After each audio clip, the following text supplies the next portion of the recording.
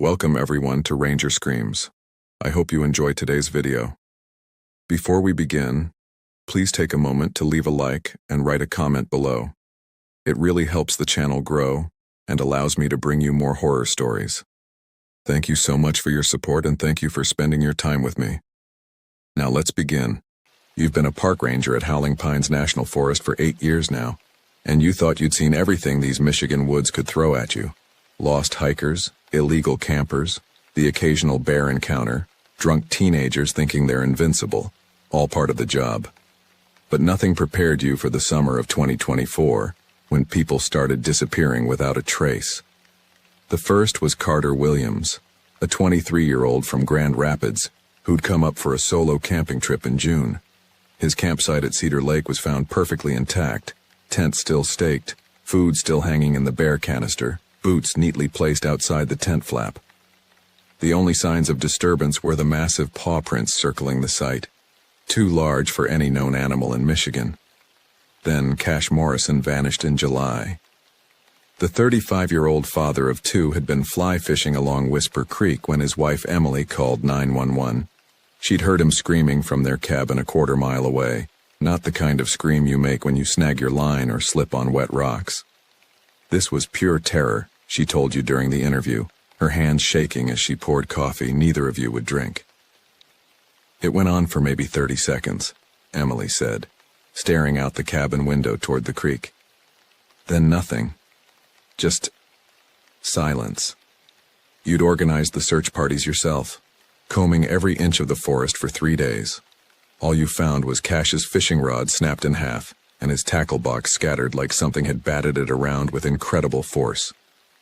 The tracks you found nearby defied explanation, canine in shape but easily twice the size of the largest wolf track you'd ever seen, with claw marks that gouged deep into the earth. By August, the disappearances were making national news. Remy Patterson, a marine biology student from Michigan State, had been collecting water samples for her thesis when she simply vanished. Her research equipment was found floating in Whisper Creek, along with her field notebook, every page torn to shreds.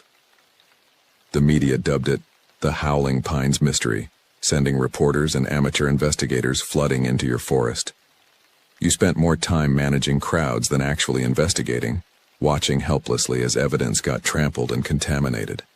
The pressure from above was mounting too. State officials wanted answers, families wanted closure, and you had nothing to give them but oversized paw prints and theories that sounded insane even to yourself. That's when you started staying late at the ranger station, poring over incident reports from decades past.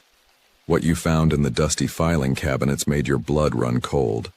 Missing persons cases stretching back to the 1940s, all following the same pattern.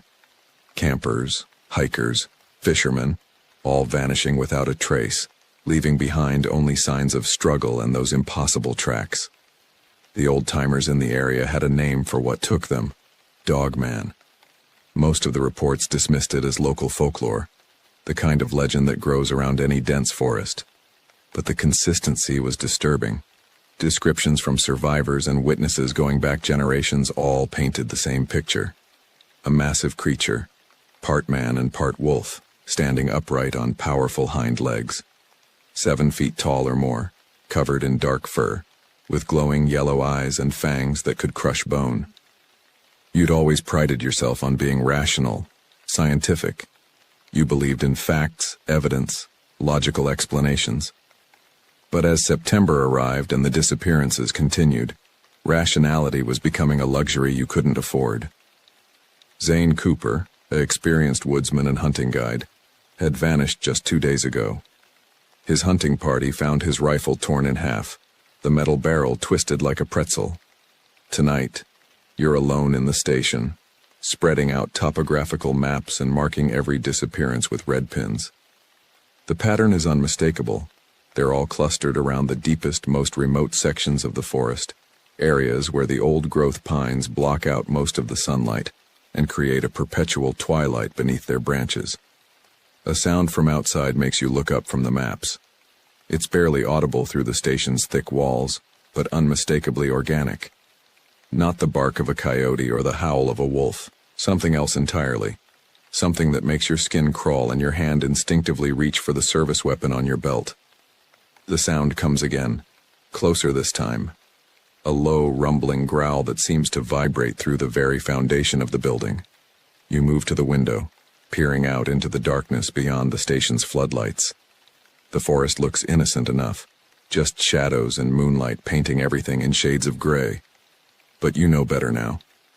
You know what's out there in those shadows hunting. Your radio crackles to life, making you jump. It's Omar Rodriguez, your colleague working the night shift at the north entrance. "Hey, you still at the station?" Omar's voice carries an edge of concern. "I'm getting some weird calls from campers at Devil's Backbone Campground. They're reporting strange noises, something moving around the perimeter of the camp." You grab the radio, your mouth suddenly dry. Devil's Backbone is one of the remotest campgrounds in the park, surrounded by miles of dense forest. If the creature is there now, those campers are sitting ducks. "How many people are we talking about?" you ask, already reaching for your gear. "Maybe 15, 20 people total, mostly families with kids." Omar pauses. "Should I call the state police?" You consider it. The state police have been cooperative, but they're stretched thin across multiple counties, and their response time to Devil's Backbone would be at least an hour. Those families don't have an hour if your worst fears are correct. "Negative," you say, clipping the radio to your belt. "I'm heading out there now. Keep monitoring the radio and call for backup if you don't hear from me within 2 hours." "Roger that. Be careful out there." You load your truck with everything you might need. Flares, emergency medical supplies, your heavy-duty flashlight, and extra ammunition for your sidearm. As you drive through the winding forest roads toward Devil's Backbone, you can't shake the feeling that you're driving toward a confrontation that's been years in the making. The headlights of your truck pierce the darkness ahead, but the forest seems to press in from all sides, creating a tunnel of shadows that swallows your light.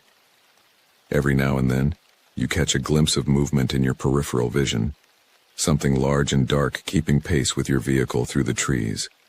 By the time you reach Devil's Backbone, you're gripping the steering wheel so tightly, your knuckles have gone white. The campground appears peaceful at first glance. Several tents are scattered around the area, with a few RVs parked near the main loop. Campfires are still burning, casting dancing shadows on the surrounding trees. But something's wrong. It's too quiet. No voices, no sounds of activity that you'd expect from a campground full of families. Even the insects have fallen silent, as if the entire forest is holding its breath. You park near the campground entrance and step out of your truck, your hand resting on your weapon. The smell hits you immediately, something wild and predatory, like wet dog mixed with something fouler, something that doesn't belong in these woods. A child's scream pierces the silence, high and terrified, coming from somewhere deeper in the campground. Then another scream, and another, as panic spreads through the camp like wildfire. You break into a run, your flashlight beam dancing wildly as you sprint toward the sounds of terror. Whatever's happening, you're about to come face to face with the thing that's been haunting Howling Pines for decades. The thing they call Dog Man. The screaming leads you to the far end of the campground, where the forest presses closest to the campsites. Your flashlight beam sweeps across overturned picnic tables and scattered camping gear as you run, the chaos telling a story of people fleeing in blind panic. You find them huddled together near the restroom building, maybe a dozen campers, adults clutching children, everyone wild-eyed with terror. Emerson Blake, a man in his 40s wearing a Michigan State t-shirt, spots your ranger uniform and rushes toward you. "Thank God you're here," he gasps, pointing toward a cluster of tents that have been shredded to ribbons. "That thing took Knox and his family. Just grabbed them and dragged them into the woods. We tried to stop it, but..." He trails off, staring at your service weapon. Even in the darkness, you can see the hopelessness in his eyes. Whatever he saw out there, a pistol seems laughably inadequate. "How long ago?" you ask, helping a crying woman to her feet. Her name tag reads Rory, probably a teacher considering the Jefferson Elementary logo on her jacket. Maybe 10 minutes, Emerson says. We called 911, but they said it would be at least an hour before anyone could get here. You nod, doing quick mental calculations. Knox and his family could still be alive, but not for long if the pattern holds. The thing you're hunting doesn't keep prisoners, it kills quickly and efficiently, then drags the bodies away to wherever it lairs. I need everyone to get in their vehicles right now, you say, raising your voice to address the entire group. Drive to the ranger station and wait there. Don't stop for anything. Don't get out of your cars until you reach the main road. What about Knox? Asks Marco Gutierrez, a young man with blood on his t-shirt, probably from trying to help during the attack. We can't just leave them. I'm going after them, you say, checking your gear one more time. But I need you people safe first. That thing might come back. As the survivors pack into their vehicles, you study the scene of the attack more carefully. Knox's campsite looks like it was hit by a tornado. The family tent is completely destroyed, support poles snapped like toothpicks. Deep gouges in the earth show where massive claws found purchase as something incredibly strong dragged its prey toward the tree line. The tracks are the clearest you've seen yet. Definitely canine, but impossibly large. Each paw print is nearly a foot long, with claw marks extending several inches beyond the pads. The stride length suggests something moving on two legs, covering ground with the efficiency of a predator born to hunt. You follow the trail into the forest, your flashlight creating a narrow cone of visibility in the oppressive darkness. The tracks lead deeper into the wilderness, toward the heart of howling pines where the trees grow so thick that daylight barely penetrates even at noon. Behind you, you hear car engines starting as the survivors follow your instructions. At least they'll be safe. Now you just have to pray you're not too late for Knox and his family. The forest grows denser as you follow the trail, branches catching at your uniform and forcing you to duck under low-hanging limbs. The creature's path is easy to follow. Broken branches, disturbed undergrowth, and occasional drops of blood that glisten darkly in your flashlight beam. After about half a mile, you hear something that makes your blood freeze. A human voice, weak but unmistakably alive, calling for help somewhere ahead of you. You quicken your pace, pushing through a thick stand of pine saplings, and emerge into a small clearing. What you see there will haunt your dreams for the rest of your life. Knox Davidson, a man in his 30s, is tied to a massive oak tree with what looks like strips of bark. His face is bloody, one eye swollen shut, but he's conscious and alert. 20 feet away, his wife Preston and their twin daughters, who can't be more than 8 years old, are bound to another tree. They're alive, but they're bait. You realize this just as something massive crashes through the undergrowth behind you. You spin around, drawing your weapon, and come face to face with the thing that's been terrorizing Howling Pines for decades. The dogman stands nearly 8 feet tall, its muscular frame covered in coarse dark fur that seems to absorb your flashlight beam. Its head is distinctly canine, elongated snout filled with teeth like railroad spikes, ears that twitch at every sound. But its eyes are disturbingly human, showing an intelligence that no animal should possess. It moves on its hind legs with surprising grace for something so large, powerful arms ending in clawed hands that could tear a man in half. When it sees you, it tilts its head slightly, studying you with those horrible, knowing eyes. Let them go, you say, raising your weapon. Your voice sounds steadier than you feel. This is between you and me now. The creature's lips pull back in what might be a grin, revealing rows of fangs designed for rending flesh from bone. It makes a sound, not quite a howl, not quite a laugh, but something that combines the worst aspects of both. Then it moves. You've never seen anything so large move so fast. 1 second it's 20 feet away, the next it's on you, claws raking across your chest and sending you flying backward into a tree. Your weapon goes spinning into the darkness as you hit the oak hard enough to knock the wind from your lungs. The dogman doesn't follow up immediately.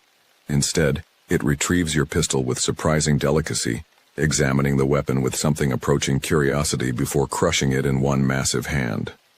The metal screams as it deforms. pieces dropping to the forest floor like broken toys. "It's playing with us," Knox gasps from his position tied to the tree. "It could have killed us already, but it's enjoying this." You struggle to your feet, tasting blood. The claw marks across your chest are painful but not deep. The creature held back, you realize. It wants you alive, at least for now. The dogman circles the clearing, never taking its eyes off you. Each footstep shakes the ground slightly, and you can hear its breathing. Deep, controlled, patient. It's savoring this moment, the terror in its prey's eyes. That's when you remember the flares in your gear belt. Your hand moves slowly toward the emergency kit, hoping the creature won't notice the movement. But those intelligent eyes miss nothing. The dogman's head tilts again, and you see something like amusement in its expression. It wants to see what you'll do. You grab the flare and strike it against the ignition strip. Brilliant red light floods the clearing, and for just a moment, the dogman recoils, raising one clawed hand to shield its sensitive eyes. That moment of distraction is all you need. You hurl the burning flare directly at the creature's face, then immediately light a second one. The dogman roars, a sound that seems to shake the very trees, and stumbles backward, pawing at its eyes. "Knox!" you shout, running toward the bound family with your survival knife drawn. "Get ready to move!" You slice through Knox's bonds first, then help him free his family while the dogman thrashes in the red-lit clearing, temporarily blinded but already recovering. Knox scoops up one daughter while Preston grabs the other, and you all run for the tree line. But you know running won't be enough. The dogman knows these woods better than you ever will, and once its vision clears, it will hunt you down with methodical efficiency. You need a plan, and you need it fast. As your small group crashes through the underbrush, you think about everything you know about the creature. It's incredibly strong and fast, but the flare affected it. Maybe it has other weaknesses you can exploit. Maybe there's still a way to survive this nightmare. Behind you, the roaring stops, and you know the hunt is about to begin in earnest. Your group stumbles through the dark forest, trying to put distance between yourselves and the creature, while making as little noise as possible. Knox carries 8-year-old Lennon while Preston struggles with her twin sister Archer. Both girls are in shock, too terrified to cry, which might be the only thing keeping you alive right now. You lead them toward what you hope is safety, an old fire lookout tower about 2 miles north of the clearing. Built in the 1960s and abandoned years ago, it's one of the few structures in this part of the forest that might offer some protection. If you can reach it, you might be able to radio for help or at least have the high ground advantage. The forest is eerily quiet around you. No night sounds, no insects. Nothing but the soft whisper of your footsteps on the pine needle carpet. Even the wind has died down as if nature itself is holding its breath. "Is it following us?" Preston whispers, shifting Archer's weight in her arms. You pause, listening carefully. No sounds of pursuit, no breaking branches or heavy footfalls. But that doesn't mean anything. The dogman could be stalking you silently, staying just beyond your hearing while it chooses the perfect moment to strike. "Keep moving," you say quietly. "We're almost there."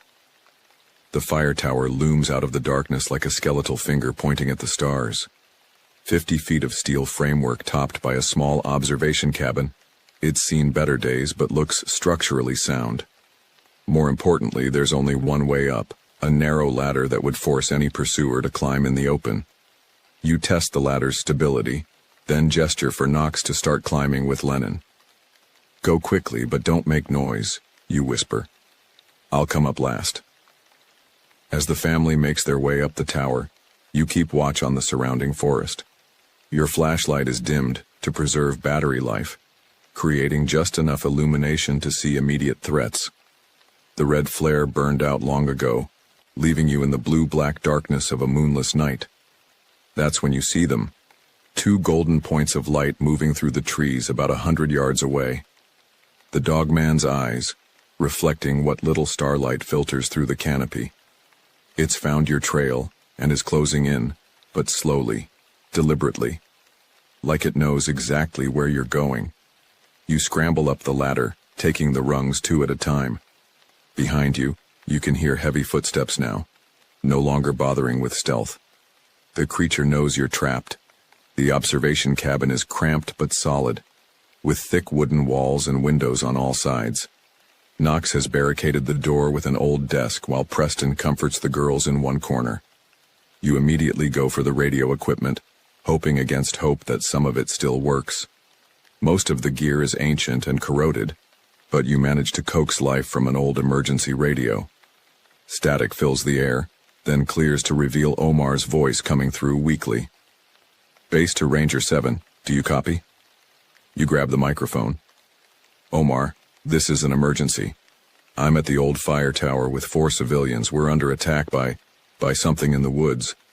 I need immediate backup, every unit you can spare. Roger that. State police are already en route to Devil's Backbone. What's your exact situation? Before you can answer, the tower shakes.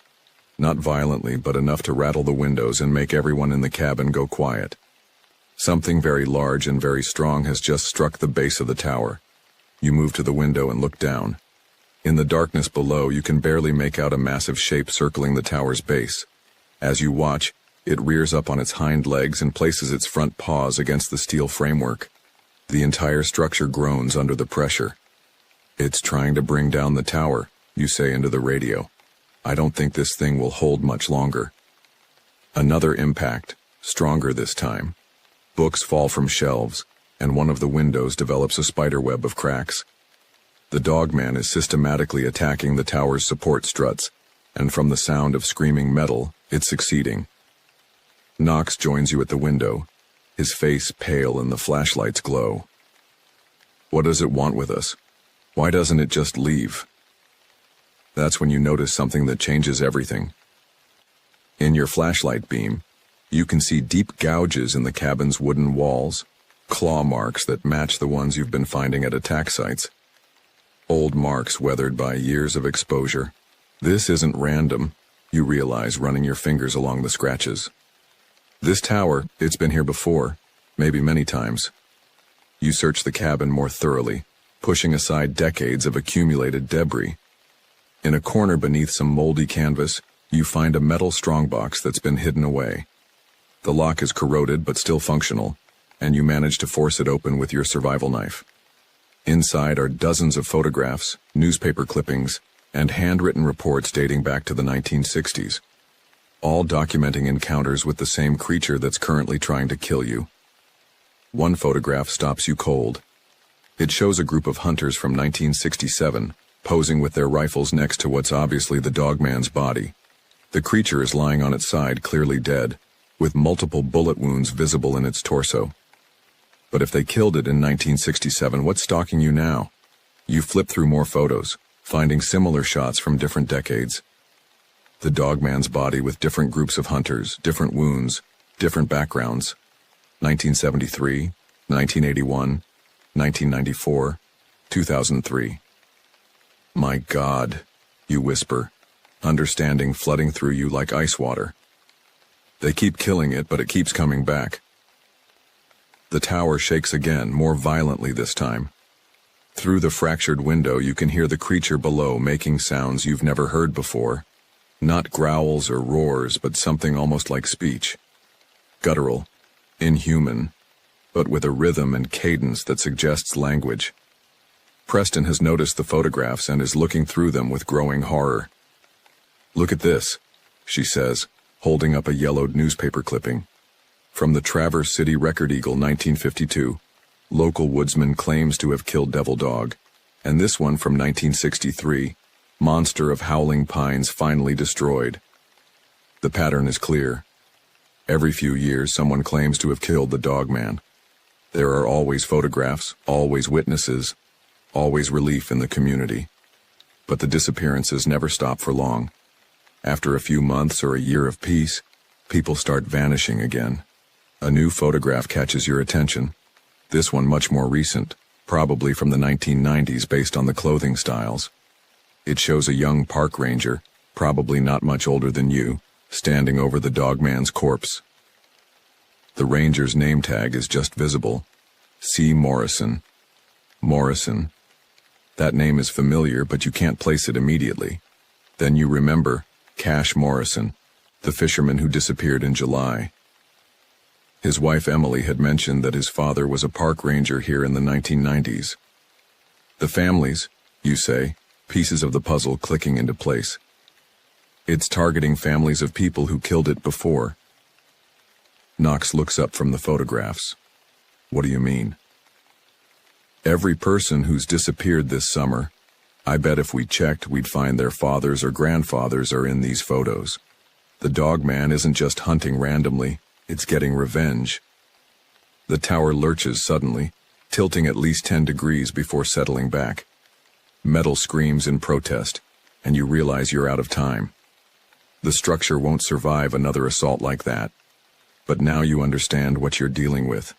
This isn't just some mindless beast, it's something that remembers, something that holds grudges across generations, something that refuses to stay dead.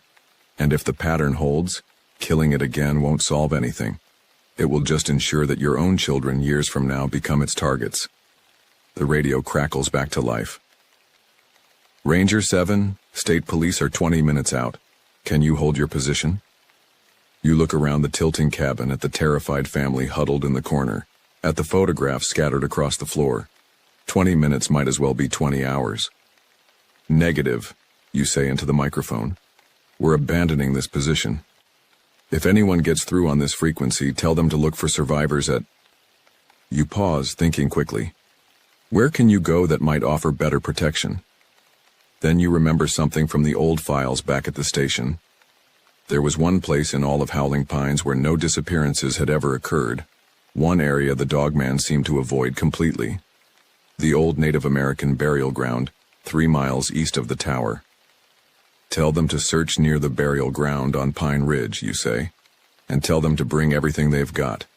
This thing isn't going to stop. You turn to Knox and Preston. We're leaving, right now. Stay close together and don't look back no matter what you hear. Outside, the dogman has gone silent, but you know it's still there, waiting. As you prepare to lead this family into the darkness, you can only hope that the old legends about sacred ground hold some truth. Because if they don't, you're all going to die tonight. The descent from the tower is the longest 30 seconds of your life. You go first, testing each rung to make sure the creature's assault hasn't weakened the ladder's connection to the framework. Knox follows with Lennon, then Preston carrying Archer, moving as quickly as they dare in the darkness. You're halfway down when the tower shudders again. The dogman hasn't given up its assault. It's just been waiting for you to come back within reach. You shine your flashlight toward the base of the structure and catch a glimpse of massive claws wrapped around one of the support beams. Move faster, you whisper urgently. It knows we're coming down. Your feet hit solid ground just as another impact rocks the tower. This time, you hear the distinctive sound of metal beginning to fail. A high-pitched groan followed by sharp pops as rivets give way. The entire structure is starting to lean at a dangerous angle. Knox drops to the ground behind you, immediately reaching up to help Preston with Archer. The 8-year-old is barely conscious, exhaustion and shock taking their toll. Her sister Lennon is in better shape but clearly terrified, clinging to her father's neck as he lifts her down. You don't wait for the family to get organized. The moment Preston's feet touch earth, you're already moving toward the tree line, away from the tower and the creature that's been using it as a toy. The forest seems even darker now, if that's possible. Your flashlight beam barely penetrates 10 feet into the undergrowth, creating more shadows than it eliminates. But you know these woods better than most, and the burial ground on Pine Ridge is burned into your memory from countless search and rescue operations over the years. 3 miles northeast, following the old deer trail that winds along Whisper Creek, before climbing into the hills. If the legends are true, if sacred ground really can offer protection from things like the dogman, then it's your only hope. Behind you, the tower finally succumbs to the creature's assault. The crash echoes through the forest like thunder, followed by a roar of triumph that makes your skin crawl. The dogman has destroyed your refuge and knows you're on the run. Why aren't we heading toward the road? Preston gasps, struggling to keep up while carrying Archer. Shouldn't we be trying to reach the police? It would catch us long before we reached help, you explain, pushing through a thick stand of saplings. Our only chance is to reach someplace it won't or can't follow. Knox shifts Lennon's weight in his arms. The burial ground you mentioned, you really think that'll work? Honestly, you have no idea. The stories about the Pine Ridge burial ground being protected are mostly local folklore, passed down through generations of Native Americans and early settlers. The Ojibwe tribe that once lived in this area considered it sacred, a place where the spirits of their ancestors watched over the land. But folklore is all you have left. Everything else, weapons, backup, rational explanations, has failed against the dogman. Sometimes the old stories are the only truth that matters. You follow Whisper Creek for nearly a mile, using the sound of running water to guide you through the darkness. The family struggles to keep pace, especially Preston with Archer growing heavier in her arms, but you can't afford to slow down. Every minute you spend on the trail gives the dogman more time to close the distance. The creature is following. You can feel its presence like a weight pressing against your back. Occasionally you catch glimpses of those golden eyes reflecting your flashlight beam, staying just at the edge of visibility. It's not rushing to attack, though. It's herding you, driving you toward some predetermined killing ground. Or maybe it knows where you're headed and finds the idea amusing. Maybe sacred ground means nothing to something that's died and returned multiple times over the decades. The trail begins to climb as you leave the creek behind, winding up into the hills where the oldest trees and howling pines grow in silent majesty. These are the giants that were here when the first Europeans arrived. Massive white pines that have weathered centuries of storms and seasons. And somewhere among them, on a hill that rises above the forest like a green island, lies the burial ground that might be your salvation. Knox is starting to struggle with Lennon's weight, and you can hear Preston breathing heavily behind you. The girls are beyond exhaustion, barely conscious as their parents carry them through the nightmare landscape. How much further? Knox asks, sweat streaming down his face despite the cool night air. Maybe half a mile, you say, checking your compass by flashlight. The trail gets steeper from here, but we're almost there. That's when you hear it. The sound you've been dreading. Heavy footsteps crashing through the underbrush, no longer bothering with stealth. The dogman has decided to end this game. Run, you say, breaking into a sprint. Don't look back, just run. The family follows as best they can, Knox and Preston stumbling over roots and rocks in the darkness while you light the way ahead. Behind you, the sounds of pursuit grow closer. Branches snapping, leaves rustling, and underneath it all, that horrible panting breath. The trail reaches its steepest section, climbing sharply toward the ridgeline. Your legs burn with the effort, and you can only imagine how the others are suffering. But the alternative is worse than exhaustion. Then, through the trees ahead, you see it. A break in the canopy, where starlight filters down to illuminate a small clearing on the hilltop. The burial ground on Pine Ridge, marked by a ring of standing stones that have weathered centuries of wind and rain. There, you shout, pointing toward the clearing. That's it! You reach the edge of the sacred space just as the dogman crashes out of the forest behind you, moving with terrifying speed despite its size. It covers the distance between the trees and the stone circle in 3 massive strides, claws extended to tear you apart. But something stops it. The creature skids to a halt just inches from the nearest standing stone, as if it's run into an invisible wall. It snarls and tests the boundary, reaching one clawed hand toward the circle but pulls back as if burned. You don't waste time questioning why it worked. You grab Knox and Preston, pulling them and the girls into the center of the stone circle.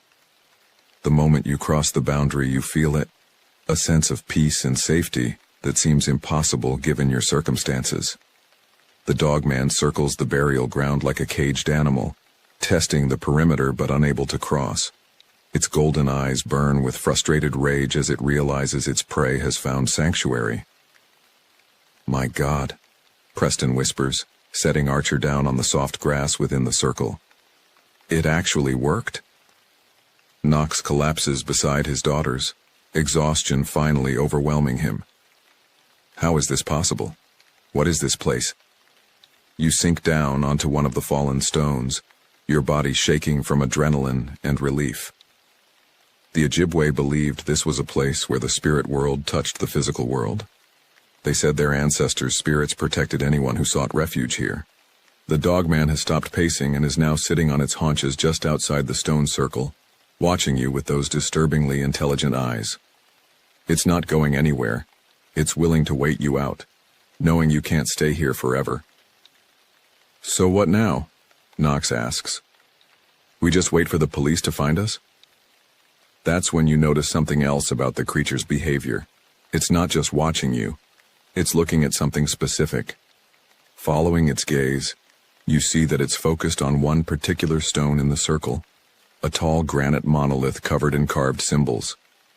Getting closer to examine the stone, you realize the symbols aren't Ojibwe at all. They're much older, carved by people who lived in this area long before any known Native American tribes. And at the base of the stone, partially hidden by moss and age, is something that makes your blood run cold. More photographs, like the ones you found in the fire tower. But these are much older, dating back to the early 1900s. They show the same scene, groups of men standing over the dogman's corpse, but the backgrounds are different. These kills didn't happen in howling pines.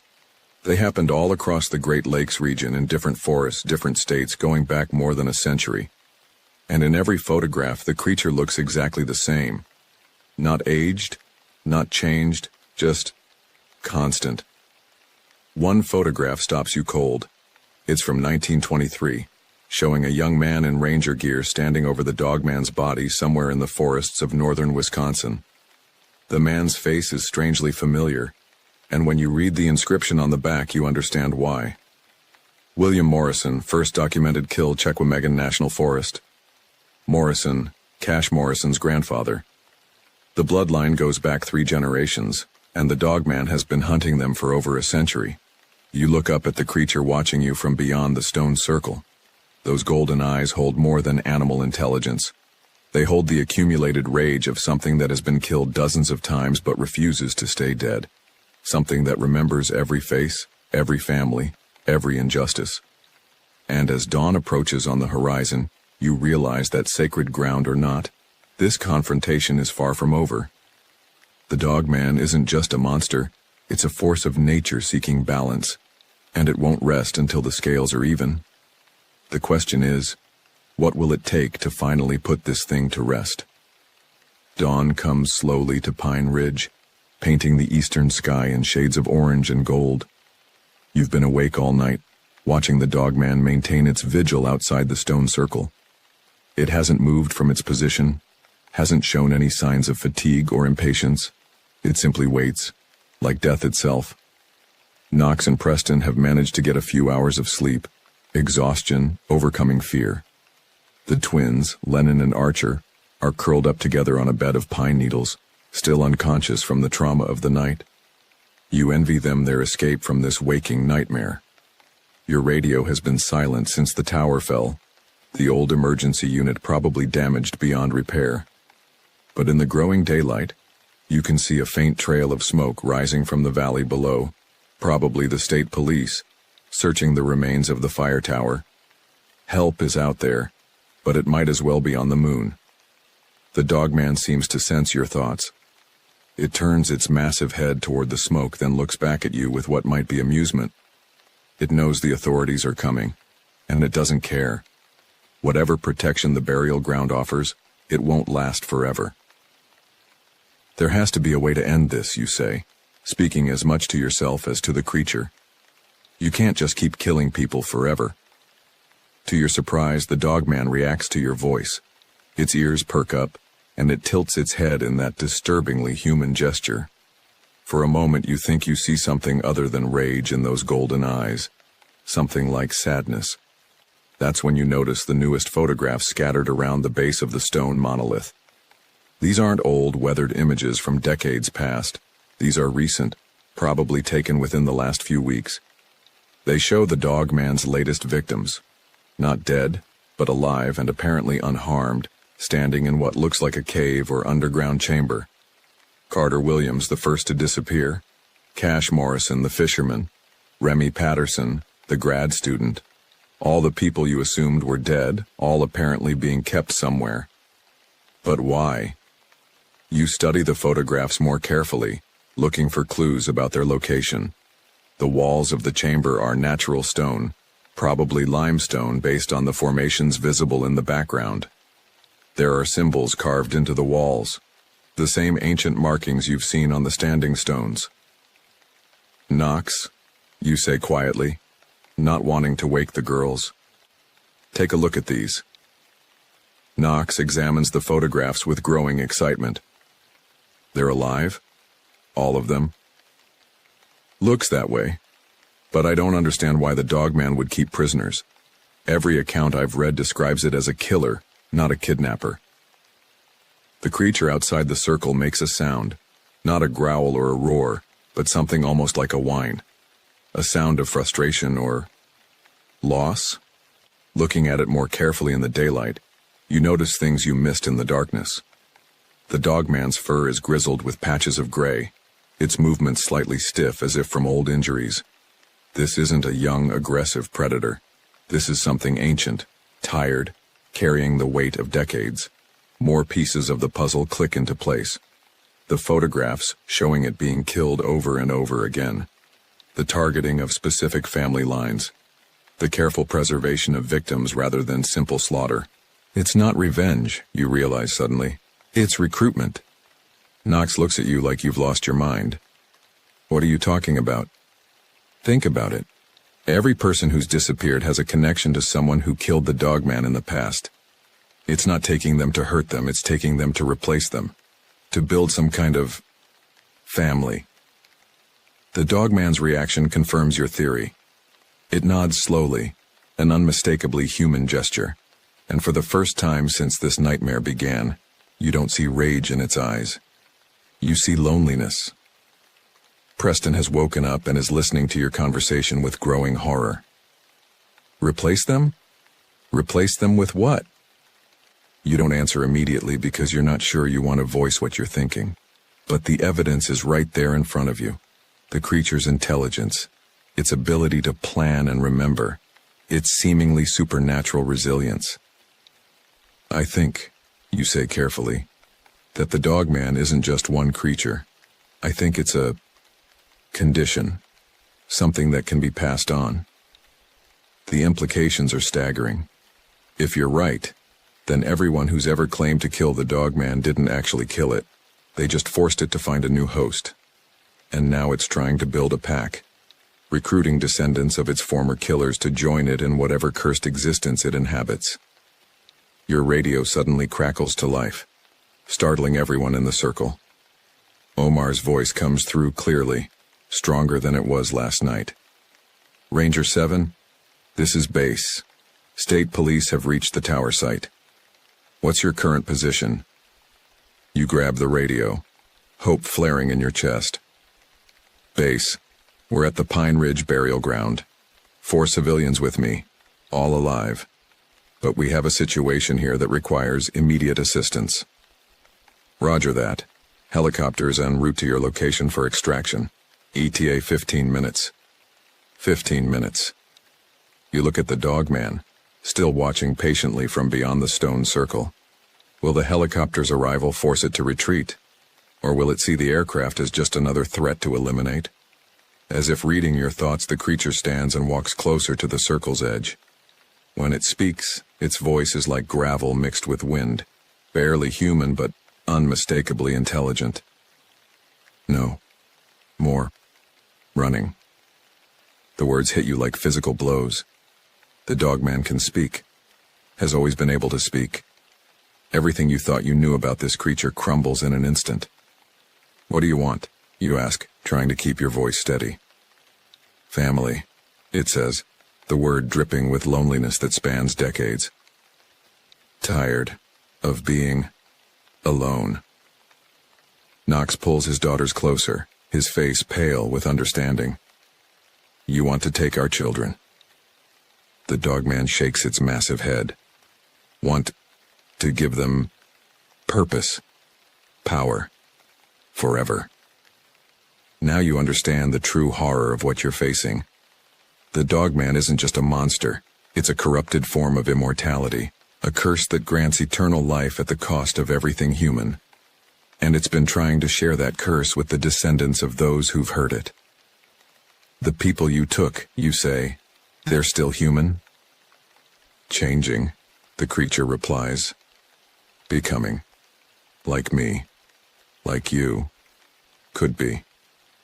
The offer hangs in the air like poison. Eternal life, incredible power, but at what cost? You think about the photographs in the cave, about Cash Morrison and the others. Are they still themselves, or have they become something else entirely?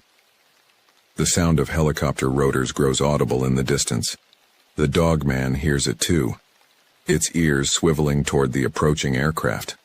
For the first time since dawn, it looks agitated.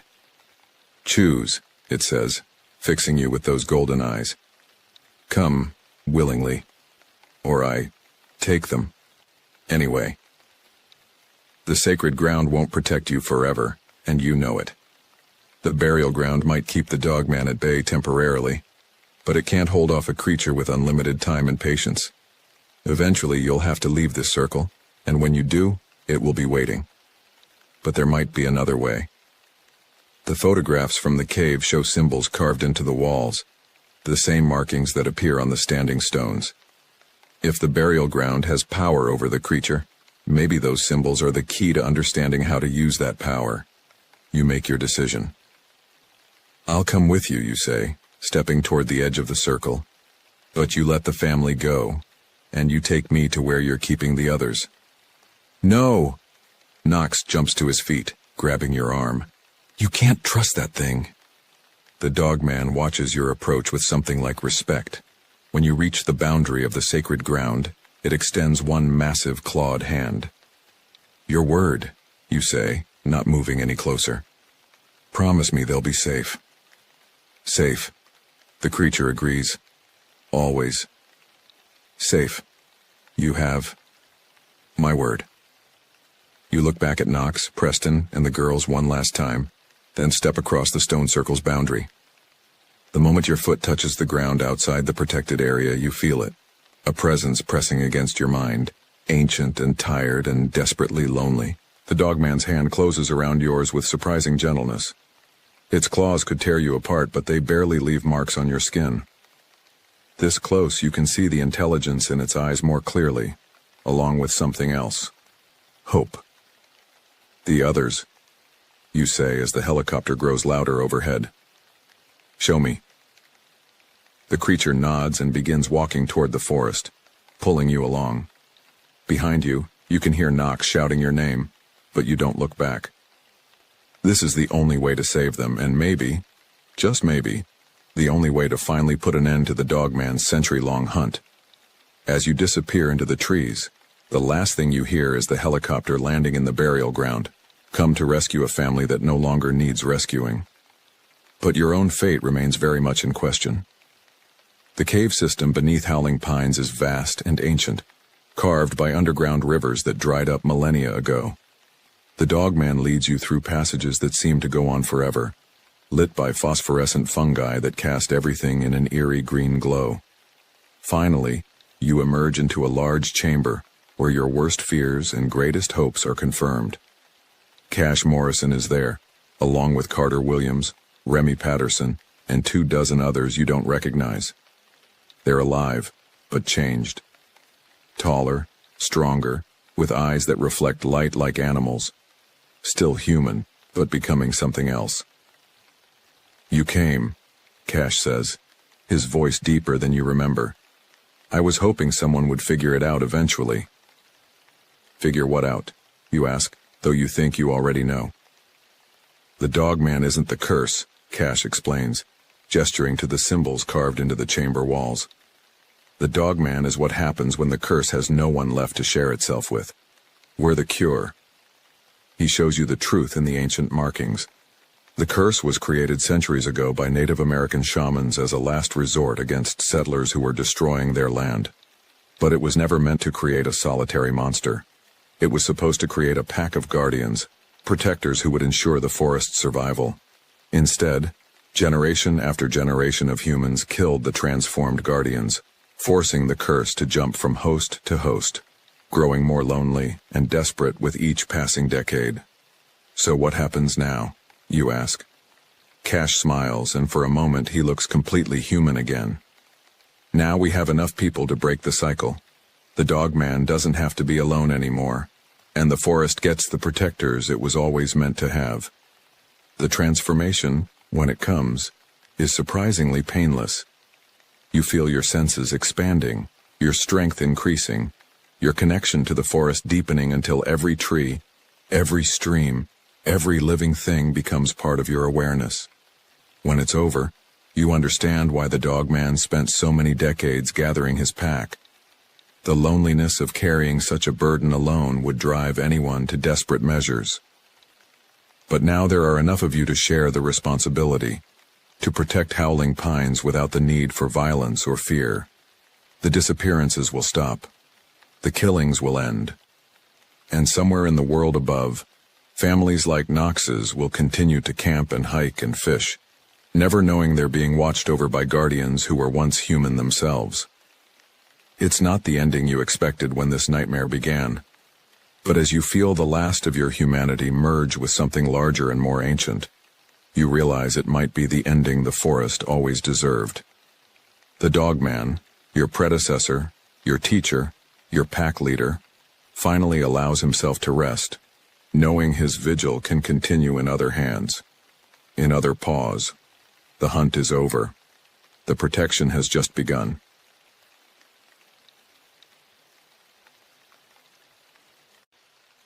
My name is Silas McCleary, and this happened to me in 2013 in New River Gorge National Park and Preserve. I took the transfer for quiet nights and empty sandstone walls, thinking I'd escape the chaos of my previous posting at Yellowstone, where crowds of tourists turned every shift into crowd control. How wrong I was. Some places have a way of calling to the darkness, and the gorge, with its endless caverns carved by centuries of rushing water, was one of them. The job sounded simple enough when Gary briefed me that first morning. Patrol the endless walls, check climbing anchors, keep the campgrounds clean.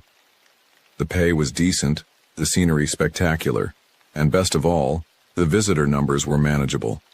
What Gary didn't mention in that sterile government briefing room was the way sound carried in the gorge, how a whisper at the base of the cliffs could echo for what felt like miles through the limestone passages beneath, how the mist that rose from the river each dawn seemed to carry more than just moisture. It brought whispers of things long buried in the dark. June storms had swollen the New River into something monstrous, the kind of churning brown water that swallows whole trees and spits them out miles downstream as splinters.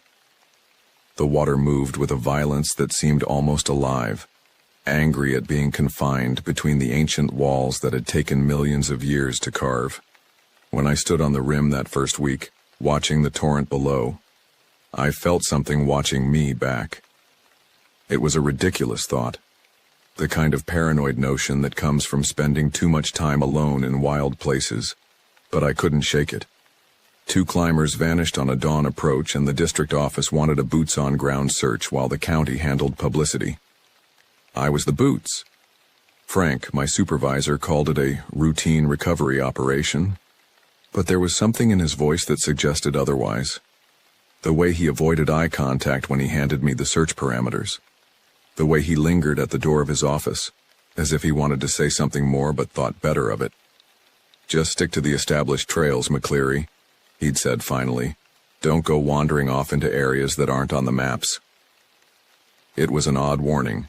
Rangers are trained to go where others can't or won't. But Frank had been working the gorge for 15 years, and there was something in his weathered face that spoke of hard-earned wisdom. Still, I was new, eager to prove myself, and confident in my abilities. I should have listened. The first sign sat at the base of Fern Point, a neat pile of river stones, each stone streaked with dried blood that had turned rust brown in the humid air. Someone, or something, had arranged them shoulder-high against the cliff face, dead center on the approach trail where no climber could miss them. The arrangement was too deliberate to be natural, too precise to be the work of animals.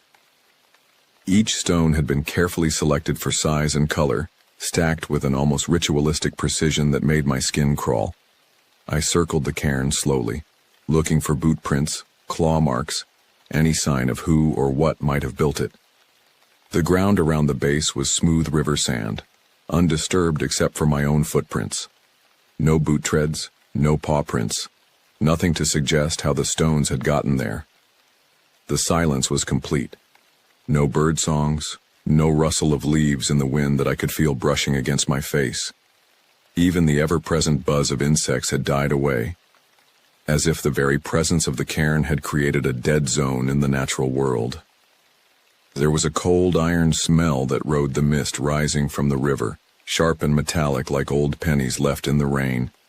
It caught in the back of my throat and made me want to spit, but when I did, the taste lingered. I bagged a sample of the blood-streaked stone and radioed it in, describing the location and appearance with the clinical detachment they'd trained into me at the academy. "Dispatch to Ranger McCleary," came the crackling reply. "Probably just black bears making art projects. They're curious creatures."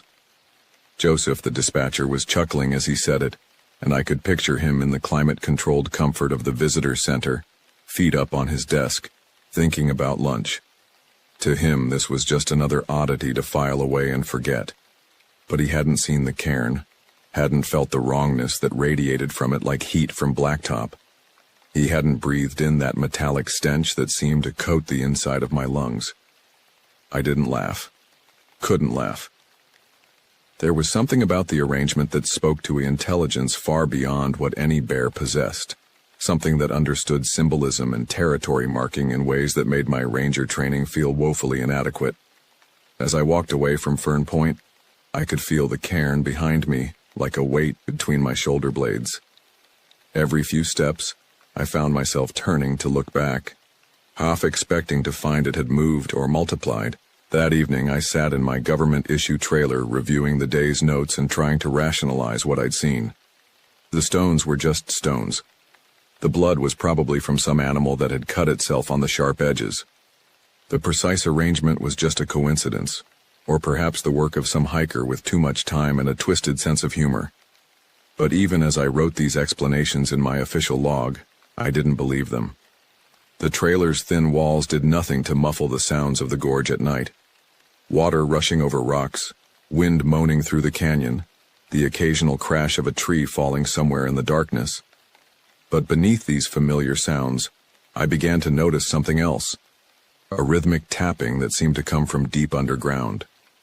3 quick taps, then silence. 3 more taps from a different direction, like Morse code, but in a language I couldn't understand. I told myself it was just the settling of rocks, thermal expansion and contraction causing the ancient stone to shift and crack. But the timing was too regular, too purposeful, and always those same 3 taps, never more, never less. As if something in the depths was trying to communicate. Sleep came fitfully that first night, filled with dreams of dark water and clicking sounds that followed me through endless underground passages. In the morning, I woke to find my windows covered in a thin film of moisture that looked almost oily in the early light. When I tried to wipe it away, my hand came back stained with something that looked disturbingly like the dried blood from the cairn stones. I spent an extra long time in the shower that morning, scrubbing my hands until they were raw, but I couldn't shake the feeling that something had marked me during the night, something that now knew my scent, my location, my vulnerabilities. The gorge had accepted me, but not as a protector, as prey. At dusk, I walked the ridgeline with Jess Vargas, a rookie ranger on her 3rd week. She was eager and competent, the kind of ranger who'd studied every manual cover to cover and could recite wildlife behavior statistics from memory. 23 years old, fresh out of the academy, with the kind of confidence that comes from book learning rather than experience. I envied that confidence even as I worried about it. Black bears are generally non-aggressive unless protecting cubs or food sources, she rattled off, as we picked our way along the narrow trail that hugged the cliff edge. They're omnivorous, but prefer vegetation and insects. Human encounters are typically the result of improper food storage or... Her voice was steady, professional, the words flowing easily as she tried to convince herself as much as me that there was a rational explanation for everything we might encounter. But I could see the tension in her shoulders, the way her eyes kept darting to the dark spaces between the trees below us. The gorge had a way of getting under your skin, even if you were too inexperienced to understand why. We both stopped when the gorge went silent. It wasn't the natural quiet that sometimes settles over wilderness areas. This was something deeper, more complete. The cicadas that had been droning endlessly since late afternoon cut off mid-buzz. The owls that should have been starting their evening hunt choked back their hoots. Even the constant whisper of wind through the canyon went still, as if the very air had stopped moving. The silence stretched for 30 seconds, maybe a full minute. Long enough for us to exchange worried glances, long enough for Jess to reach unconsciously for the radio on her belt. Then, from somewhere down in the trees, came a hollow clicking sound. 3 quick taps, just like I'd heard the night before, like somebody knocking rock on rock, but with a hollow metallic quality that made my teeth ache. "Woodpecker," Jess whispered, but there was no conviction in her voice. "Woodpeckers don't hunt at night," I replied, though I kept my own voice just as low. Something about the silence demanded whispers. The clicking came again, this time from a different location, maybe 50 yards to the north. Then again from the south, as if whatever was making the sound was circling us in the darkness below. The pattern was always the same. 3 sharp taps, then silence.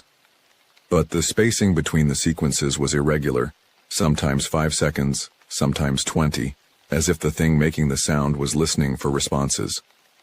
We kept moving, but I could feel Jess tensing beside me with every sound. Her textbook knowledge of wildlife behavior didn't include this kind of territorial marking, this deliberate stalking pattern that spoke to an intelligence far beyond what any known animal possessed. When we reached the end of the ridge trail, she was practically vibrating with nervous energy.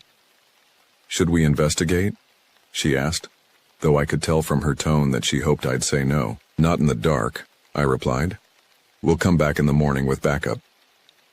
But morning brought something far worse than mysterious sounds in the darkness. We found the first body next morning, half submerged in Devil's Creek, a side stream that fed into the New River about 2 miles upstream from the main camping area. The water here was usually crystal clear, fed by underground springs that bubbled up through limestone beds. Now it ran rust red, and the metallic smell I'd noticed at the cairn hung heavy in the humid air. The victim's climbing harness and rope remained intact, still secured to the rock face above the creek. The gear was expensive, professional-grade equipment that showed signs of regular use and careful maintenance. But everything from the collarbones up was gone, sheared away so cleanly that for a moment my brain refused to process what I was seeing. There was no ragged tearing, no scavenger marks, no indication that animals had been feeding. Just a clean, wet cut as if some massive blade, a shovel scoop wide, had taken the head and shoulders in one precise pass. I pulled her ID from the dry bag still clipped to her harness. Emily Nagel, 26, biology graduate student from the University of West Virginia. According to her permits, she'd been studying amphibian populations in the area for her thesis research. The irony wasn't lost on me. She'd come here to study the creatures that lived between land and water, and something that belonged to neither world had killed her. My stomach twisted as I photographed the scene, trying to maintain professional objectivity while fighting down the urge to vomit. In 23 years of law enforcement and park service work, I'd seen plenty of death. Car accidents, heart attacks, the occasional climbing fall or drowning. But this was different.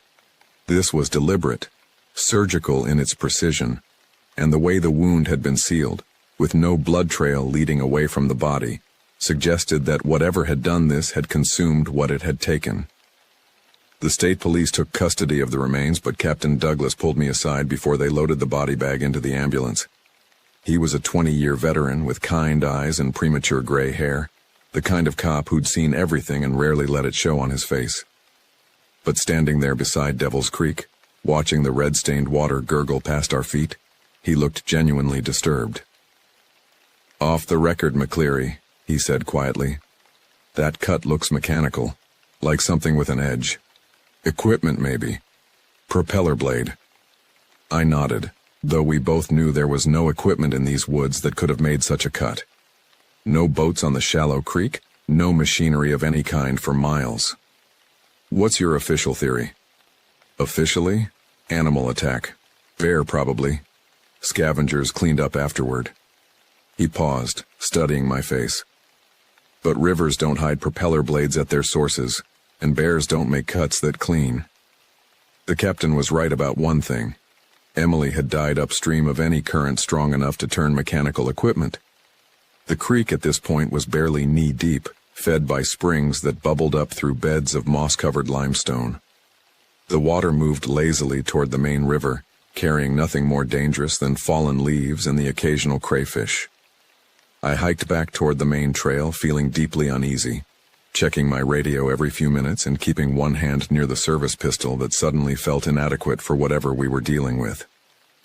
The forest around Devil's Creek felt different now, charged with a malevolent energy that made every shadow seem to move with purpose. Birds called in the distance, but their song sounded strained, almost panicked. That night, Jess and I camped on the ridge, unwilling to retreat to the safety of our respective trailers. Something about Emily's death had convinced us both that isolation was the enemy now, that whatever was hunting in these woods preferred solitary targets. We pitched our tents back to back and built a fire larger than regulations technically allowed, feeding it constantly to keep the circle of light as wide as possible. Around 11 p.m., the clicking returned. Closer now, maybe 30 yards from our campsite, circling in the darkness beyond the firelight like a predator testing our defenses. The sound was clearer now, and I realized it wasn't rock on rock after all. It was more organic, like bones snapping together inside something's throat. The rhythm was hypnotic, almost musical, but wrong in a way that made my skin crawl. Jess shined her powerful LED flashlight in the direction of the sounds, sweeping the beam back and forth across the trees. The light caught nothing but moving fog and the gleaming eyes of small creatures. Raccoons, probably, or opossums, fleeing whatever was making the clicking sounds. But there were too many eyes, reflecting the light from too many directions, as if every creature in the forest was running from the same thing we couldn't see. We sat back to back until dawn, taking turns keeping watch while the other dozed fitfully. The clicking continued intermittently through the night, always moving, always staying just outside our circle of light. Sometimes it seemed to come from the trees above us, as if something was moving through the canopy with impossible grace. Other times it echoed up from the ground itself, as if the thing was traveling through underground passages we couldn't see. When the sun finally rose, painting the canyon walls in shades of gold and red, the forest sounds gradually returned to normal. But I knew we'd crossed a line during the night. Whatever was out there had been studying us, learning our habits and vulnerabilities, and now it knew we were afraid. Day 3 brought a horror that would haunt me for the rest of my life. Jess didn't show at shift start, which wasn't like her. She was the kind of ranger who showed up 15 minutes early and had her equipment ready before the briefing began. When she didn't answer her radio, I hiked to her campsite expecting to find her sick or dealing with equipment problems. What I found was worse than anything I could have imagined. Her tent lay collapsed, the orange fabric twisted and torn as if something massive had fallen on it from above. The lightweight aluminum poles were snapped inward, bent at impossible angles that spoke to tremendous downward pressure. But there were no footprints around the site, no signs of a struggle, nothing to indicate what kind of force could have flattened a properly staked tent without leaving some trace of its passage. The zipper door hung open, shredded fabric flapping in the morning breeze. Inside, Jess's sleeping bag was empty, still zipped, but stained with something dark that I hoped was mud, but feared was blood. Her gear was scattered, water bottles crushed, first aid kit torn open, emergency radio smashed into electronic fragments. Whatever had taken her had been thorough, almost methodical in its destruction. But it was the hemlock tree 15 feet from the tent that made my blood run cold. Deep gouges scored the bark in parallel lines, each cut 6 inches long and curved slightly inward like massive claw marks. But the spacing was wrong for any bear or mountain lion. Too wide, too deep, and positioned too high on the trunk. The lowest mark started 12 feet up, as if something had been hanging from the tree and clawing at the bark in frustration or rage. I called search and rescue immediately, coordinating the response from Jess's destroyed campsite while trying not to contaminate any potential evidence. Within 2 hours, we had dogs and drones in the air, thermal imaging cameras sweeping the forest, and a full team of searchers combing every square yard of terrain. But the dogs acted strangely, whining and pulling away from certain areas as if they'd encountered a scent that triggered their deepest evolutionary fears. The drone pilots reported equipment malfunctions, compasses spinning wildly, GPS signals dropping out, camera feeds filled with static whenever they flew over certain sections of the forest. Robert, the lead pilot, was a 10-year veteran who'd flown military reconnaissance missions in Afghanistan. I'd never seen him look rattled by technical problems, but standing there watching his expensive drone crash into the canopy for no apparent reason, he looked genuinely spooked.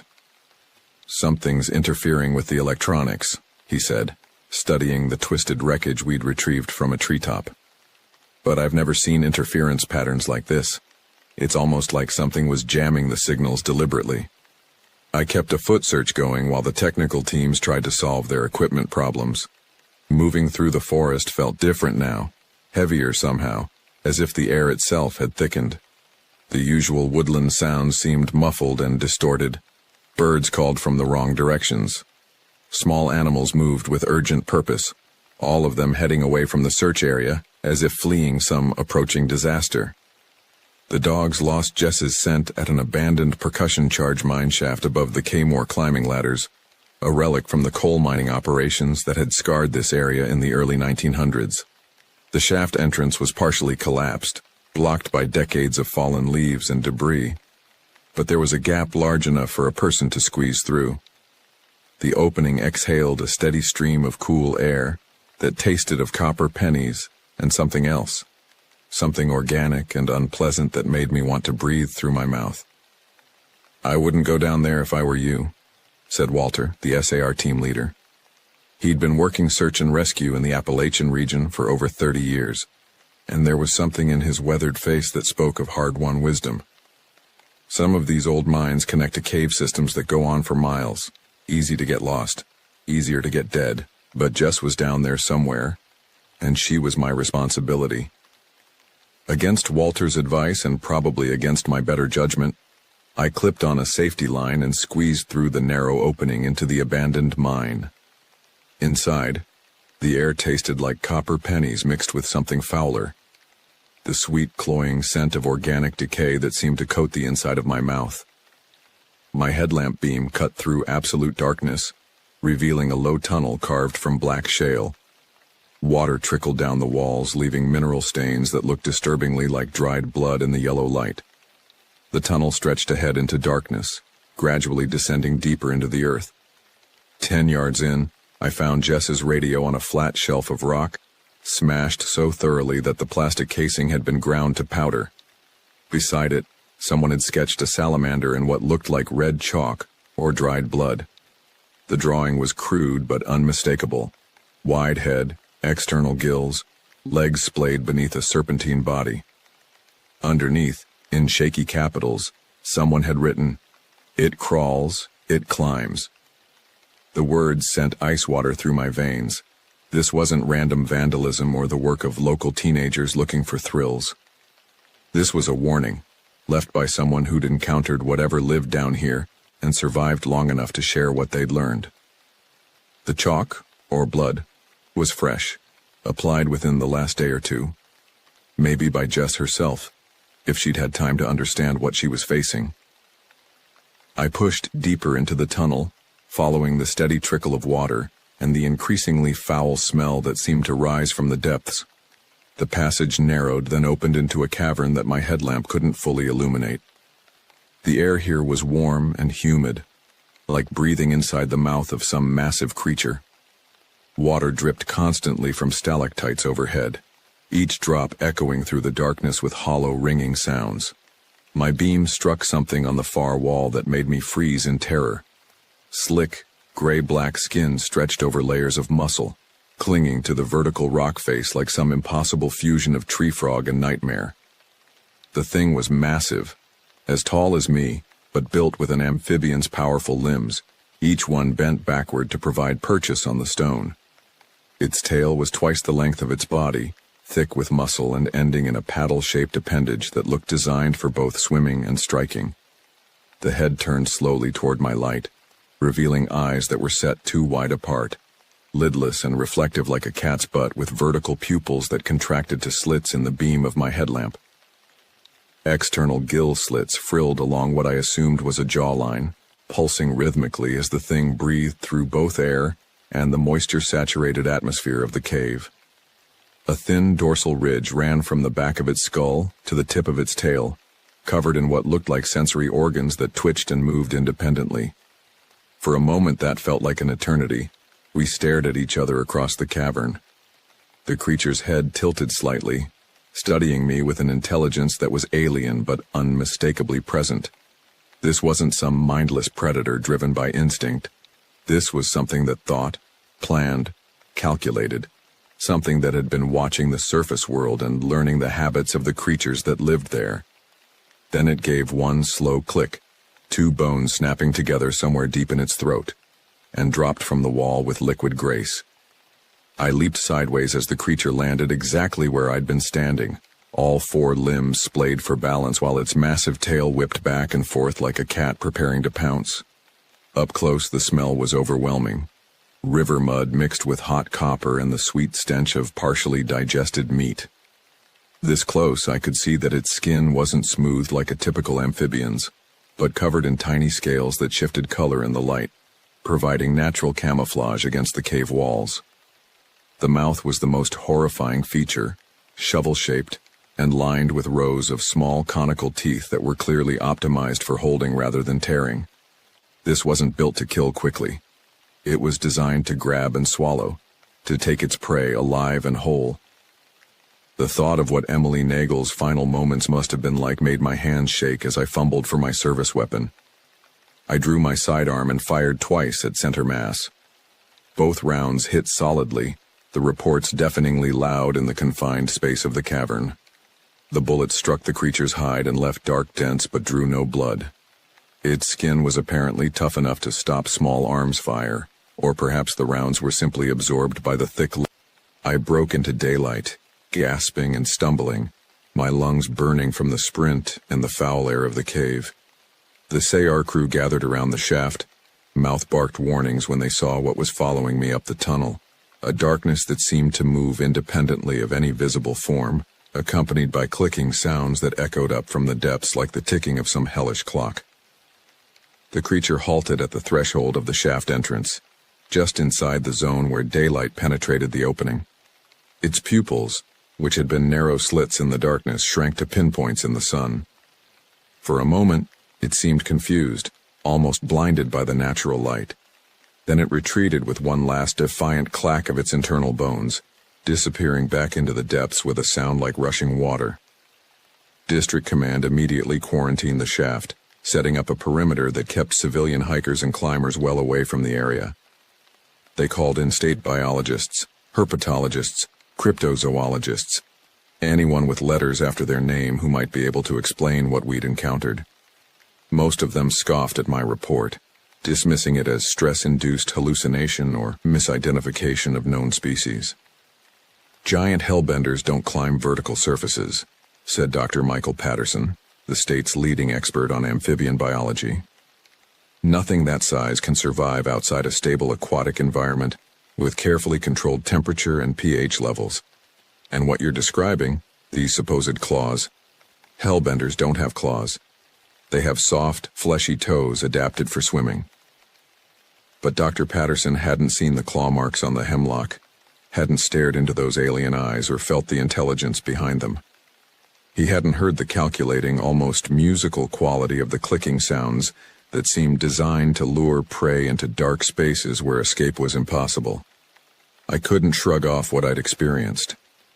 Jess was somewhere down in those tunnels, and whether she was alive or dead, I wasn't going to abandon her to whatever was lurking in the depths. I returned alone the next dawn, armed with a flare gun, waterproof matches, and a digital tape recorder. Against direct orders from District Command and probably against every survival instinct I possessed, I was going back into that hellish cavern to find Jess. The creature had her, and I was the only one who'd seen it and lived to tell about it. That made me either the best qualified person to attempt a rescue, or the biggest fool in the state park system. The equipment I carried was deliberately chosen for the confined spaces and the creature's apparent light sensitivity. The flare gun would provide intense illumination that might blind or disorient something adapted to absolute darkness. The waterproof matches were backup in case the primary light source failed. The tape recorder was running constantly, documenting everything I encountered for whatever investigation might follow my probable death. The mine shaft entrance looked different in the early morning light, smaller somehow, more menacing. The gap I'd squeezed through the day before seemed to have narrowed overnight, as if the earth itself was trying to seal the opening. Cool air still exhaled from the depths, but now it carried a different smell, more organic, more immediate. The metallic scent of blood mixed with something that reminded me disturbingly of a reptile house at a zoo. I clipped on fresh batteries for my headlamp, checked my safety line one final time, and squeezed through the opening into the abandoned mine. The tunnel felt different now, charged with a malevolent energy that made the hair on my arm stand up. Water still trickled down the black shale walls, but the mineral deposits looked more like dried blood than ever. My footsteps echoed strangely, as if the sound was being absorbed and redirected by the stone itself. At the shelf where I'd found Jess's destroyed radio, the salamander drawing had changed. New details had been added in what looked like fresh blood.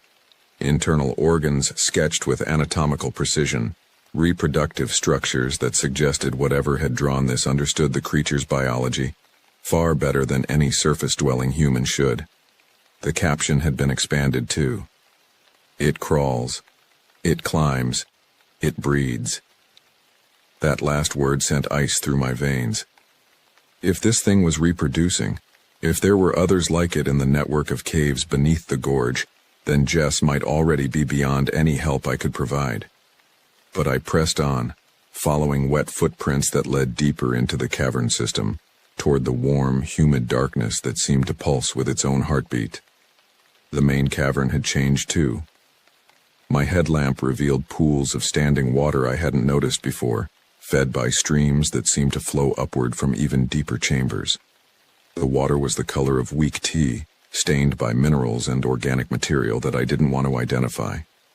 Bioluminescent bacteria or fungi glowed faintly along the water's edge, providing just enough light to reveal movement beneath the surface, shapes too large and too purposeful to be fish.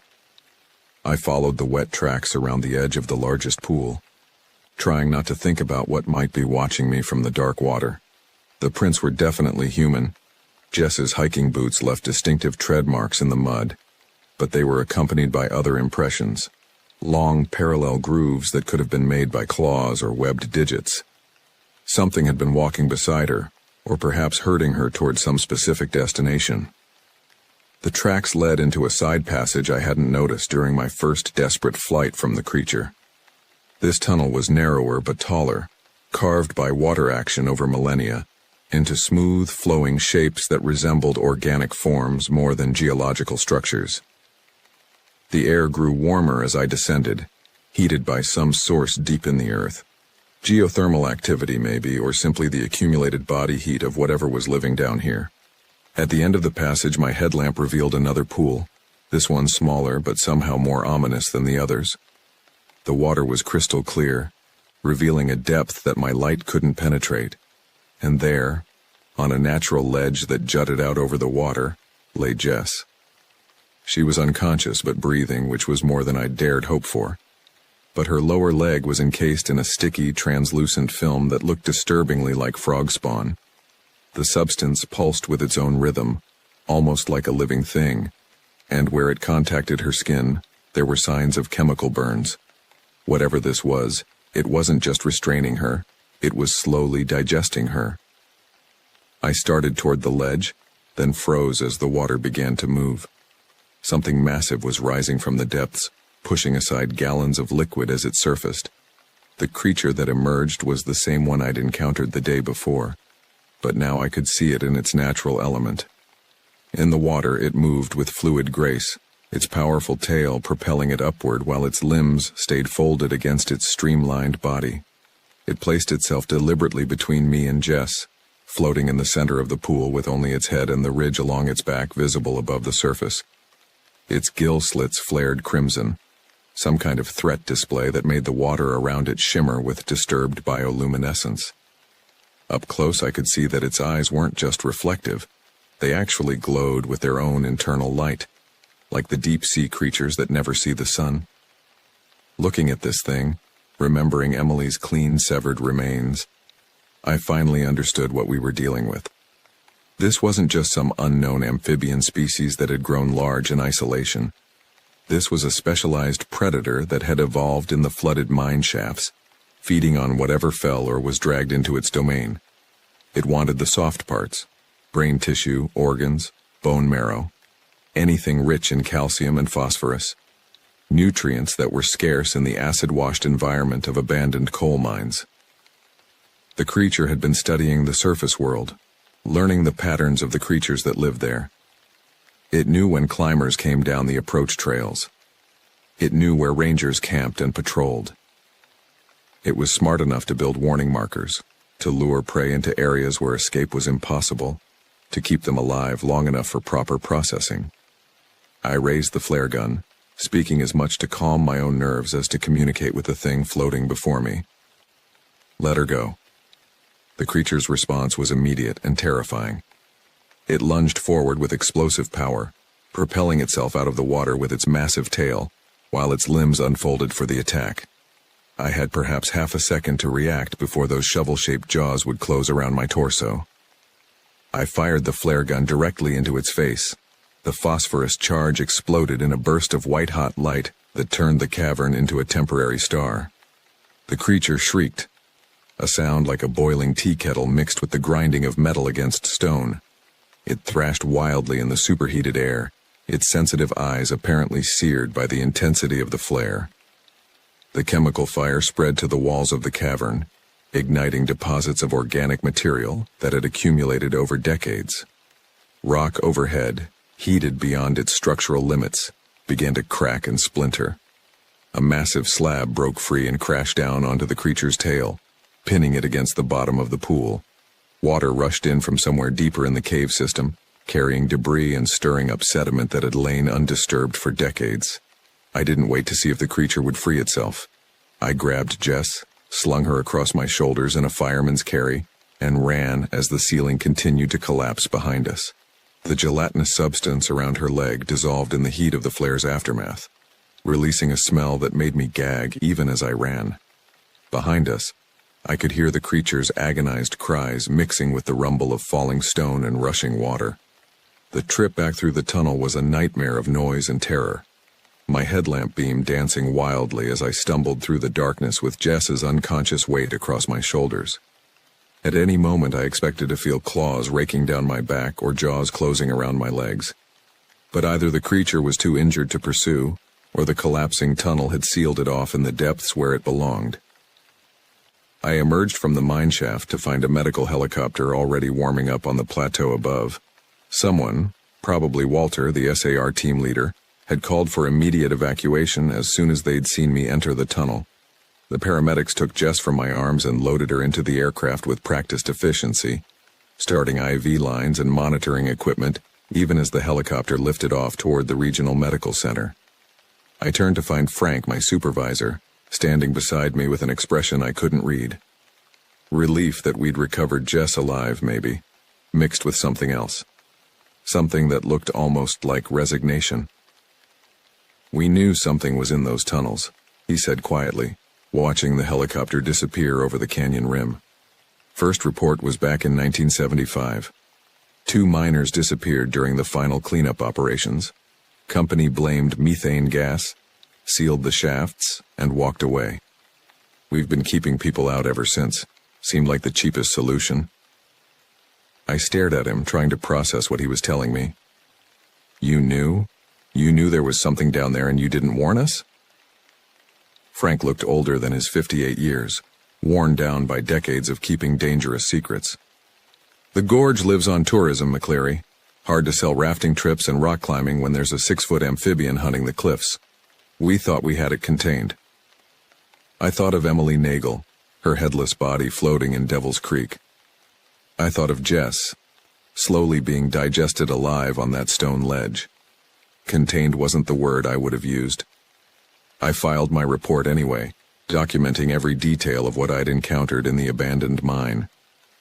2 weeks later, state geologists dynamited the shaft entrance, claiming unstable roof conditions made the area too dangerous for public access.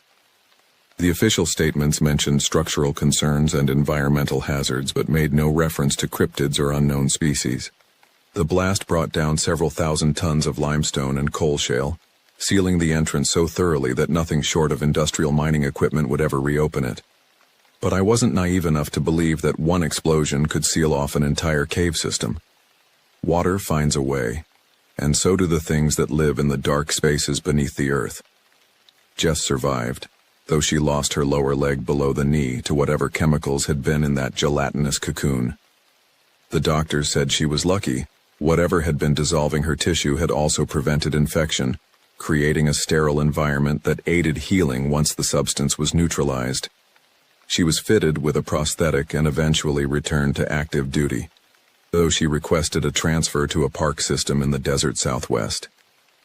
Somewhere without caves, without abandoned mines, without dark water flowing through underground passages. The superintendent's explanation was clinical and bureaucratic, delivered in the same tone he might use to discuss budget allocations or maintenance schedules. But there was something in his eyes that suggested he'd been carrying this burden for longer than he cared to remember. The mining operations here ended in 1918, he said, spreading geological survey maps across his desk. But some of the deepest shafts were never properly sealed. When they flooded the galleries to control the methane fires, they created an entire ecosystem that was cut off from the surface world for decades. Things evolved down there, adapted to an environment that doesn't exist anywhere else on Earth.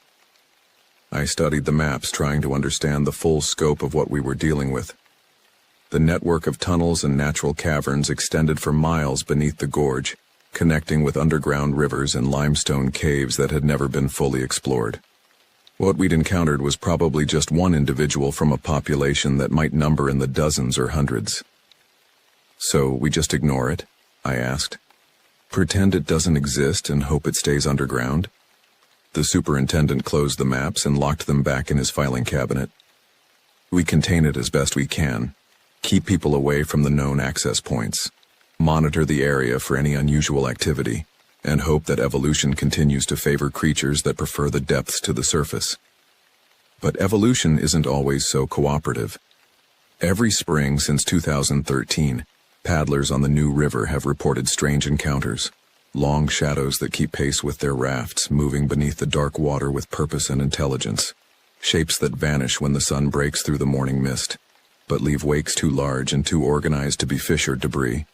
The sightings follow a pattern that makes my blood run cold. They cluster around the areas where underground streams connect to the main river, places where deep currents could carry things up from the flooded mine shafts. The descriptions are always similar. Something large and serpentine, moving against the current with powerful rhythmic strokes. Something that watches rafts and kayaks from below, studying the surface dwellers with an intelligence that speaks of long-term planning. I left the Park Service that winter, unable to continue working in a system that prioritized public relations over public safety. But leaving the gorge didn't free me from its influence. The dreams followed me to my new home in Virginia. Dreams of dark water and clicking sounds that echo through endless underground passages. Sometimes I wake to find my windows covered with that same oily moisture I'd noticed after my first encounter with the cairn, and I wonder if something has been marking me all these years. The archives tell a story that makes perfect sense once you understand what you're looking for. In 1915, a methane explosion in the Kmore mine sealed off an entire section of tunnels, trapping 73 workers in the lower galleries.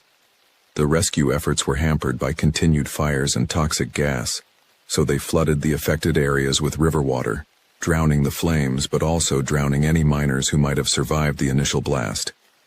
The survivors, if there were any, spoke of strange lights in the smoke-filled tunnels, of sounds that weren't quite human echoing through the darkness. They described encounters with creatures that shouldn't have existed, things that had been changed by the toxic environment and the trauma of being buried alive.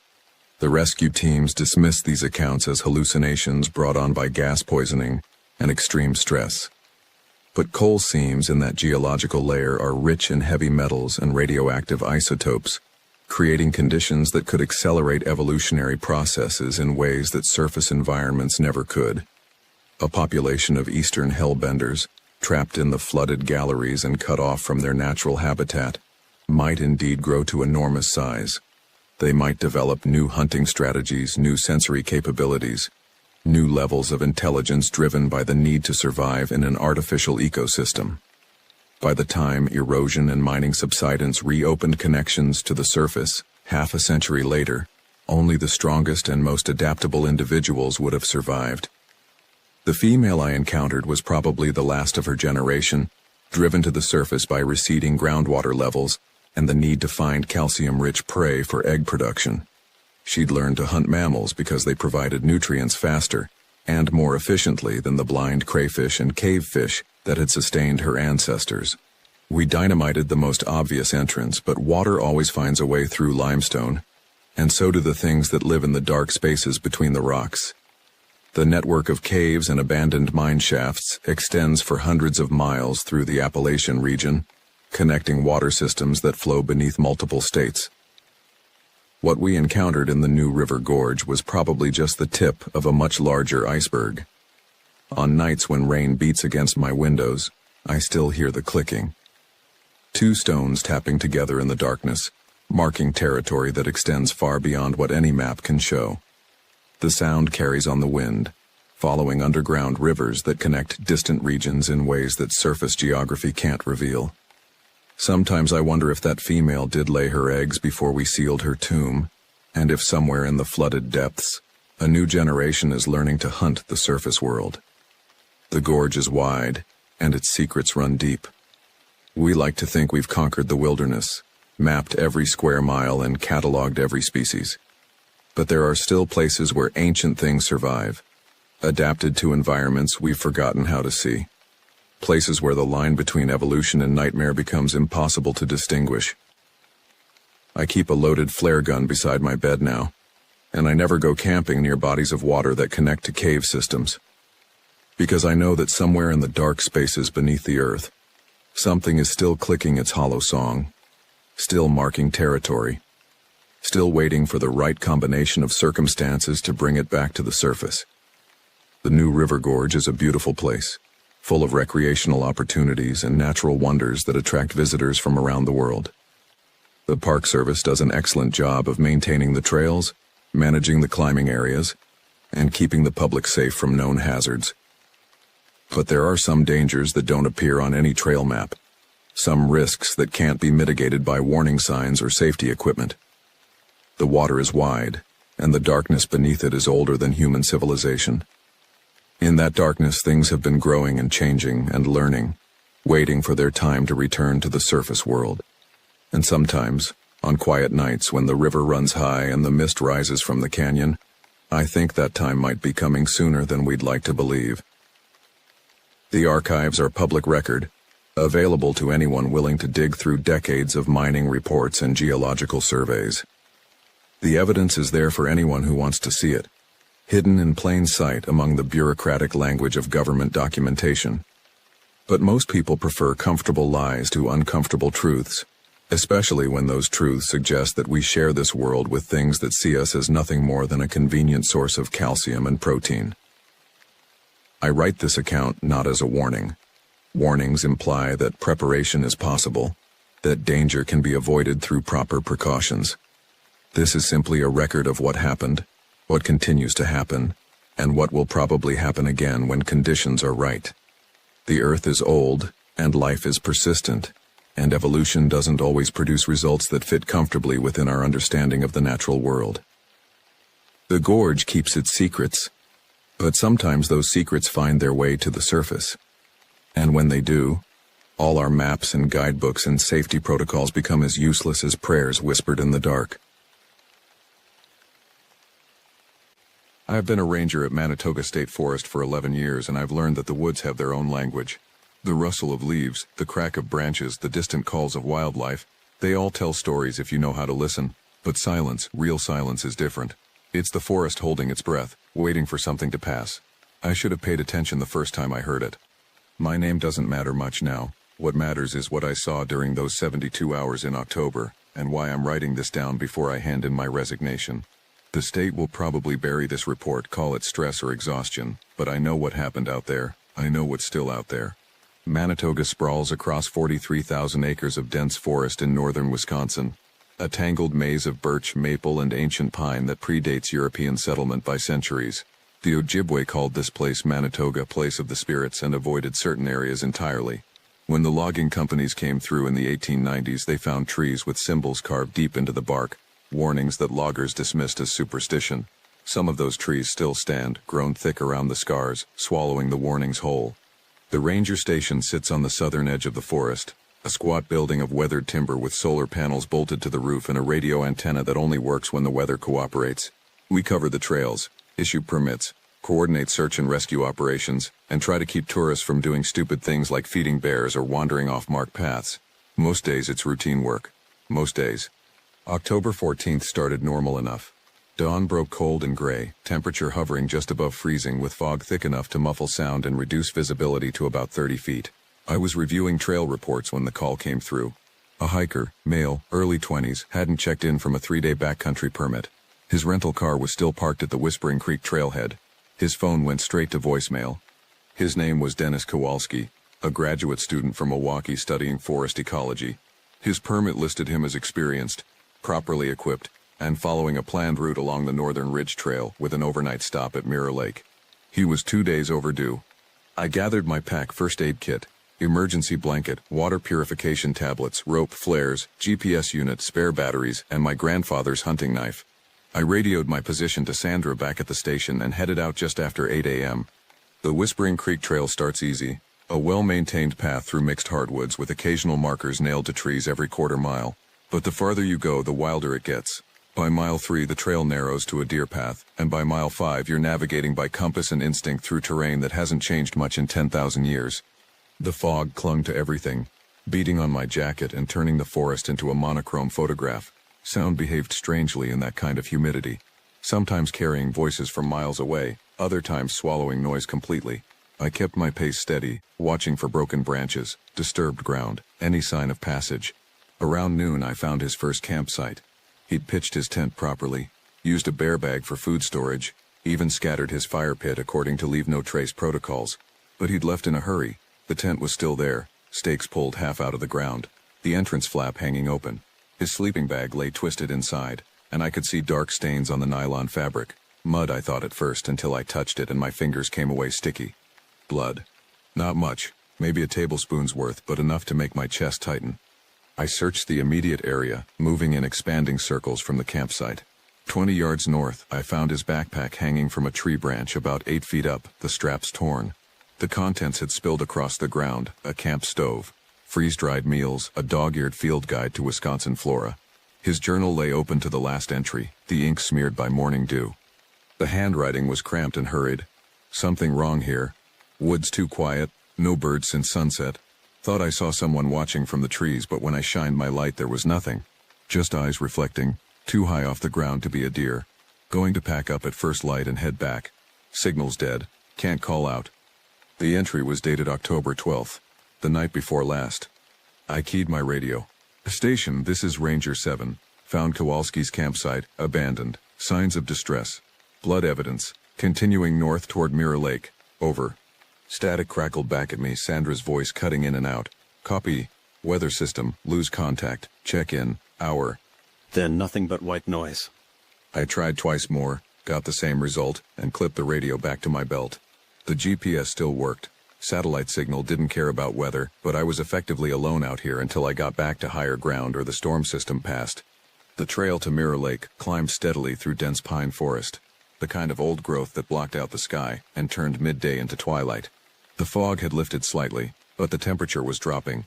I could see my breath, and ice was forming on the edges of puddles. I found the second sign about a mile from the lake, a boot print in soft mud deep and uneven like someone running. Then another, and another spaced far apart. Following them I noticed something odd. The prints were erratic, zigzagging between trees, doubling back on themselves. Panic running, the kind of sprint people do when they're not thinking about direction, just distance. But there were other prints too. Barefoot impressions, elongated and wrong somehow. The toes too long and the stride too wide. They paralleled Dennis's boots for a stretch, then crossed directly over them. Whatever made those prints had been following him. The tracks led to a rocky outcrop overlooking Mirror Lake, a pristine body of water about 200 yards across, ringed by white pine and fed by an underground spring that kept it crystal clear year-round. The lake had a reputation for strange disappearances. 3 people in the last 50 years, all solo hikers, all vanished without a trace. The Ojibwe stories said the lake was a thin place, where the boundary between worlds wore down. I stood at the edge of the outcrop, studying the lake below. The surface was absolutely still, reflecting the gray sky like polished obsidian. No wind, no ripples, and silent. I realized I hadn't heard a single bird call in over an hour. No squirrels chittering, no insects, just my own breathing and the creak of pine branches. That's when I saw the cabin. It sat on the far shore, barely visible through the trees, a structure that shouldn't have existed. This was protected wilderness, no development allowed for 100 years. But there it was, a small log building with a peaked roof and a stone chimney. Smoke curled from the top. I checked my map. Nothing. I checked the GPS. According to the satellite data, I was looking at empty forest. I made my way down to the shoreline, moving carefully over loose rocks and exposed roots. Up close, the cabin looked old but maintained, the logs dark with age but the chinking fresh. The windows were shuttered from the inside. A neat stack of split firewood leaned against the wall. The door was ajar. "Hello?" My voice sounded flat, absorbed by the trees. "Park service. Anyone home?" No answer. I pushed the door open with my boot. It swung inward without a sound, well-oiled hinges. The interior was a single room, maybe 15 feet square, with a stone fireplace, a rough-hewn table, 2 chairs, and a narrow bed frame with a bare mattress. Fresh ashes in the fireplace, still warm. A tin cup on the table, half full of water, but no sign of occupation, no personal effects, nothing to indicate who might be staying here. Then I saw the walls. Every surface was covered in carvings, symbols cut deep into the wood with a sharp blade. Some I recognized, Ojibwe pictographs for danger, death, boundary. Others were unfamiliar, geometric patterns that hurt to look at, like they couldn't decide what shape they were supposed to be. And all of them, every single symbol, had been carved from the inside. Someone had been trapped in here, cutting warnings into the walls. At the far end of the room near the bed, the carvings became frantic, overlapping layers of cuts that formed words in English. Don't look at it. Don't let it touch you. It wears faces. Mirror is wrong. My skin prickled. I backed toward the door, keeping my eyes on the interior. And that's when I noticed the mirror. It hung opposite the entrance. An old-fashioned thing with a tarnished silver frame. The reflection showed the cabin interior exactly as it was. Table, chairs, fireplace, me standing in the doorway. But the door behind me, the one I'd pushed open, was closed in the reflection. I turned. The real door stood open. I looked back at the mirror. Closed. I got out of that cabin fast, not quite running but close. My grandfather had been full of stories about the old ways, things his grandmother told him about places you didn't go, and rules you didn't break. Never trust a mirror in the deep woods. Never answer if something calls your name 3 times. Never follow lights after dark. And never, under any circumstances, let something see you watching it. The light was fading, evening coming early, under the heavy cloud cover. I had maybe 2 hours before full dark. Not enough time to make it back to the station. I needed to set up camp, build a fire, wait for morning. But first I needed to find Dennis Kowalski. I circled the lake, moving counterclockwise, watching the ground for tracks. The bare footprints appeared again on the northern shore, fresh enough that water still seeped into the depressions. They led into the forest, moving parallel to a dry creek bed choked with dead leaves. I followed them for half a mile before I found him. He was sitting against a birch tree, legs extended, head tilted back like he was resting. His jacket was torn, his hands covered in scratches and dried blood. His eyes were open, staring up at the canopy. "Dennis?" I approached slowly, hand on my radio. "Dennis Kowalski? I'm a ranger. Can you hear me?" He didn't move, didn't blink. I knelt beside him, reached for his neck to check for a pulse. His skin was cold, body stiff, dead for hours, probably since morning. But there was no obvious cause, no major injuries, no signs of animal attack. Just those scratches on his hands, defensive wounds. Then I saw his feet, bare. Boots and socks missing. And the soles were worn raw, skin shredded like he'd run miles over rough ground. The same distinctive prints I'd been following. My hand froze on his neck. If Dennis had been dead since morning, then who or what had made those fresh tracks by the lake? Something moved in my peripheral vision. I snapped my head around, saw nothing but trees and shadows, but I felt it now, the weight of attention, the sensation of being observed by something patient and hungry. The woods had gone completely silent. I stood slowly, backing away from the body, every instinct screaming at me to run. But running gets you killed in situations like this. Running triggers a chase response. Instead, I moved deliberately, keeping my back to the thick birch trunk, eyes scanning the darkening forest. That's when I heard it. A voice, distant but clear, calling from somewhere near the lake. Hey, is someone there? I'm lost. Please help." My voice. My exact voice, with the same inflection I'd used calling into the cabin. The thing that had been following Dennis had learned to mimic human speech, and it was calling me back to the water. I started moving, not toward the lake but perpendicular to it, heading west toward higher ground. The voice called again, closer now, and I could hear branches breaking, something large pushing through the undergrowth, not running, walking, matching my pace exactly, staying just out of sight. "Please, I can see your light. Don't leave me out here." The sun dropped below the horizon, and the forest plunged into darkness so complete I had to fumble for my flashlight. The beam cut through the black, illuminating tree trunks and undergrowth, but creating pockets of impenetrable shadow. Everything outside that narrow cone of light ceased to exist. I kept walking, compass in one hand, flashlight in the other, trying to maintain a straight line west. Behind me, the voice had stopped calling. That was worse somehow. At least when it was making noise, I knew where it was. Ahead, I saw a flicker of orange light between the trees. Firelight. I approached cautiously and found a small clearing where someone had built a campfire, the flames dancing in a carefully constructed stone ring.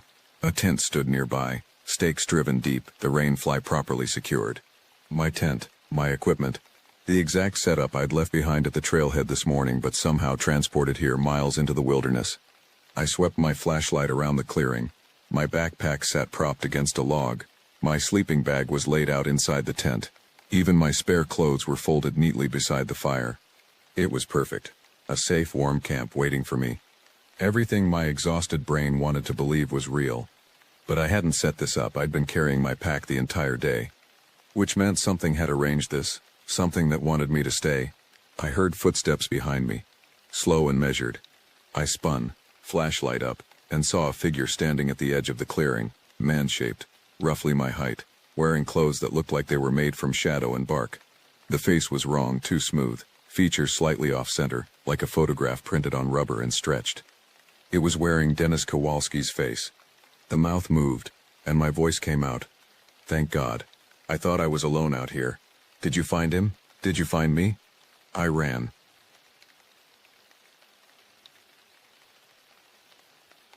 The smell hit me first, rotten copper, thick enough to taste. I'd been a ranger at Nahanni Lake Station for 11 years, and I'd found my share of bodies in these woods. Hikers who'd slipped on wet granite, hunters who'd misjudged the cold, even a kid once who'd wandered off from a campsite and simply stopped walking. But this was different. This was wrong in a way that made my stomach clench before I even saw what was left. I need to tell you this straight, the way it happened, because if I don't get it down exactly right, you won't believe me. Hell, I barely believe it myself, and I was there. I saw what I saw. My name's Marcus Webb, and I've spent most of my adult life in these mountains, in this specific stretch of wilderness that straddles the border between Montana and the Blackfeet Reservation.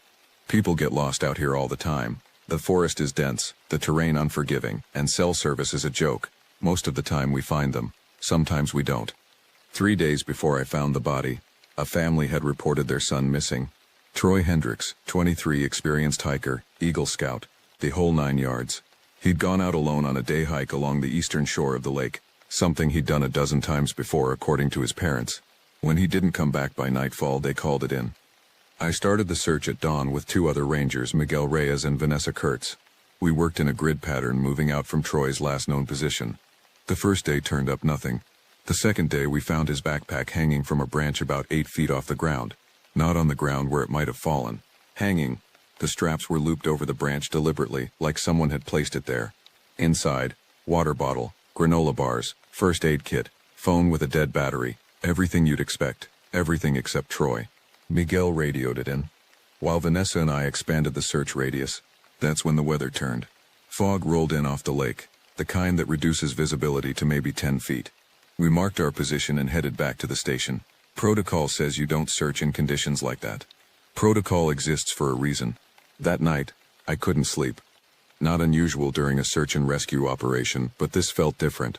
I kept thinking about that backpack, the way it had been hung up so carefully. Troy's parents said he was responsible, careful, prepared. He wouldn't have just abandoned his gear, and if something had happened to him, an injury, an animal attack, the backpack would have been on the ground, maybe scattered, not hung up like a trophy. The third day we went back out. The fog had lifted enough to continue, though the whole forest had this muffled quality, sounds dampened and strange. We were working our way through a dense section of pine and spruce when Vanessa stopped dead. "You hear that?" I listened. At first, nothing. Then I caught it, a rhythmic creaking like a door swinging on rusted hinges. We followed the sound for maybe 50 yards until we came to a small clearing. Troy Hendricks was hanging from a tree. Not by a rope, by his own jacket, threaded through the branches in a way that made no physical sense. His body swayed slightly in the breeze, creating that creaking sound. But that wasn't the worst part. The worst part was his legs. They were on backward. I don't mean broken or twisted. I mean the knees bent the wrong way, the feet pointing behind him, like someone had unscrewed them and put them back wrong. His arms were the same. Everything rotated 180 degrees, and his face, Jesus. His face was untouched, peaceful even, eyes closed like he was sleeping. But there were marks on his neck, on his wrists, deep grooves that didn't match any animal I knew. Miguel threw up. Vanessa just stood there, her hand over her mouth. I got on the radio and called it in, trying to keep my voice steady, trying to describe what I was seeing in words that made sense. The dispatcher asked me to repeat myself 3 times. We cut him down. We had to. We couldn't just leave him hanging there. As soon as his body touched the ground, I saw them tracks in the soft earth around the tree. Bare footprints, human-sized, but the toes were too long and the heel too narrow. They circled the tree in a perfect spiral, dozens of them, overlapping and fresh. And they led away into the woods, toward the old fire watch cabin about 2 miles north of our position. The cabin had been abandoned for 30 years, maybe more. The Forestry Service had built a new tower on the ridge in the 80s, and the old structure had been left to rot. I'd been inside it exactly once during my first year as a ranger, and I'd felt such an immediate visceral wrongness that I'd turned around and left. I'd told myself it was just the creepiness of an abandoned building, the way decay and isolation can mess with your head, but I'd never gone back. Now these tracks were leading straight toward it. We waited with the body until the county medical examiner arrived with a team. They took statements, photographs, measurements. The ME, a severe woman named Dr. Patricia Sims, examined Troy's body on site. After about 20 minutes, she pulled me aside. "The joints have been disarticulated and reconstructed," she said, her voice clinical but tight, surgically precise. "This would require hours of work, specialized knowledge of anatomy, and the victim would have to be immobilized but alive for most of it." "Why alive?" I asked, though I didn't want to know. "Because of the blood pattern. The heart was pumping when this was done." I felt my lunch trying to come back up. Could he have done this to himself, some kind of psychotic break? She gave me a look that said I was an idiot. No, someone did this to him. And whoever they are, they're still out here. The police set up a command center at our ranger station. State police, FBI, even some specialists from the tribal police, since we were so close to reservation land. They wanted to know about recent activity in the area, any unusual reports, any other missing persons. I told them about the cabin, about the tracks. They organized a team to check it out at first light. I should have left it at that, should have let them handle it. But that night alone in my quarters at the station, I kept thinking about those footprints, about the way they'd spiraled around that tree, about the old stories my grandmother used to tell, back before she passed. She'd been Blackfeet, grew up on the reservation, and she'd had stories about things that lived in these mountains, things that wore human skin but weren't human underneath, things that could move like animals and think like men. She called them Yi Nal Blushi, skinwalkers. I'd always figured they were just campfire tales, the kind of stories every culture has to explain the unexplainable. But sitting there in the dark, listening to the wind move through the pines outside my window, I wasn't so sure anymore. Around midnight, I made a decision I knew was stupid. I grabbed my flashlight, my service weapon and my radio, and I headed out toward the cabin. I told myself I was just going to scout it, get a look before the official team went in, maybe find something that would help them understand what they were dealing with. The truth is, I needed to know, needed to see for myself. The trail to the cabin was overgrown, barely visible even with the flashlight. I'd marked the route on my GPS, but the device kept glitching, the screen flickering and showing impossible locations. One minute I was right on track, the next it claimed I was 3 miles underwater in the lake. Eventually I just turned it off and navigated by memory and instinct. The forest was alive with sound. Branches cracking, leaves rustling, the distant call of an owl. Normal sounds, but they felt wrong, orchestrated, like something was pacing me just out of sight. Twice I spun around, certain I'd heard footsteps behind me. Nothing there, just darkness and trees. It took me 45 minutes to reach the cabin. It sat in a small depression, surrounded by thick stands of pine that blocked most of the moonlight. The structure was in worse shape than I remembered, the roof sagging, windows broken out, the door hanging crooked on its hinges. But there was light inside, not electric light, flickering orange, like a fire. I drew my weapon and approached slowly, keeping low. As I got closer, I could see movement through the broken windows, shadows dancing on the walls, and I could hear something, not words exactly, but a kind of rhythmic vocalization, rising and falling in pitch. I reached the door and peered inside. The interior was a single room, maybe 20 by 20 feet. In the center, someone had built a fire in what used to be the old wood stove, though the stove door was torn off and the flames spilled out onto the floor. The boards should have been burning, but they weren't. The fire just sat there, contained by nothing, burning without fuel. Around the fire were bones. Human bones arranged in patterns that hurt to look at, geometric and wrong. And in the center of it all, crouched on all fours like an animal, was something wearing Troy Hendricks's skin. I don't mean metaphorically, I mean it had removed his skin, face, torso, limbs, and was wearing it like a suit. The thing underneath was lean and ropey with muscle, gray-brown and hairless. Its hands were too long, fingers ending in thick black nails. Its real face was narrow and coyote-like, with yellow eyes that reflected the firelight. As I watched, frozen in the doorway, it reached down and picked up a bone, a femur, human, fresh, and cracked it open with its teeth. It sucked out the marrow with a wet slurping sound that made my skin crawl. Then it looked directly at me. I ran. I don't remember making the decision to run. Don't remember turning around. I just remember crashing through the underbrush, my flashlight beam bouncing wildly, my breath coming in ragged gasps. Behind me I could hear it following, not running, loping like a wolf, its footfalls oddly silent on the forest floor. I'd made it maybe a quarter mile when I realized my radio was gone. Must have dropped it during the initial flight. My phone was in my pocket, but no signal out here. I was alone in the dark with that thing somewhere behind me. I found a thick stand of spruce and pressed myself into it, trying to control my breathing, trying to think. The forest had gone silent. No insects, no wind, nothing. Just my heartbeat, hammering in my ears. Then I heard it. That same rhythmic vocalization from the cabin, but closer now. Much closer. It was circling me, moving through the trees with impossible silence. And it was doing something with its voice. Something that made my head swim, and my vision blur. The sound wasn't coming from one direction. It was coming from everywhere at once. I pressed myself deeper into the spruce, the needles scraping my face. My finger was on the trigger of my weapon, though I had no idea if bullets would even slow this thing down. The vocalization grew louder, more complex, and I realized with a sick lurch that it was mimicking human speech, words I couldn't quite make out, phrases that seemed almost familiar. Then, silence. I waited, every muscle locked tight, sweat running down my back despite the cold. Nothing. No movement, no sound. Just the terrible absence of noise that meant something was very, very close. A branch snapped directly above me. I looked up and saw it perched in the tree, still wearing Troy's skin, its yellow eyes fixed on my position. Its mouth opened, Troy's mouth, but the jaw unhinged like a snake's, and it spoke in Troy's voice. "Help me, please, it hurts so much." I fired. 3 shots, center mass. The thing jerked with each impact but didn't fall. Instead, it dropped from the tree and landed maybe 10 feet in front of me, crouched and ready to spring. The skin suit was torn where the bullets had hit, and I could see that gray-brown flesh underneath, could see the holes already closing up. Please, it said again, still using Troy's voice. Don't leave me here. Then it smiled, and I saw that it had too many teeth, row after row of them like a shark.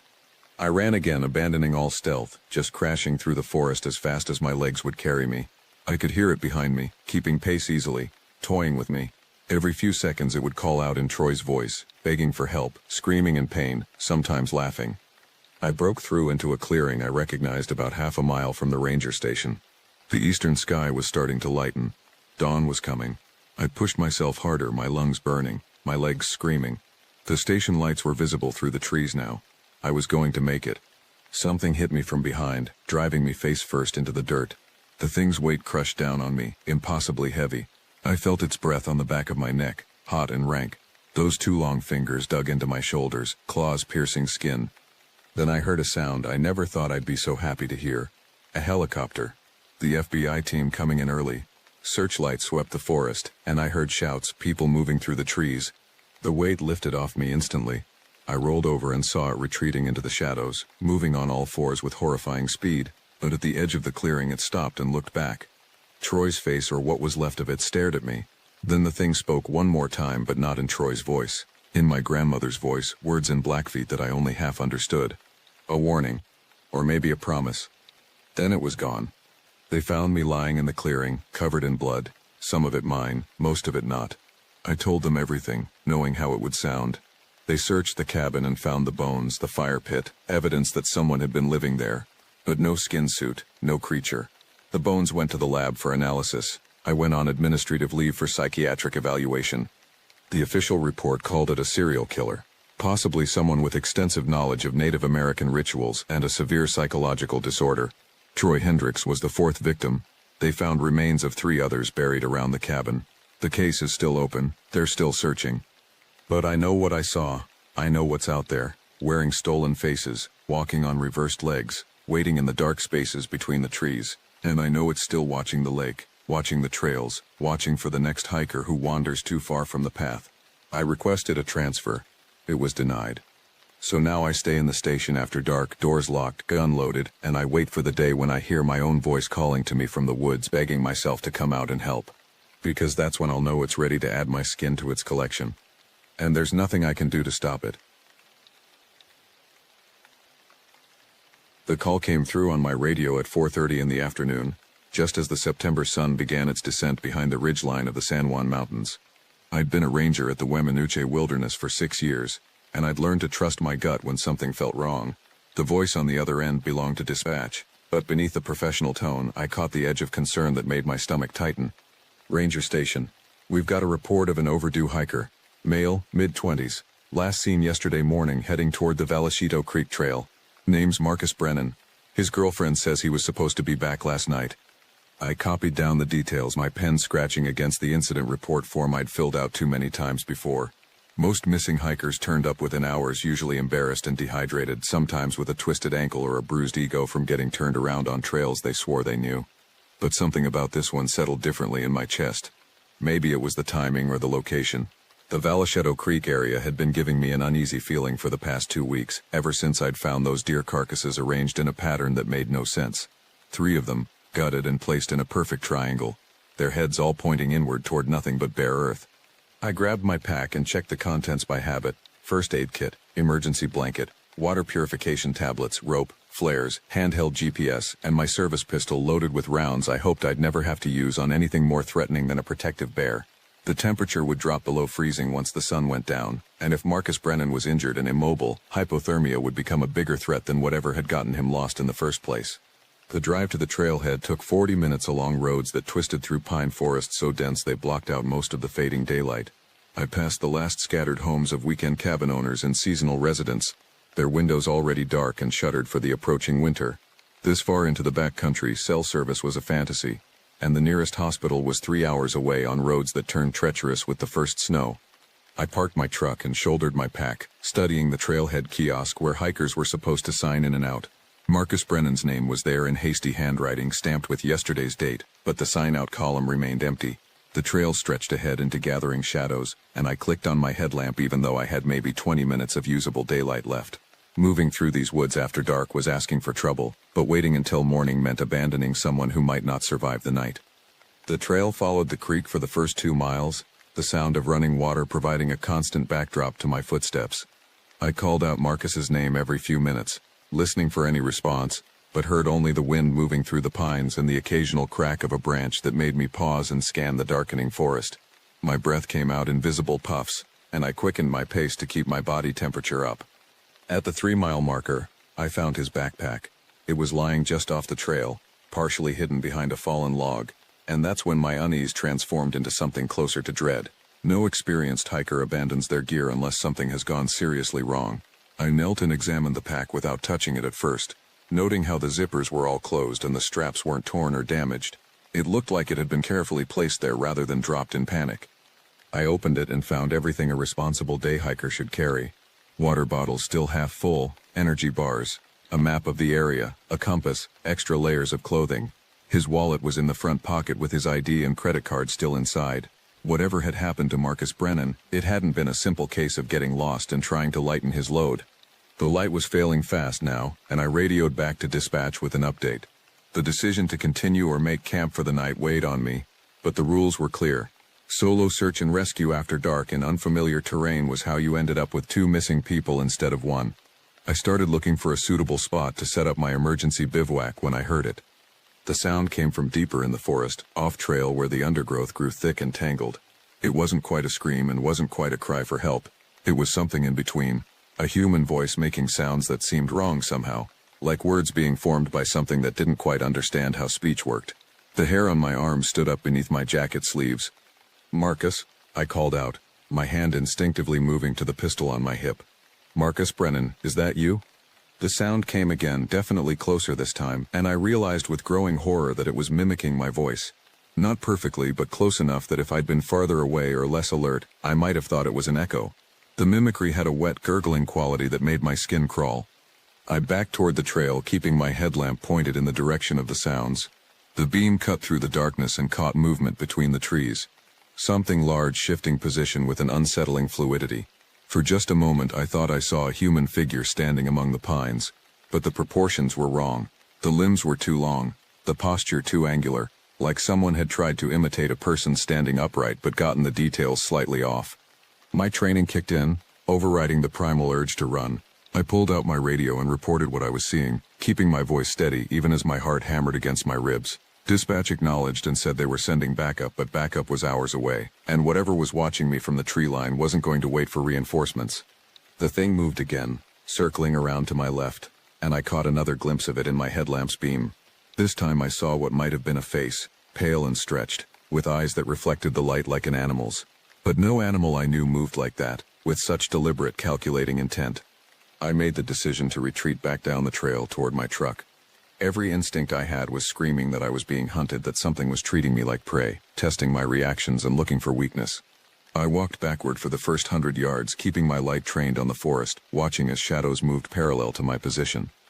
The mimicry started again, but this time it was using Marcus Brennan's voice, or what I imagined his voice might sound like. It was calling for help, begging someone named Jennifer to come find him. Please, he was hurt, he couldn't move. The performance was almost perfect, filled with genuine-sounding pain and fear, and if I hadn't known better I would have charged into those woods to save him. That's when I understood what had happened to Marcus. He'd heard those same cries, that same desperate pleading, and he'd done what any decent person would do.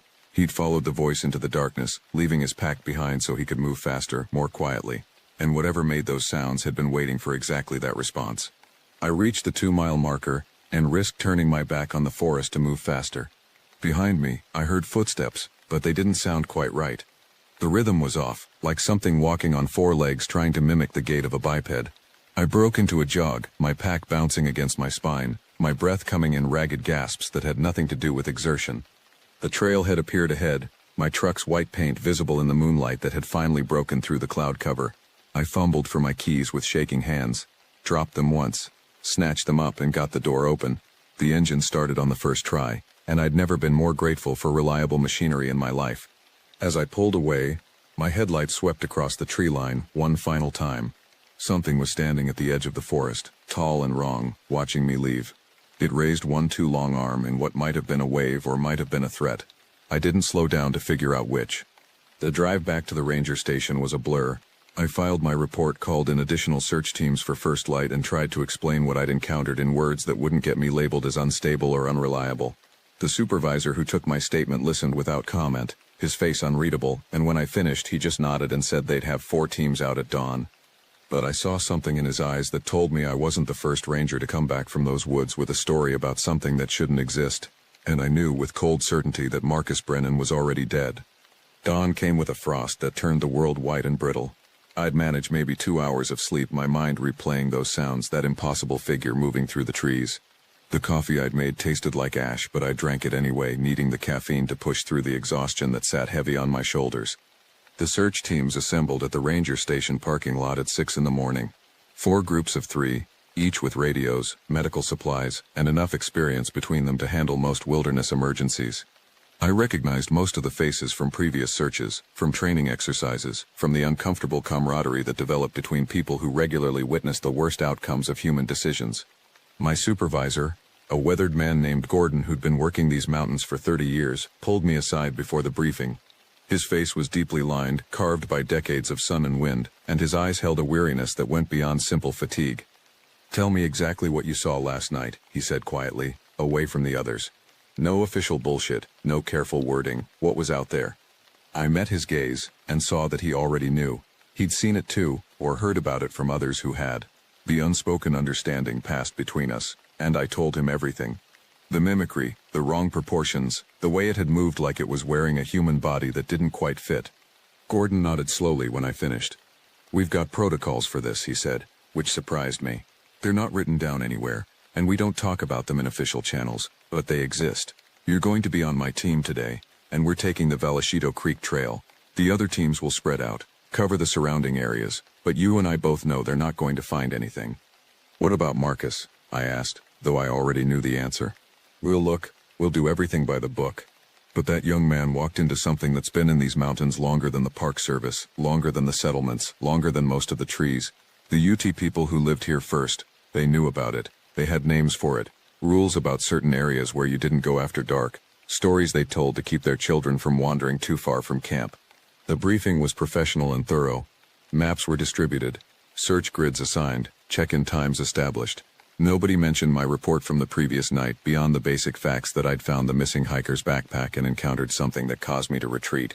The other rangers accepted this without question, their faces showing the kind of neutral acceptance that came from working in places where strange things happened, and asking too many questions didn't change the outcome. We headed out in our assigned teams, and I found myself paired with Gordon and a younger ranger named Kyle who transferred from Yellowstone 6 months ago. Kyle had the eager competence of someone who still believed the rulebook covered every situation, and I felt a twinge of sympathy for the disillusionment that was probably coming his way. The hike to Marcus's abandoned backpack took us just under an hour. The pack was still where I'd left it, undisturbed by animals despite the food it contained. Gordon examined it with the same careful attention I'd used, then straightened up and looked into the forest where I'd heard those sounds. "Kyle, I want you to stay here with the radio," Gordon said. "Maintain contact with the other teams and keep your eyes on the trail. If anything comes out of those woods that isn't us, you get back to your vehicle and call for backup." Kyle started to protest that we weren't supposed to split up. That protocol required teams to stay together, but something in Gordon's tone made him swallow his objections. He positioned himself near the backpack with his radio in hand, trying to look confident and failing. Gordon and I pushed into the undergrowth, moving slowly and methodically, calling Marcus's name even though we both knew it was futile. The forest here felt different in daylight, less overtly threatening but somehow more oppressive. The trees grew close together, their branches interlocking overhead to block out most of the sky. The undergrowth was thick with deadfall and thorny bushes that caught at our clothing and made progress exhausting. We'd gone maybe half a mile when Gordon stopped and pointed. Ahead, barely visible through the vegetation, was a structure. It took me a moment to process what I was seeing because it was so unexpected. A cabin, old and weathered, standing in a small clearing surrounded by pines. The logs were dark with age, the roof sagging but still intact, and the single visible window was just an empty black square. "This isn't on any of the maps," I said, pulling out my GPS to confirm. "There's no record of any structures in this area." "There wouldn't be," Gordon replied. "This cabin's been here since before the wilderness designation, probably built by trappers or prospectors back in the 1800s. The Park Service knows about it, but we don't advertise its existence. People who find it usually don't stick around long enough to ask questions." We approached carefully, and with each step, the sense of wrongness intensified. The clearing around the cabin was too perfect, too circular, and nothing grew within its boundaries except dead grass. No saplings, no brush, nothing that suggested natural encroachment.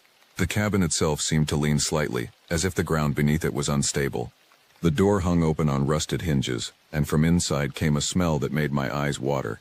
Death and decay, but underneath that was something else, something chemical and alien, that reminded me of the one time I'd had to clean up after a meth lab explosion in a backcountry campsite. Gordon pulled a bandana over his nose and mouth and motioned for me to do the same. We entered the cabin with our flashlights raised, and what we found inside would haunt my dreams for years to come. The interior was a single room, maybe 12 feet square, with a dirt floor and no furniture except for a rough wooden table against one wall.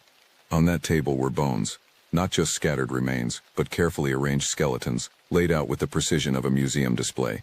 I counted 5 complete human skeletons, their bones cleaned and organized, and beside them were the partial remains of maybe a dozen more. But that wasn't the worst of it. Hanging from the rafters on crude hooks were skins, human skins, stretched and dried like leather, with the faces still attached and recognizable.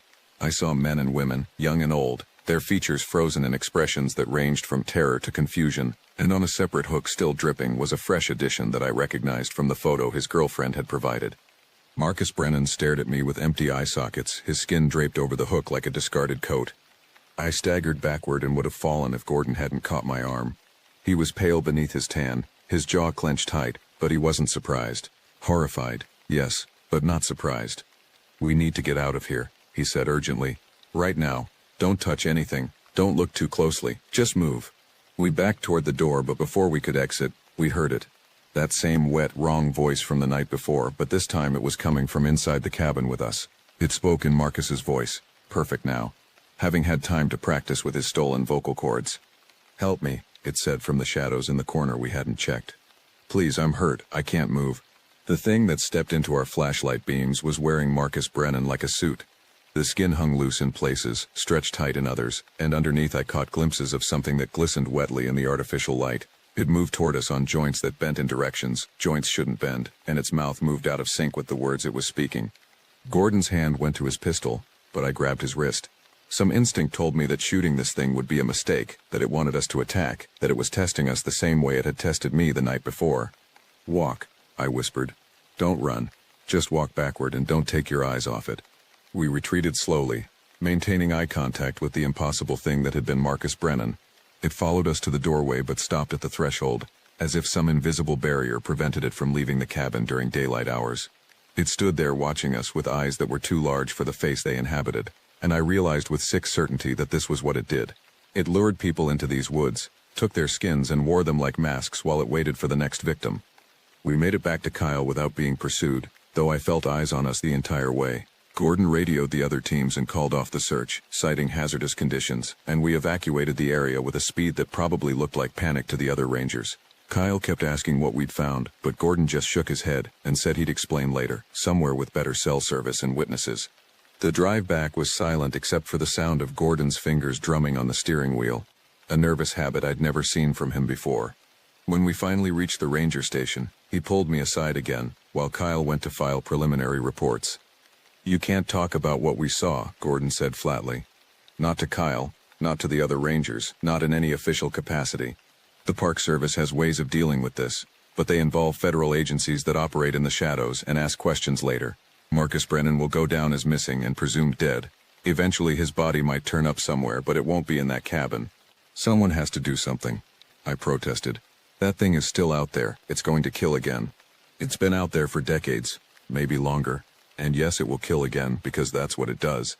But trying to hunt it, trying to destroy it, that's how we lose more people. The old protocols exist for a reason. We mark the area as hazardous, we discourage hikers from using those trails, and we tell stories that make people think twice about wandering off the path. It's not ideal, but it's survival." I wanted to argue, wanted to demand a better solution, but the look in Gordon's eyes told me he'd had this exact conversation before, probably multiple times, and nothing had changed. The thing in the cabin was a permanent resident of these mountains, a predator that couldn't be eliminated without costs the Park Service wasn't willing to pay. That night I sat in my quarters and tried to process what I'd witnessed. The official story was already being constructed. Marcus Brennan had gotten lost, fallen, and succumbed to exposure. His body hadn't been recovered yet, but search efforts would continue for another week before being scaled back. His girlfriend would grieve, his family would demand answers, and eventually they would accept the incomplete explanation because the alternative was too horrible to contemplate. And somewhere out there in the darkness, wearing the face of a young man who just wanted to spend a day hiking in nature, something inhuman was waiting for its next opportunity to hunt. 3 days passed before I could bring myself to go back into the field. I'd requested desk duty, citing the emotional strain of the failed search, and Gordon had approved it without comment. But sitting in the ranger station, filing paperwork and answering phones, felt like hiding, and I'd never been good at hiding from problems. The dreams didn't help. Every night I saw Marcus Brennan's face, or what remained of it, staring at me with empty sockets. I heard that wet, mimicking voice calling for help, and I woke up in cold sweats, checking the corners of my room for shadows that moved wrong. On the 4th day, an old man showed up at the ranger station, asking to speak with whoever had led the search for the missing hiker. The receptionist tried to direct him to the public information officer, but he was insistent, and eventually Gordon emerged from his office to see what the commotion was about. The old man was Native American, probably in his 70s, with long gray hair pulled back in a traditional braid and a face that reminded me of eroded canyon walls, all sharp angles and deep lines. He wore modern clothing, jeans, a denim jacket, hiking boots, but there was something timeless about him that made the contemporary outfit seem like a costume. "I'm Joseph Broken Cloud," he said, his voice clear and strong despite his age. "And I know what you found in those woods because my grandfather found the same thing, and his grandfather before him. We need to talk, but not here. Too many ears, too many people who won't understand." Gordon and I exchanged glances, and I saw the internal debate playing out on his face. Policy said we shouldn't discuss ongoing investigations with civilians. Reality said this man might have information that could save lives. "There's a diner about 5 miles south," Gordon finally said. "We'll meet you there in 20 minutes. The diner was one of those roadside institutions that catered to truckers and tourists, with vinyl booths and a menu that hadn't changed since 1985. We took a corner booth away from the other customers, and Joseph ordered coffee in a tone that suggested he planned to be there a while. "The UT people called it Yi Na Lushi," Joseph began without preamble. "Your people bastardized the name into Skinwalker, which isn't quite right but close enough. It's not what you think, though. It's not a witch or a shapeshifter from tribal legend. Those stories came later, when people needed explanations for something they couldn't understand." "What is it?" I asked, leaning forward. "Old," Joseph said simply. "Older than the tribes, older than the mountains themselves, maybe. My grandfather said his people found evidence of it going back hundreds of generations. Cave paintings showing figures that wore the skins of men. Stories carved in rock about the thing that hunted in the dark places. It's been here since before humans walked upright, and it's learned to adapt." Gordon pulled out a small notebook, then hesitated. "Can I?" "Write what you want," Joseph interrupted. "Nobody's going to believe you anyway. That's part of how it survives. Every generation, a few people see it, a few people die, and the ones who survive convince themselves they must have been mistaken. The thing in those woods is probably one of the last of its kind, but one is enough." "How do we kill it?" I asked. Joseph's laugh was bitter. You can't. My people tried for centuries. Fire doesn't work because it just sheds the skin it's wearing, and grows a new one from whoever it catches next. Bullets pass through it like water. It doesn't need to eat or sleep or breathe like we do. It exists to hunt, and it's very, very good at what it does. "There has to be a way," Gordon insisted. "There is," Joseph said quietly. "You starve it. The thing needs human skin to survive in this world. Without it, it's just formless, unable to interact with physical reality. So you keep people away from its territory. You mark the area as forbidden. You tell stories that make hikers think twice. You do whatever it takes to cut off its food supply. Eventually, maybe in another 100 years, it'll weaken enough that it can't maintain a physical form. But killing it directly? That's not possible." He reached into his jacket and pulled out a rolled piece of paper, spreading it on the table between us. It was a hand-drawn map, much more detailed than anything the Park Service had, showing the wilderness area with unusual markings and symbols. "The red areas are where it hunts most actively," Joseph explained, pointing to several circles on the map. "The cabin you found is the center of its territory, but it ranges in a radius of about 5 miles in any direction.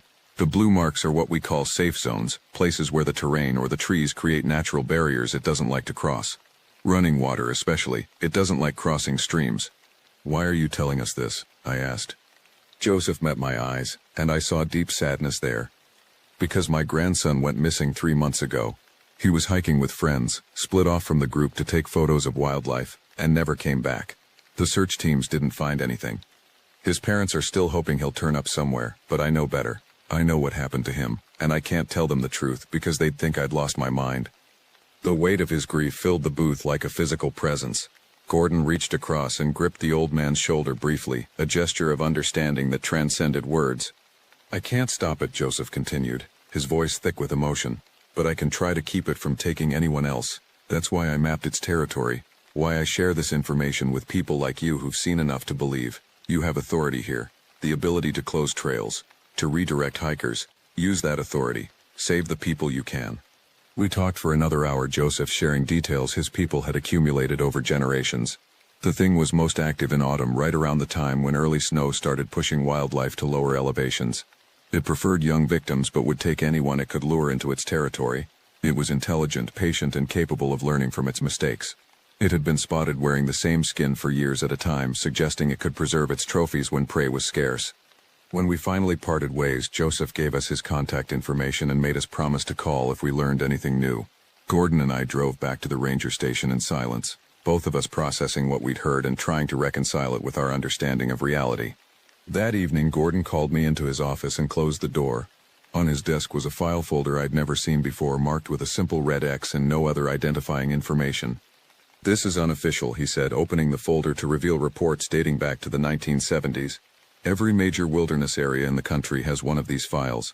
Unexplained disappearances, encounters that don't fit normal patterns, evidence of something that shouldn't exist. The Park Service keeps them buried because admitting the truth would cause mass panic and destroy the tourism industry these parks depend on. I scanned through the reports, recognizing locations from across the country. Olympic National Park, the Great Smoky Mountains, the Everglades. Each file describes similar patterns: missing hikers, found belongings, occasional sightings of something humanoid but wrong, and in the margins of several reports were handwritten notes suggesting the authors knew exactly what they were dealing with, but couldn't say so officially. We're going to close the Vallecito Creek Trail, Gordon said, indefinitely, citing hazardous conditions and pending environmental assessment. It won't stop everyone. There are always idiots who ignore warnings, but it'll reduce the traffic significantly, and we're going to establish new protocols for search and rescue in that sector. No solo responses, no operations after dark, mandatory check-ins every 30 minutes. It's not enough, I said, though I knew it was all we could do. No, it's not. But it's something, and sometimes something is all we get. I took the file home with me that night, reading through decades of encounters and near misses. Some of the reports were clinical, just facts and observations. Others were more personal, written by rangers who'd seen too much, and needed to document it even if no one would believe them. I found entries describing the cabin, confirming it had been used by the thing for at least 50 years. I found witness statements from survivors who described being hunted through the woods by something wearing a human face. And I found a photograph tucked in the back of the file that made my blood run cold. It was black and white, taken sometime in the 1980s based on the quality and the dated clothing of the people in the frame. It showed a group of hikers posing at a trailhead, smiling for the camera. But standing behind them, partially obscured by trees, was a figure that didn't quite match the others. The proportions were wrong, the posture unnatural, and if you looked closely at its face you could see that the skin didn't quite fit right around the eyes. Someone had circled the figure in red ink and written in the margin, identified as David Morrison, reported missing 1979, found deceased 1983. Photo taken 1981. The thing had been wearing David Morrison's skin for 2 years, walking among humans, perfecting its disguise. And nobody had noticed until it was too late. I put the file aside and tried to sleep, but the photograph kept flashing through my mind. Somewhere out there in the wilderness, the thing that had taken Marcus Brennan was doing the same thing, learning to be human, waiting for its next opportunity to hunt. And I was supposed to just accept that, to file reports and close trails and hope that was enough. But hope, I was learning, was a luxury we couldn't afford when dealing with something that had survived for millennia by being patient and adaptable. The thing in the woods had all the time in the world. We had only our fragile human lifespans, and the slim chance that maybe, just maybe, we could outlast it through careful vigilance and enforced ignorance. It wasn't enough, but it was all we had. 2 weeks passed before anyone else went missing, and when it happened, I felt the weight of inevitability settle over me like a shroud. The call came at dawn, a panicked report from a couple who'd been camping near Emerald Lake, about 3 miles from the cabin Gordon and I had found. They'd woken to find their tent unzipped, and their friend Jenna Reynolds missing, her sleeping bag empty, and her boots still inside the tent. Gordon assembled a team before the sun cleared the horizon. This time there were 6 of us, moving in pairs with strict orders to maintain visual contact at all times. The closed trail designation on Vallecito Creek had pushed hikers toward other areas, and Emerald Lake had become more popular as a result. We'd inadvertently funneled people into adjacent hunting grounds, and now someone was paying the price. The couple who'd reported Jenna missing were in their late 20s. Outdoors enthusiasts who'd done everything right. They'd filed a trip plan, carried proper equipment, and camped in a designated site. But none of that mattered when you were dealing with something that didn't follow natural laws. She was there when we went to sleep, the woman, Amanda, said through tears. We all zipped up our bags. We all went to sleep at the same time. I didn't hear anything. No screaming, no struggle, nothing. I just woke up and she was gone. Her boyfriend Derek sat beside her with his arm around her shoulders, looking shell-shocked. The tent wasn't damaged. The zipper was opened from the inside. It's like she just got up and walked out in the middle of the night. Gordon and I exchanged glances. We both knew what that meant. The thing had called to her, used a voice she trusted, and she'd followed it into the darkness willingly. We started the search at the campsite, working outward in expanding circles. The morning was cold enough that our breath came in clouds and frost crunched under our boots. The lake stretched out before us, dark and still, its surface reflecting the pine-covered mountains like black glass. The beauty of the setting made what we were searching for even more obscene. I was paired with a ranger named Vincent, a quiet man in his 40s who'd worked in wilderness areas across the Southwest. He moved with the careful precision of someone who'd learned not to take anything for granted in the back country. We'd been searching for maybe an hour when we found the first sign. A piece of fabric snagged on a branch, pale blue, matching the description of Jenna's nightshirt. It was dangling about 4 feet off the ground, suggesting she'd passed by in a hurry, not caring when the thorns caught her clothing. She was moving fast, Vincent observed, examining the surrounding vegetation. Branches broken here, and here. She was running. Or being chased, I added grimly. We followed the trail of disturbed vegetation deeper into the forest, moving away from the lake toward areas that became increasingly difficult to navigate. The trees grew denser, the undergrowth more tangled, and several times we had to radio our position to the other teams to ensure someone knew where we were. The trail led us to another clearing, this one natural rather than created, and in the center of that clearing was another structure. But this one was different from the cabin. It was older, built from stones that had been carefully stacked to create a small shelter maybe 6 feet across and tall enough to crawl into. The entrance was dark and uninviting, and around the perimeter were bones, animal bones, this time, arranged in patterns that made my head hurt to look at them too closely. This isn't on any historical survey, Vincent said, pulling out his GPS. There's no record of Native American structures in this area. Because it's not a Native American structure, I replied, remembering what Joseph Brokencloud had told us. It's older than that, much older. We approached carefully, and I noticed something that made my stomach turn. The ground around the stone shelter was stained dark, and the smell coming from inside was familiar.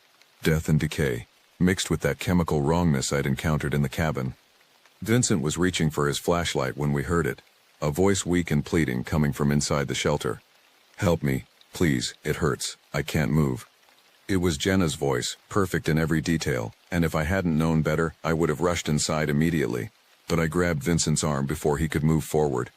That's not her, I said quietly. It's the thing, it's trying to lure us in. Vincent's face went pale as understanding dawned. How long has it had her? Long enough to learn her voice. Maybe hours, maybe less. We backed away from the shelter, maintaining our distance while radioing the other teams. Gordon responded immediately, his voice tight with controlled urgency, and ordered everyone to converge on our location but stay back from the structure.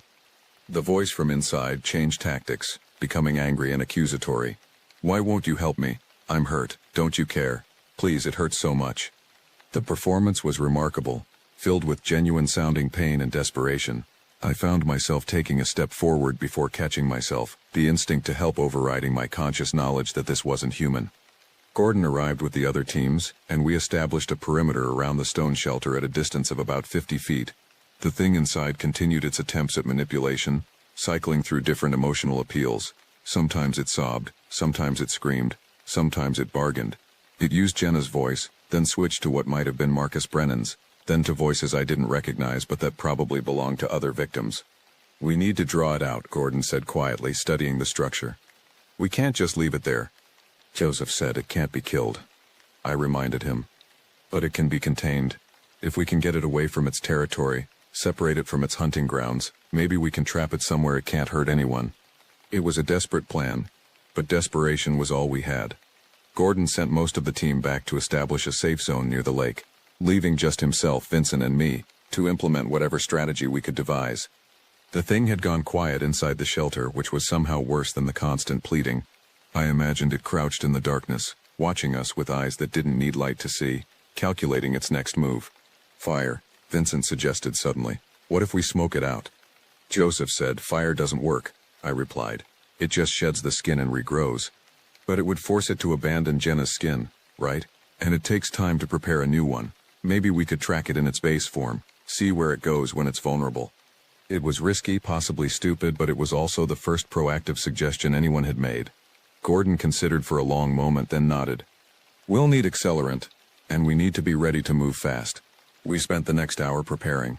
Vincent hiked back to the vehicles to retrieve emergency flares and a container of camp fuel. Gordon and I gathered dry wood and positioned ourselves where we could observe multiple escape routes from the shelter. The thing inside remained silent, but I could feel its attention on us, patient and predatory. When Vincent returned, we didn't waste time. We soaked the gathered wood in camp fuel, positioned flares around the perimeter of the shelter, and Gordon gave the signal. The flames caught immediately, fed by the accelerant, and within minutes the entire area around the stone structure was engulfed in a wall of fire. The screaming started almost immediately. It used Jenna's voice, pleading and begging, describing in horrible detail how the flames were burning her skin, how she was dying, how this was our fault. The performance was so convincing that Vincent actually started forward before Gordon grabbed him. It's not her, Gordon said firmly. Whatever happened to Jenna Reynolds, she's already gone. The smoke grew thicker, and through the flames I caught glimpses of movement inside the shelter. Something was thrashing around, and the screaming changed quality, becoming less human and more like the wet gurgling sounds I'd heard that first night in the woods. Then it emerged. The thing that came out of the fire wasn't wearing Jenna's skin anymore. It had shed her like a discarded coat, and what remained was something my brain refused to fully process. It was roughly humanoid in shape but wrong in every detail. The skin was translucent and glistening, like something that lived in deep ocean trenches where no light reached. The limbs were too long, jointed in too many places, and it moved with a fluidity that made my eyes hurt to track. Where a face should have been was a smooth surface broken only by a vertical slit that opened and closed like a breathing wound. It ran, not away from us but toward the lake, moving with impossible speed through the undergrowth. We followed at a distance, trying to keep it in sight while maintaining enough separation to avoid becoming targets ourselves. The thing reached the shore of Emerald Lake, and didn't hesitate. It plunged into the water and disappeared beneath the surface with barely a ripple. We stood at the water's edge, breathing hard, watching for any sign of where it had gone. Did we just make it worse? Vincent asked, voicing the question we were all thinking. Gordon's radio crackled to life. One of the other teams positioned on the far side of the lake was reporting movement in the water. Then another call from the north shore describing something swimming beneath the surface. The thing was circling the lake, moving faster than any human swimmer could manage. And then it disappeared. The radio calls stopped, the water settled, and there was no further sign of the creature we'd forced into the open. We spent the rest of the day searching the area, checking the shelter, examining the shoreline. Inside the stone structure, we found the remains that confirmed our worst fears. Jenna Reynolds lay in the darkness, her body intact but her skin missing, peeled away with surgical precision. Her face was frozen in an expression of terror, and I had to turn away before I lost what little breakfast I'd managed to force down that morning. Gordon called in the death through official channels, reporting it as an animal attack with severe trauma. The other rangers who processed the scene knew enough not to ask too many questions. Jenna's body was removed, her family notified, and the investigation quietly buried under layers of bureaucratic obfuscation. That night, as I sat in my quarters trying to process what we'd done, my phone rang. It was Joseph Broken Cloud. I heard about what happened at the lake, he said without preamble. You forced it into the water. We didn't know what else to do. The lake is deep, very deep, and it connects to underground systems we've never fully mapped. My people have stories about what lives in those waters. Things even older than the Skinwalker. You may have solved one problem only to create another. The line went quiet for a moment, then Joseph added, or maybe you gave it access to new hunting grounds we didn't know existed. Time will tell, but you should know that waters that are connected underground can surface in many places, if it can travel through those systems. He didn't finish the thought. He didn't need to. The implication was clear enough. We might have just freed the thing from its limited territory, given it access to a much larger hunting ground through the underground water systems that connected lakes and streams across hundreds of miles. I thanked Joseph for the warning and ended the call. Then I pulled out the file Gordon had given me and added a new entry, documenting everything that had happened at Emerald Lake. Future rangers deserved to know what we'd learned, even if they never fully believed it. Outside my window, the forest was dark and full of sounds that probably meant nothing but could mean everything. And somewhere beneath the surface of Emerald Lake, something ancient and hungry was exploring its new domain, learning new ways to hunt, adapting as it had adapted for millennia. We tried to fight back, we tried to be proactive, and we might have just made everything infinitely worse. The disappearances started 2 weeks after the incident at Emerald Lake, but they followed a new pattern that confirmed our worst fears. A fisherman vanished from Beaver Creek, 20 miles north. A kayaker went missing on Blue Mesa Reservoir, 40 miles west. A hunter disappeared from the Pine River Valley, 30 miles east. All of them near water, all of them in areas that had been safe for decades. Gordon called an emergency meeting with the senior rangers from across the region, and I found myself sitting in a conference room with 15 people who all had the same haunted look in their eyes. They'd all read the reports, they all knew what we were dealing with, and they all understood that we'd fundamentally altered the situation by forcing the creature into the water. We need to establish new protocols, Gordon said, spreading maps across the conference table. Every water system in the region needs to be monitored. Every disappearance near water gets treated as a potential encounter, and we need to warn people without causing mass panic. How do we do that? Asked a ranger from the Black Canyon area. We can't exactly put up signs saying, "Warning, ancient shape-shifting predator may be using underground rivers." We increase hazard warnings around water recreation, someone else suggested. Talk about dangerous wildlife, unstable conditions, anything that makes people think twice before going alone. The discussion continued for hours, practical people trying to solve an impossible problem with mundane tools. We established communication networks, created reporting systems, and developed cover stories that could explain the pattern of disappearances without revealing the truth. It was inadequate, but it was something. I stayed behind after the meeting ended, helping Gordon clean up the maps and documents. He looked exhausted, older than I'd ever seen him. "This is my fault," he said quietly. "I approved the fire. I thought we were being smart." "We all agreed," I replied. "And we didn't have better options. The thing was going to keep hunting either way. But now it's hunting over a much larger area. How many people are going to die because we made the wrong call?" I didn't have an answer for that. We packed up in silence and headed for the parking lot. But before I reached my truck, I noticed a figure standing near the tree line. Joseph Broken Cloud stepped into the light, and I saw that he wasn't alone. Behind him were 3 other Native American elders, 2 men and a woman, all of similar age, and bearing the same weight of ancient knowledge. "We need to talk," Joseph said. "All of us, about how to fix what you've broken." We reconvened at the same diner we'd met at before, this time in a private room the owner let us use after hours. The 4 elders sat across from Gordon and me, their faces grave but not unkind. The woman spoke first, introducing herself as Margaret Silverhawk. "Our people have dealt with this thing for generations," she said. "We learned that containment was the only option, that forcing it into a corner or trying to destroy it only made things worse. You've learned the same lesson, but at a higher cost. Can it be contained again?" Gordon asked. "Perhaps," said one of the men, who introduced himself as Thomas Whitebear. "But not in the same way. The creature has evolved, learned new behaviors. It knows now that water can be used for travel, for escape. That knowledge can't be unlearned." "There is a place," Joseph said slowly, as if weighing each word carefully, "deep in the most remote section of the wilderness. A cave system that my ancestors sealed off centuries ago because of what lived inside. They used methods passed down from even older peoples, techniques that involved earth and stone and water in specific combinations. The creature could be lured there and trapped, but it would require significant effort and considerable risk." "What kind of risk?" I asked. Margaret answered. "The kind where some of us might not come back. The creature needs to be drawn to the location, which means using bait. And once it's there, the sealing process takes time. Time during which it will be trying to escape, trying to take whoever is closest." The weight of what they were proposing settled over the room like a physical presence. They were talking about a deliberate confrontation, about putting themselves in harm's way to correct a mistake Gordon and I had made. "We can't ask you to do that," Gordon said firmly. "This is our responsibility." "It's everyone's responsibility," Thomas replied. "Your people, our people, all the innocent hikers and campers who don't know what they're walking into. The creature doesn't discriminate, and neither can we." We spent the next 3 hours planning. The elders described the cave system's location, deep in a section of the wilderness that had been designated as off-limits even to rangers.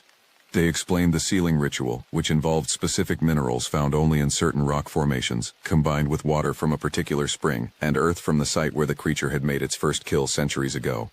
How do you know where that is? I asked. Our oral histories, Margaret said. Passed down generation to generation with perfect fidelity. The location has been remembered for over 500 years, waiting for a time when this knowledge would be needed. The plan was complex and dangerous. We would need to gather materials from multiple locations across the wilderness, transport them to the cave system without alerting the creature, and then somehow lure it into position. The elders insisted that only they could perform the actual sealing, but they would need support from rangers who could handle logistics and provide backup if things went wrong. When do we start? Gordon asked. Tomorrow, Joseph said. The creature is still learning its new territory, still exploring the possibilities of water-based hunting. If we wait too long, it will establish new patterns, new safety zones. We have a small window where it's still vulnerable to misdirection. The next morning, we assembled a team of 8 people. The 4 elders, Gordon, myself, and 2 other rangers who'd had encounters with the creature and understood what we were facing. We split into groups, each responsible for gathering specific materials. Gordon and I were tasked with collecting earth from the ancient kill site, which according to Margaret's directions was located near a distinctive rock formation about 10 miles into the wilderness. The hike took most of the day. We followed landmarks described in oral histories, looking for signs that most modern hikers would never notice. A tree split by lightning in a specific way. A stream that ran over rocks arranged in a pattern. A slope where the vegetation changed abruptly from pine to aspen. We found the site in late afternoon. It was unmarked except for stones arranged in a circle, so weathered and moss-covered that they looked like natural formations. But when we cleared away the vegetation, we could see they'd been shaped by human hands, placed deliberately to mark something significant. Gordon pulled out a small shovel and began carefully collecting earth from inside the stone circle. As he worked, I noticed something that made my blood run cold. Fresh tracks in the soft ground, too large to be human, with a spacing that suggested something with a very long stride. We're not alone, I said quietly, pulling out my radio. Gordon, we need to move, now. The attack came without warning. One moment the forest was quiet, except for the sound of Gordon's shovel. The next, something burst from the undergrowth, with inhuman speed. It was wearing a skin I didn't recognize. A middle-aged man's face stretched over its alien features, and it moved with the predatory grace of something that had been hunting for millennia. Gordon didn't hesitate. He grabbed the bag of earth we'd collected and ran, trusting me to cover our retreat. I pulled my service weapon and fired 3 shots at the creature, knowing they would do nothing but hoping to buy us a few seconds. The bullets passed through it like it wasn't there, and it barely slowed, but it did change direction, focusing on me instead of Gordon, which had been the point. I turned and ran, crashing through the forest with the thing in pursuit, its breathing a wet rattling sound that seemed to come from everywhere at once. I made it maybe 100 yards before I tripped over a root and went down hard. The creature was on me instantly, and I got my first close look at what it really was beneath the stolen skin. The face I'd seen was just a mask, held in place by something that looked like cartilage and sinew. Underneath were structures that couldn't exist in nature, geometries that hurt to perceive, colors that didn't belong in the visible spectrum. It grabbed me with hands that had too many fingers, and I felt my shoulder dislocate under the pressure. Pain exploded through my left side, and I screamed, which probably saved my life. The scream attracted Gordon's attention, and he came crashing back through the undergrowth with his own weapon drawn. "Here," he shouted, firing his pistol to draw the creature's focus. "Over here." The thing released me and turned toward Gordon, and I saw my opening. I still had my emergency flare in my pocket, and I pulled it out with my good hand, struck it, and jammed it directly into the creature's exposed side where the stolen skin didn't quite cover everything. The reaction was immediate and violent. The creature shrieked, a sound that made my ears ring and my vision blur, and it released its grip on both of us. Smoke poured from where the flare was burning, and I smelled that chemical wrongness intensified to eye-watering levels. We ran. My shoulder was screaming in agony, but adrenaline carried me forward. Behind us, the creature's shrieks continued, and I heard it thrashing through the forest, but it wasn't pursuing. The flare had hurt it somehow, maybe because it burned hot enough to damage the underlying structures that the bullets couldn't touch. We made it back to the trail and rendezvoused with the others at the designated meeting point. Margaret examined my shoulder with experienced hands, confirmed it was dislocated, and reset it with an efficiency that suggested she'd done this many times before. The pain was blinding but brief, and once it subsided I could move the arm again, albeit gingerly. "The fire hurts it," I gasped out, explaining what had happened. Not regular fire, but the chemical burn from the flare. It actually reacted. The elders exchanged significant glances. "Phosphorus," Thomas said. The flares contain phosphorus compounds. That's one of the minerals we need for the sealing. We had everything we needed now. The earth from the ancient kill site, water from the specified spring, rocks containing the right mineral compositions, and the knowledge that phosphorus-based fire could actually affect the creature. The trap was set. All that remained was to lure the prey into it.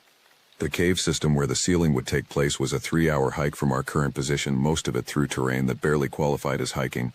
We moved carefully, each person carrying part of the ritual materials, maintaining silence to avoid alerting the creature to our plans. We reached the cave entrance just as the sun was setting. The opening was narrow, barely wide enough for a person to squeeze through, but it opened into a larger chamber about 30 feet across. The walls were covered in petroglyphs that predated any known Native American culture in the region. Symbols and images that suggested the people who created them had been trying to trap something, to seal it away forever. Margaret and the other elders began preparing the ritual while Gordon and I set up our backup plan. We positioned phosphorus flares around the perimeter of the chamber, ready to be lit if the creature tried to escape before the sealing was complete. The rangers who'd come with us established a defensive perimeter outside, ready to deal with any hikers who might wander into the area. "Now comes the hard part," Joseph said quietly. "We need to bring it here, and the only way to do that is to offer it something at once." "Bait," I said, understanding. "You need bait." "Yes. Someone it will recognize, someone who's encountered it before and survived. It will want to finish what it started." Gordon and I looked at each other, and I saw the same grim determination in his eyes that I felt in my chest. We'd made the mistake that had freed this thing from its limited territory. We were the ones who needed to fix it. "I'll do it," I said. "We'll both do it," Gordon corrected. "It's seen both of us. It'll recognize both of us. We go together or not at all." The elders didn't argue. They simply nodded and continued their preparations, mixing earth and water and crushed minerals in patterns that followed geometries I didn't understand. The symbols they drew on the cave floor glowed faintly in the fading light, though I couldn't identify the source of the luminescence. Gordon and I took positions near the cave entrance and waited. We didn't have to wait long. The creature came with the darkness, moving through the forest with purpose. It had discarded the middle-aged man's skin and found a new one. A young woman's face that I recognized from one of the missing person reports, a kayaker who disappeared from Blue Mesa Reservoir 3 days ago. The skin was fresh, still fitting properly, and the thing wore it with obscene confidence. "Hello," it called in the woman's voice. "Is anyone there? I'm lost. Please, I need help." The mimicry was perfect, desperate and convincing. If I hadn't known better, I would have rushed to assist, but I did know better, and I stayed in position, waiting for it to get closer. It spotted us near the cave entrance, and changed tactics. The voice became Gordon's, then mine, then a combination of both, calling out names and phrases it must have learned from our radio communications. The performance was remarkable and deeply unsettling. When it was close enough, Gordon and I lit our flares and showed ourselves. The creature's reaction was immediate. It recognized us, and whatever passed for emotion in its alien consciousness focused into something like rage. It charged. We ran into the cave, leading it exactly where we needed it to go. The thing followed without hesitation, probably thinking it had us trapped, not realizing it was walking into a trap of its own. The moment it crossed the threshold into the main chamber, the elders activated their ritual. The symbols on the floor blazed with sudden light, and the air itself seemed to crystallize into invisible walls. The creature slammed into the barrier with enough force to shake loose rocks from the ceiling, and its shriek of fury and confusion made my teeth ache. Margaret began chanting in a language I didn't recognize, joined by the other elders in harmonies that created overtones I could feel in my bones. They poured the prepared mixture onto the symbols, and where it touched, the light intensified. The creature tried to escape, shedding its stolen skin to reveal its true form, that translucent nightmare of impossible anatomy. It threw itself against the barriers again and again, and I could see them weakening with each impact, the light flickering. "Now," Joseph shouted, and Gordon and I lit every remaining flare we had, throwing them into the chamber where the creature thrashed. The phosphorus burned with intense heat and brilliant light, and where it touched the creature's true form, smoke poured out and the thing's shrieks reached new levels of agony. The ritual continued, the elders' voices rising in intensity, and slowly the barriers solidified. Stone began to grow from the cave floor, wrapping around the creature's limbs, pulling it down. The thing fought with desperate strength, but the stone was inexorable, spreading across its body like living rock. It took 3 hours.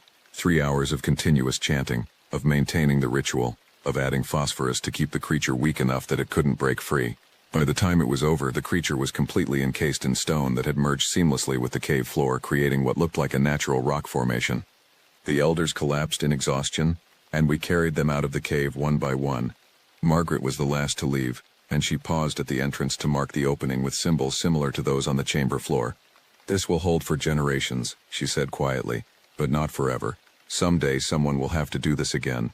Make sure the knowledge is preserved. Make sure future rangers know what's here and why it must never be disturbed." We sealed the cave entrance with rocks and vegetation, making it look as natural as possible. The location was marked on maps that would be stored in secure files, accessible only to senior rangers who'd proven they could handle the truth. And I added a detailed report to the file Gordon had shown me, documenting everything that had happened and everything we'd learned. 3 months have passed since that night. The disappearances around water systems have stopped. The wilderness has returned to its normal rhythms of predator and prey, of beauty and danger that follow natural laws. Hikers come and go, never knowing how close they came to something that shouldn't exist. But I know, and every time I lead a search and rescue operation, every time someone goes missing in the backcountry, I wonder if this is the one where we'll discover that the sealing has failed, that the creature has found a way out, that we'll have to face it again. Gordon retired a month ago, citing health concerns that were really just exhaustion from carrying too many secrets for too long.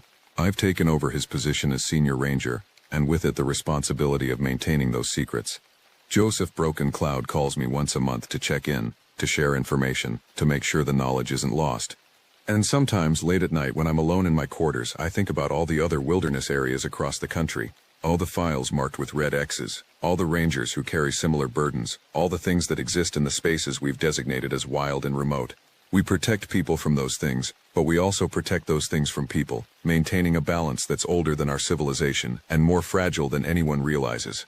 The forest outside my window is dark and full of sounds that probably mean nothing but could mean everything. And I sit here with my reports and my maps and my burden of knowledge, knowing that somewhere out there, in caves and cabins and hidden places we haven't found yet, other things are waiting. Waiting for us to make a mistake. Waiting for us to forget. Waiting for their chance to hunt again. But tonight at least, the wilderness is quiet, and that's enough.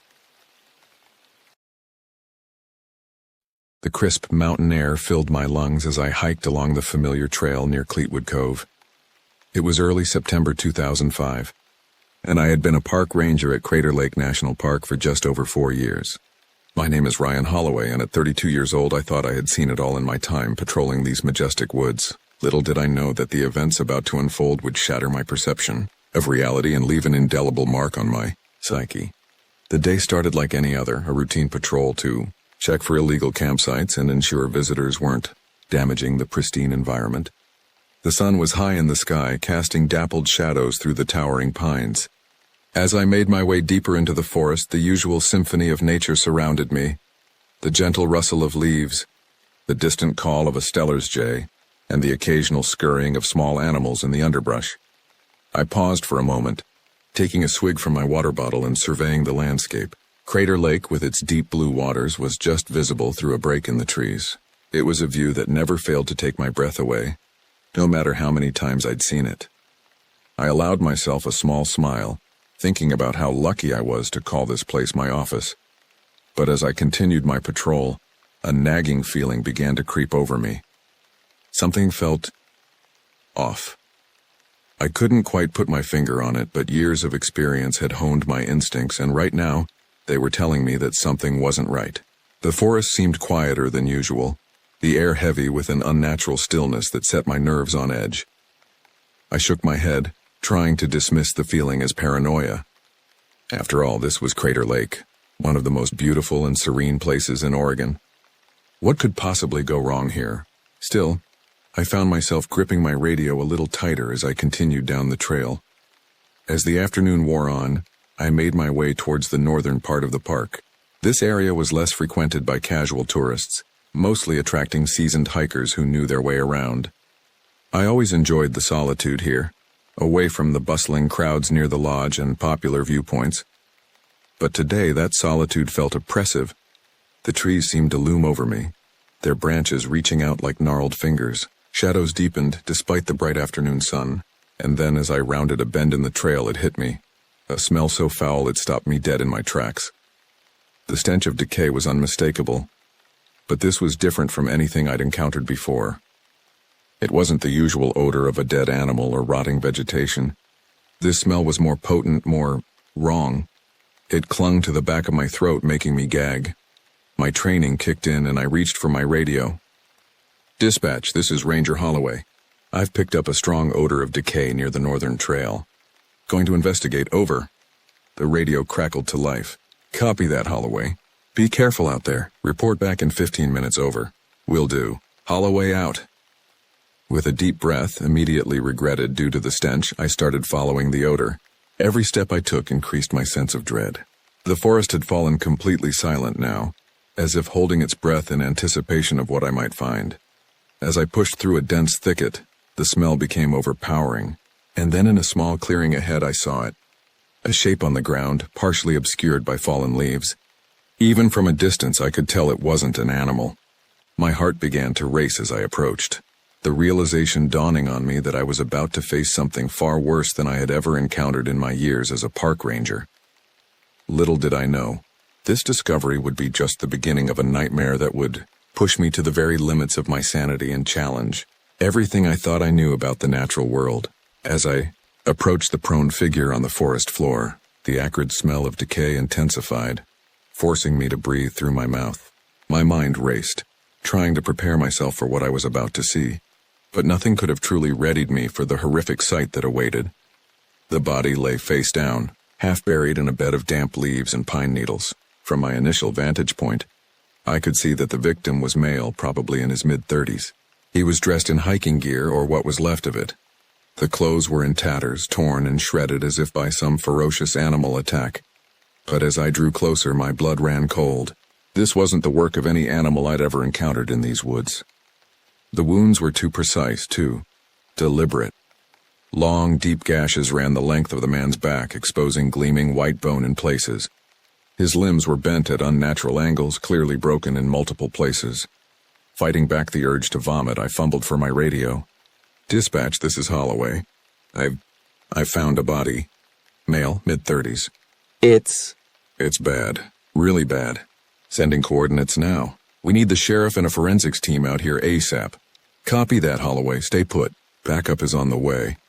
I knew I shouldn't disturb the scene, but something compelled me to get a closer look. Pulling on a pair of latex gloves from my kit, I carefully approached the body. The skin was a sickly grayish white, bloated and mottled with dark bruises. This poor soul had been out here for days, maybe even weeks. With a deep breath to steel myself, I gently rolled the body over. The face that greeted me would haunt my nightmares for years to come. What was once a human visage was now a mangled mess of torn flesh and exposed muscle. The eyes were gone, leaving behind dark, empty sockets that seemed to stare accusingly at me. The mouth was frozen open in a silent scream, teeth bared in a grotesque rictus of fear. But it was the wounds that truly chilled me to the bone. The face and neck were covered in dozens, maybe hundreds, of small, precise cuts. They formed intricate patterns, almost like writing. My mind reeled, unable to process what I was seeing. This wasn't the random savagery of an animal attack. This was methodical, intentional. I stumbled back, my heart pounding in my chest. What could have done this? My eyes darted around the clearing, half expecting to see some monstrous creature lurking in the shadows. But there was nothing. Just the eerie silence of the forest and the mutilated corpse at my feet. Time seemed to stretch as I waited for backup to arrive. Every snapping twig, every rustle of leaves sent a jolt of adrenaline through my system. I found myself gripping my sidearm, a weapon I'd never had to use in all my years as a ranger. But now, faced with evidence of such brutality, I felt woefully unprepared. After what felt like an eternity, I heard the sound of approaching vehicles. Relief washed over me as Sheriff Donovan and his deputies arrived on the scene. The sheriff, a grizzled veteran of law enforcement, took one look at the body and let out a low whistle. "Jesus H. Christ," he muttered, his face pale. "What the hell happened here, Holloway?" I shook my head, still struggling to find words. I don't know, sir. I've never seen anything like this. It's not an animal attack. At least not any animal I know of." Donovan's eyes narrowed as he surveyed the scene. "No, this ain't no animal. This is something else entirely." He turned to his deputies. "Secure the area. I want this entire section of the park locked down tight. Nobody in or out without my say-so." As the forensics team arrived and began their grim work, Donovan pulled me aside. "Holloway, I need you to keep this quiet for now. Last thing we need is panic spreading through the park. You didn't see anyone or anything suspicious while you were out here?" I shook my head. Nothing out of the ordinary until I found this. The sheriff nodded, his expression grave. All right. I want you to do another sweep of the area. Maybe our killer left some tracks we can follow. But be careful, you hear me? Whatever did this might still be out there. As I set off to search the surrounding forest, I couldn't shake the feeling that I was being watched. The trees seemed to close in around me, their shadows growing longer and darker with each passing minute. The forest I once thought I knew so well now felt alien and hostile. Little did I know, this was just the beginning. The horrors that awaited me in the coming days would test the limits of my sanity and challenge everything I thought I knew about the natural world. As I ventured deeper into the woods, I couldn't help but wonder, what kind of monster was lurking in the shadows of Crater Lake, and would I be its next victim? The next few days passed in a blur of activity. The discovery of the mutilated body had set off a firestorm of investigation and speculation. Park officials were scrambling to keep the incident under wraps, but rumors were already starting to spread among the staff and more observant visitors. I found myself unable to sleep, plagued by nightmares of that grotesque face and the bizarre, almost ritualistic wounds. Every time I closed my eyes, I saw those empty sockets staring back at me, accusing me of some unknown crime. On the third night after the discovery, I was on late patrol. The moon hung low and heavy in the sky, casting an eerie glow over the landscape. The forest seemed different now, no longer the familiar, welcoming place I'd come to love. Every shadow held potential danger, every rustle of leaves a possible threat. As I made my way along the shoreline of Crater Lake, my flashlight beam dancing across the obsidian waters, I heard something that made my blood run cold. A scream, distant but unmistakable. It was a sound of pure terror, abruptly cut short. My heart racing, I radioed in. "Dispatch, this is Holloway." I just heard a scream near the eastern shore, requesting backup. "I'm going to investigate." "Copy that, Holloway. Backup is on the way. Be careful out there." I knew I should wait for support, but something drove me forward. The memory of that mutilated body spurred me on. If there was someone out there in danger, I couldn't just stand by and do nothing. I plunged into the forest, my flashlight beam cutting through the darkness. The underbrush seemed to grab at my legs, slowing my progress. The air grew thick and heavy, filled with an oppressive silence that pressed in on me from all sides. And then I smelled it. That same sickly sweet odor of decay that had led me to the first body. My stomach churned, but I pressed on, following the scent deeper into the woods. I emerged into a small clearing and immediately wished I hadn't. The beam of my flashlight fell on a scene of carnage that defied belief. Another body, or what was left of it. The torso had been split open, ribs splayed outward like some macabre flower. The lower half was gone, just gone. I staggered back, bile rising in my throat. This was fresh. Whatever had done this was still nearby. As if in response to my thought, a twig snapped somewhere in the darkness behind me. I whirled around, my hand flying to my sidearm. The beam of my flashlight danced wildly across the trees, searching for the source of the sound. For a moment I thought I saw something, a shadow, darker than the surrounding night, moving with unnatural speed. "This is Park Ranger Holloway," I called out, my voice shaking despite my best efforts to sound authoritative. "Identify yourself, silence." Then from somewhere in the darkness, a sound that would haunt me for the rest of my days. A laugh, low, guttural, utterly inhuman. It seemed to come from everywhere and nowhere at once, echoing through the trees. I ran. Pride and duty be damned, I ran as fast as my legs would carry me. Branches whipped at my face, roots threatened to trip me at every step, but I didn't slow down. That laugh followed me, growing louder, closer. I burst out of the tree line onto the main road, gasping for breath. In the distance, I could see the flashing lights of approaching vehicles. Backup had finally arrived. As Sheriff Donovan and his deputies piled out of their cars, I tried to explain what I'd seen, what I'd heard. But the words seemed inadequate, unable to convey the sheer horror of what I'd experienced. Donovan's face grew grimmer with each passing moment. "All right, Holloway, we're going to check it out, but you're staying here. You've been through enough tonight." As the search party disappeared into the woods, I slumped against a patrol car, my mind reeling. What was out there? What kind of creature could do such things? And why did I have the sickening feeling that this was far from over? The night wore on, and eventually the search party returned. They had found the second body just as I'd described it, but there was no sign of the thing I'd heard. No tracks, no trace of its passage. It was as if it had simply vanished into thin air. As dawn broke over Crater Lake, casting a deceptively peaceful light over the landscape. I couldn't shake the feeling that we were dealing with something far beyond our understanding. Something ancient, something evil had awakened in these woods, and I had a terrible feeling that it was just getting started. The days that followed were a blur of increased patrols, tense meetings, and sleepless nights.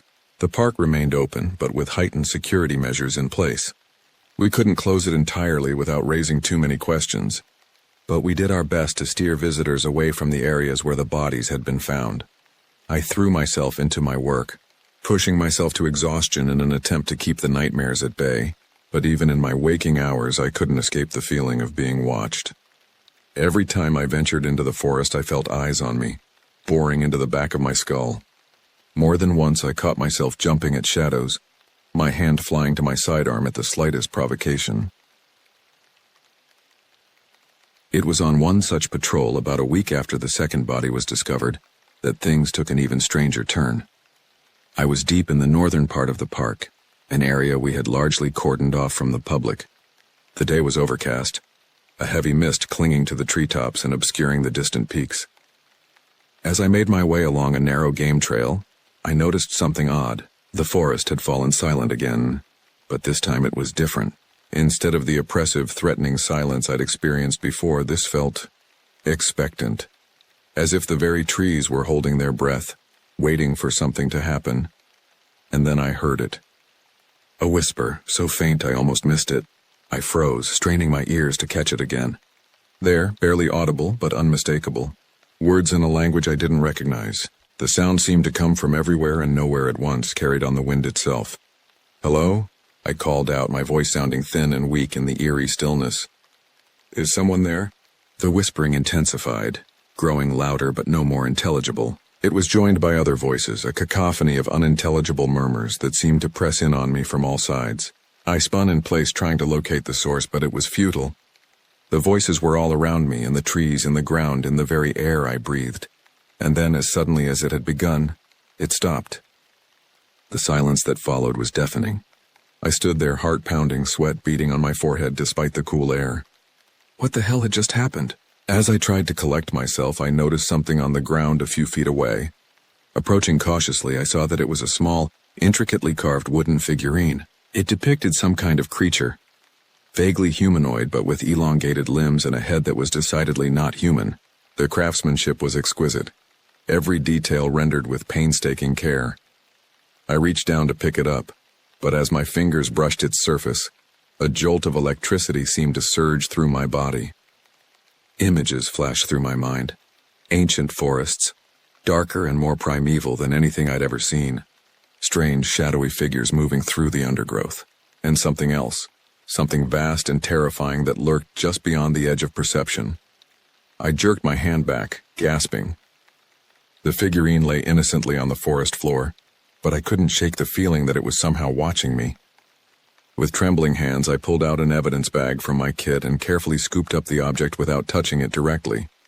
As I sealed the bag, a chill wind whipped through the trees, carrying with it the faintest echo of those otherworldly whispers. I didn't wait around to hear more. I practically ran back to my vehicle, the evidence bag clutched tightly to my chest. Back at the ranger station, I hesitated before reporting my find. The rational part of my mind argued that I should turn the figurine over to Sheriff Donovan immediately. But something held me back, a nagging feeling that this object was meant for me, that it held answers to questions I hadn't even begun to formulate. In the end, I compromised. I logged the discovery of an unidentified wooden object in my patrol report, but kept the details vague. The figurine itself I locked away in my locker, telling myself I'd hand it over to the authorities in the morning, after I'd had a chance to examine it more closely. That night, as I tossed and turned in my bed unable to sleep, my thoughts kept returning to the strange artifact. What was it? Where had it come from? And why did I feel so drawn to it? At around 2 a.m. I gave up on sleep. Dressing quickly, I made my way back to the ranger station. The night was eerily still, the usual chorus of nocturnal creatures conspicuously absent. Inside the station, I retrieved the figurine from my locker. Under the harsh fluorescent lights, it seemed even more intricate, more alien. I found myself tracing the contours of the carved creature with my eyes, marveling at the craftsmanship. And then, almost without realizing it, I was reaching out to touch it again. As my fingertips made contact with the smooth wood, the world around me seemed to blur and shift. The fluorescent lights flickered and died, plunging the room into darkness. But I wasn't in the ranger station anymore, or at least it didn't feel like I was. I found myself in a vast primordial forest. The trees towered impossibly high, their canopies lost in a mist that seemed to glow with an inner light. The air was thick and humid, filled with the buzz of insects and the calls of creatures I couldn't identify. And there, moving through the underbrush with fluid, inhuman grace, were the figures I'd glimpsed in my earlier vision. They were tall, far taller than any human, with elongated limbs and bodies covered in what looked like a mixture of fur and scales. Their heads were elongated with no discernible eyes or mouth, yet I could feel their awareness, their ancient intelligence. They moved purposefully, converging on a clearing up ahead. As I watched, unable to move, unable to look away, I saw what awaited them there. It was vast, a creature of such immense size and alien form that my mind struggled to comprehend it. It seemed to shift and change as I looked at it, sometimes appearing as a writhing mass of tentacles, other times as a gargantuan, insectoid form.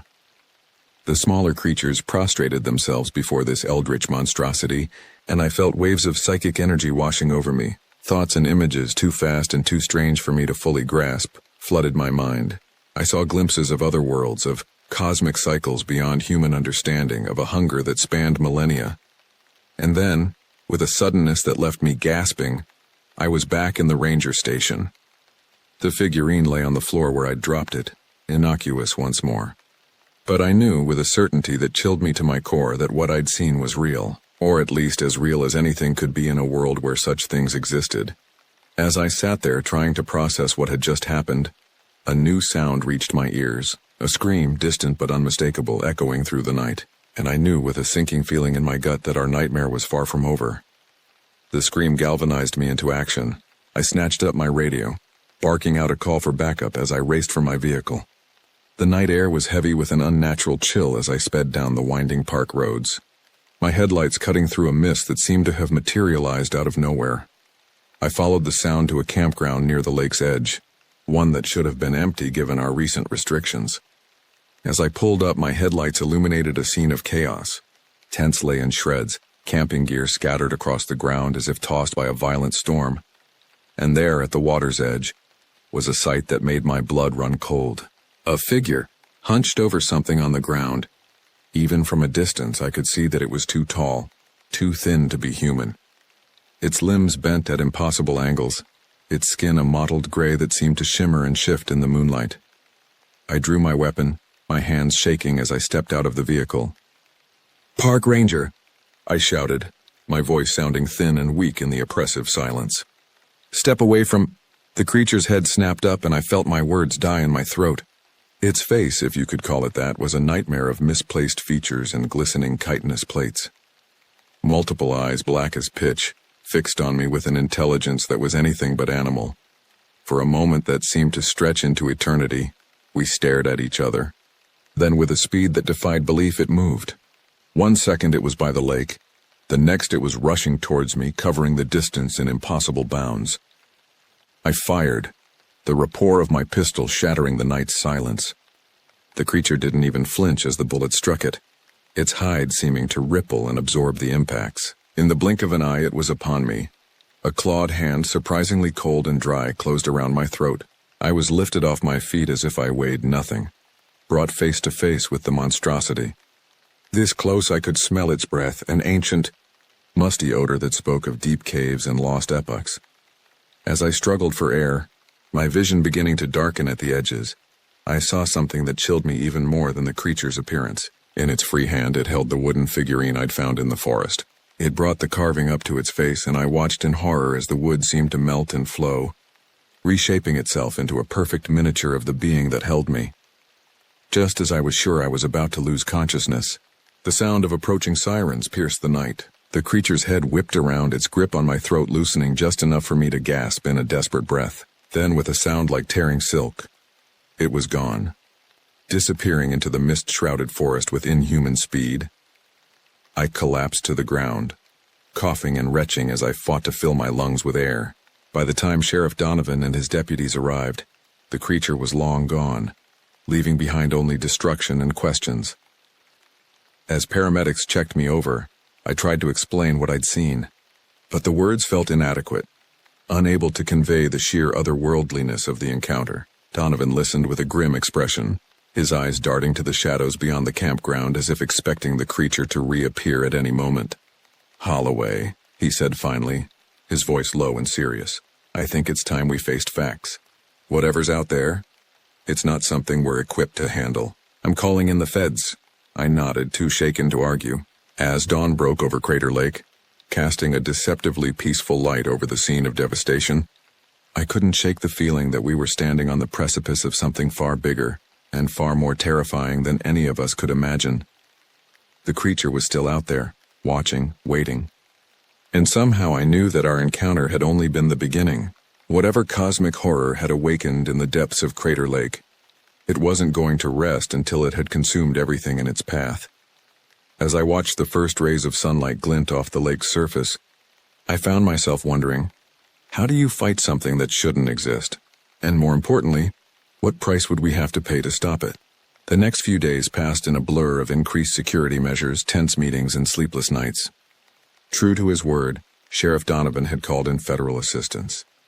The official story was that we were dealing with a particularly aggressive and dangerous predator, possibly a bear or mountain lion that had developed a taste for human flesh. But I knew the truth. We all did, those of us who had seen the aftermath of the attacks or in my case faced the creature directly. This was no animal, at least not one known to science. This was something else entirely, something that defied our understanding of the natural world. The park remained open, but with severe restrictions in place. Most of the trails were closed, and visitors were confined to a small area near the lodge. Even then, we advised people to stay in groups and to be back inside well before sunset. I found myself assigned to work closely with the federal agents who had arrived to investigate. They were a mixed bunch. Some were clearly skeptical of the reports they'd received, while others seemed almost too eager to believe in the existence of something beyond the ordinary. One agent in particular, a woman named Dr. Samantha Reeves, took a keen interest in my experiences. She was a cryptozoologist, she explained. Someone who studied animals whose existence was unproven by science. "What you've described, Ranger Holloway," she told me one evening as we pored over maps of the park, "bears some similarities to legends from this region. The Native American tribes who lived here centuries ago spoke of shape-shifting, creatures that dwelled in the depths of the lake."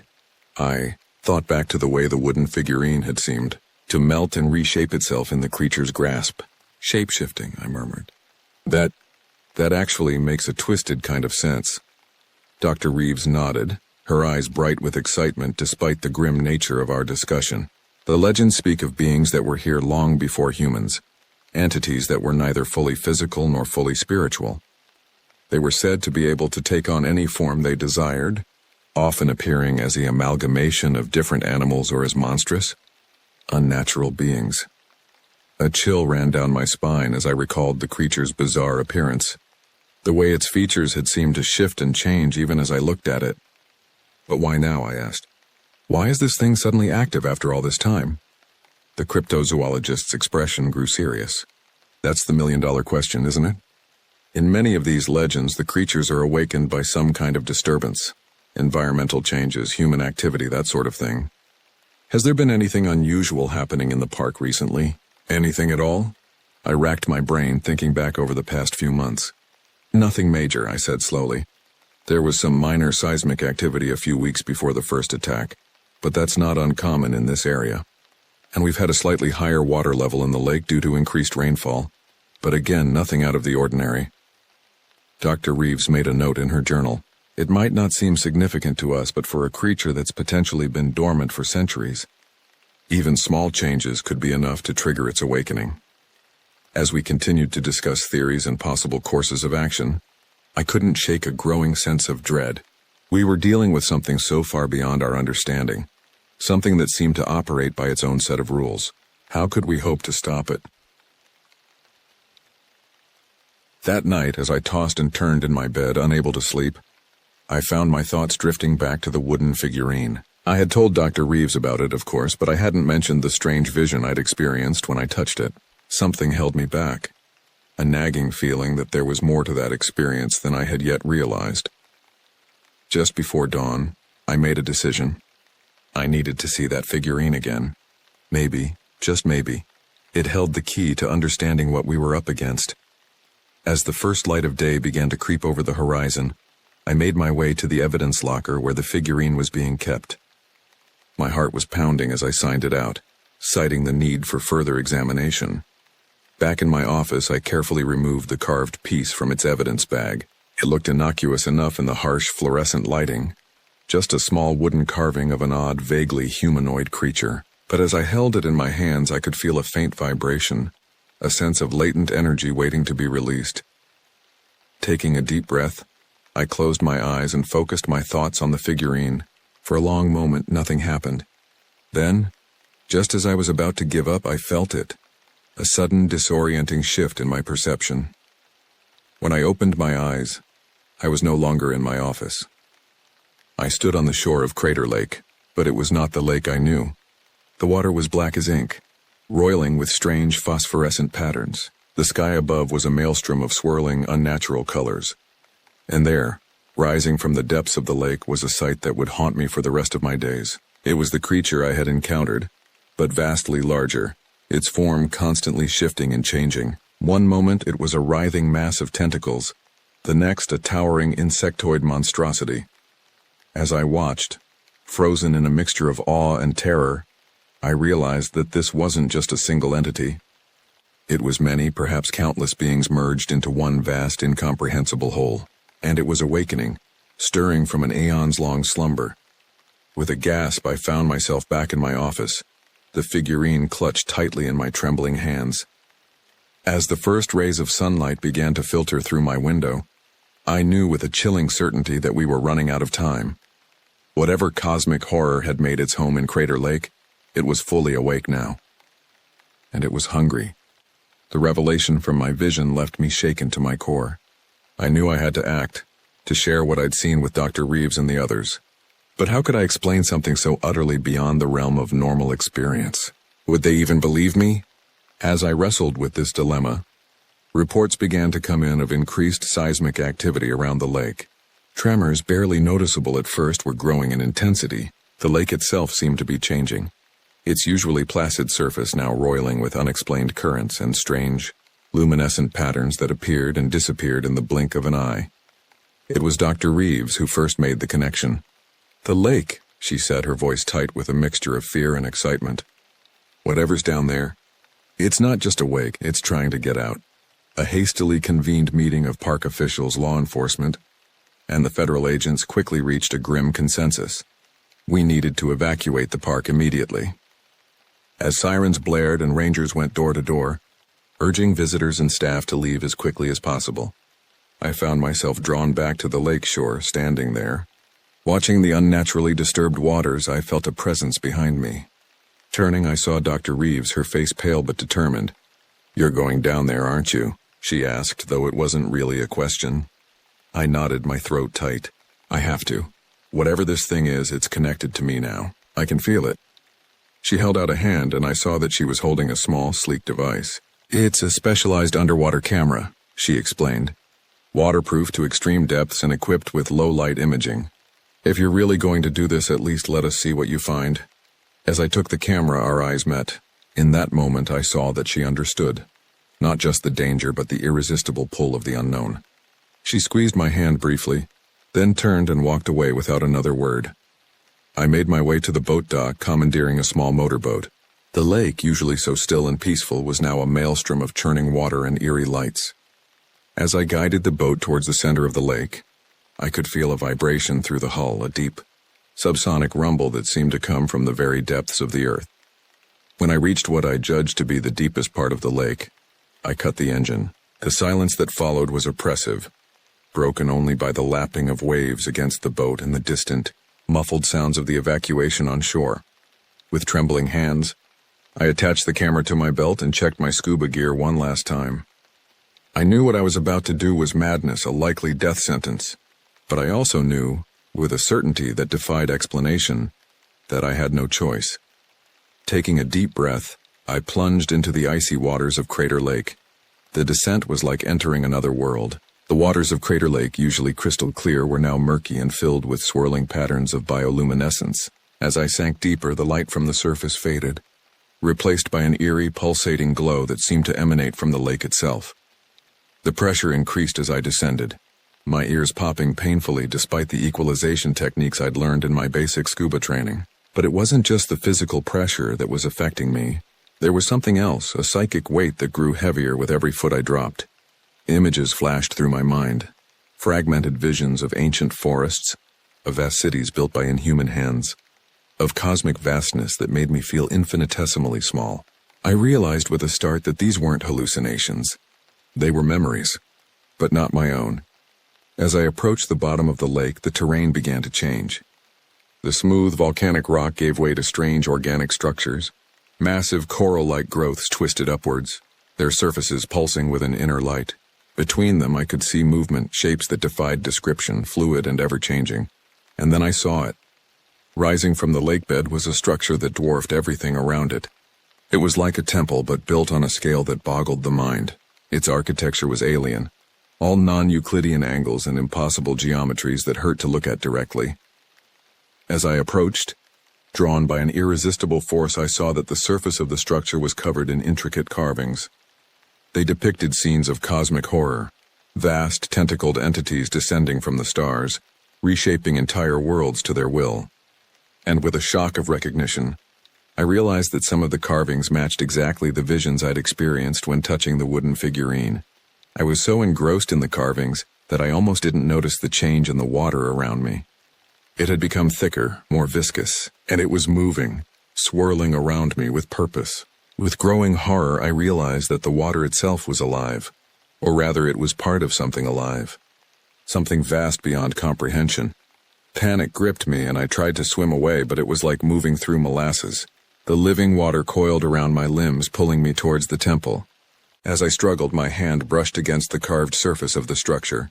The moment my skin made contact, my mind exploded with sensation.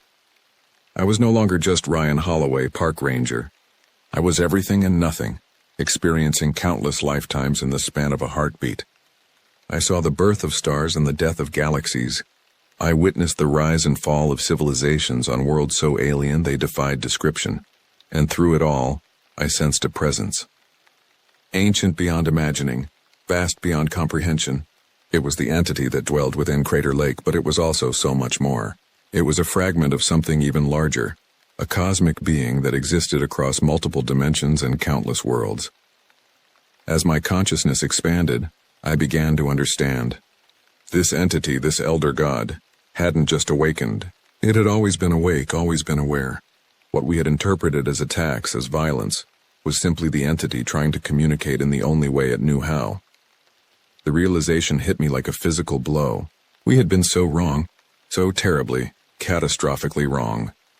With the last vestiges of my human will, I activated the camera at my belt, hoping against hope that it was still functioning, still transmitting. The world needed to know the truth, even if I wouldn't be the one to tell it. As my individual consciousness began to dissolve, merging with the vast alien mind of the entity, I had one final fleeting thought. In our ignorance, in our fear, what had we set in motion, and could anyone hope to stop it now? The darkness closed in, and Ryan Holloway ceased to be. On the shore of Crater Lake, Dr. Samantha Reeves stared in horror at the images flickering across her laptop screen. The camera Ryan wore had continued to transmit long after he should have run out of air, sending back footage that defied explanation. She watched as Ryan's descent turned into something else entirely, as the lake itself seemed to come alive around him. She saw the impossible temple, the carvings that matched no known culture or time period, and she saw the moment when Ryan touched the structure, his body convulsing as if electrified. What followed was a series of images so bizarre, so utterly alien, that Samantha's mind struggled to process them. Flashes of other worlds, of creatures that should not exist, of vast cosmic vistas that no human eye was ever meant to see. And then, abruptly, the transmission cut out. For a long moment, Samantha sat in stunned silence, the implications of what she'd just witnessed slowly sinking in. This was beyond anything she had ever encountered in her years of studying cryptozoology and folklore. This was something else entirely. A low rumble shook the ground, snapping her out of her daze. She looked up to see the surface of the lake churning violently, great waves crashing against the shore. The sky above had turned an unnatural shade of purple, shot through with veins of electric blue. As Samantha watched, paralyzed with a mixture of fear and awe, something began to rise from the center of the lake.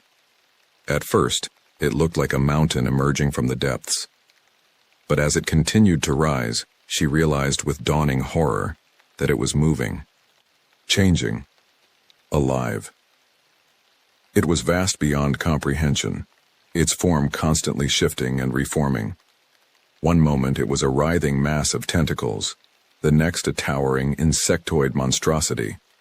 Eyes, hundreds, thousands of them, opened across its surface, each one filled with an intelligence that was utterly inhuman. Samantha felt her sanity begin to fray at the edges as she gazed upon the impossible being. This was what Ryan had discovered. This was what had been sleeping beneath Crater Lake for untold millennia. And now, thanks to their meddling, their ignorant attempts to understand something so far beyond human comprehension, it was awake, fully, terribly awake.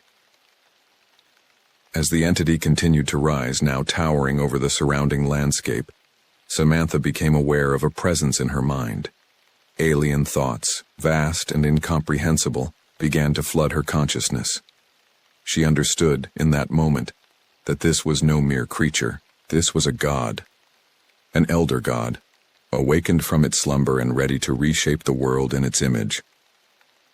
With the last shreds of her human will, Samantha reached for her satellite phone.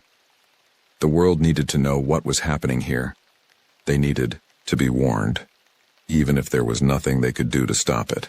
As she dialed, her eyes never leaving the cosmic horror that now dominated the sky, Samantha realized that this was more than just the end of Crater Lake National Park. This was the beginning of a new era for humanity. An era where the veil between our reality and the cosmic horrors beyond had been irrevocably torn. The phone connected, and Samantha began to speak, her voice shaking but determined. "This is Dr. Samantha Reeves reporting from Crater Lake. We have a situation here that defies explanation. I need to speak to someone in authority immediately. The world as we know it is about to change, and we're not ready for what's coming." As she spoke, the entity in the sky turned its gaze upon her. Thousands of alien eyes focused on the small, insignificant human who dared to challenge its awakening. And in that moment, as terror and awe warred within her, Samantha understood that this was only the beginning. The cosmic horror had awakened, and Crater Lake was just the start. What had begun as a routine investigation into strange occurrences in a national park had become the first chapter in humanity's confrontation with the true nature of the universe. A universe far vaster, far stranger, and far more terrifying than we had ever imagined. As the entity began to move, its massive form casting an impossible shadow over the land, Samantha closed her eyes and whispered a quiet prayer.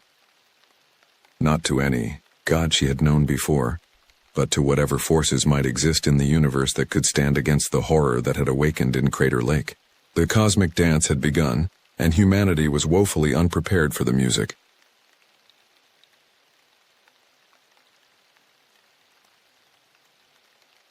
The Arizona sun beat down mercilessly as I guided my park ranger truck along the dusty trails of Chiricahua National Monument. It was June 17, 1991, and at 28 years old, I thought I'd seen just about everything 5 years as a ranger could throw at me. My name's Kevin Romer, and I was about to discover how wrong I was. The day started like any other, a routine patrol to ensure hikers weren't getting lost or breaking park rules.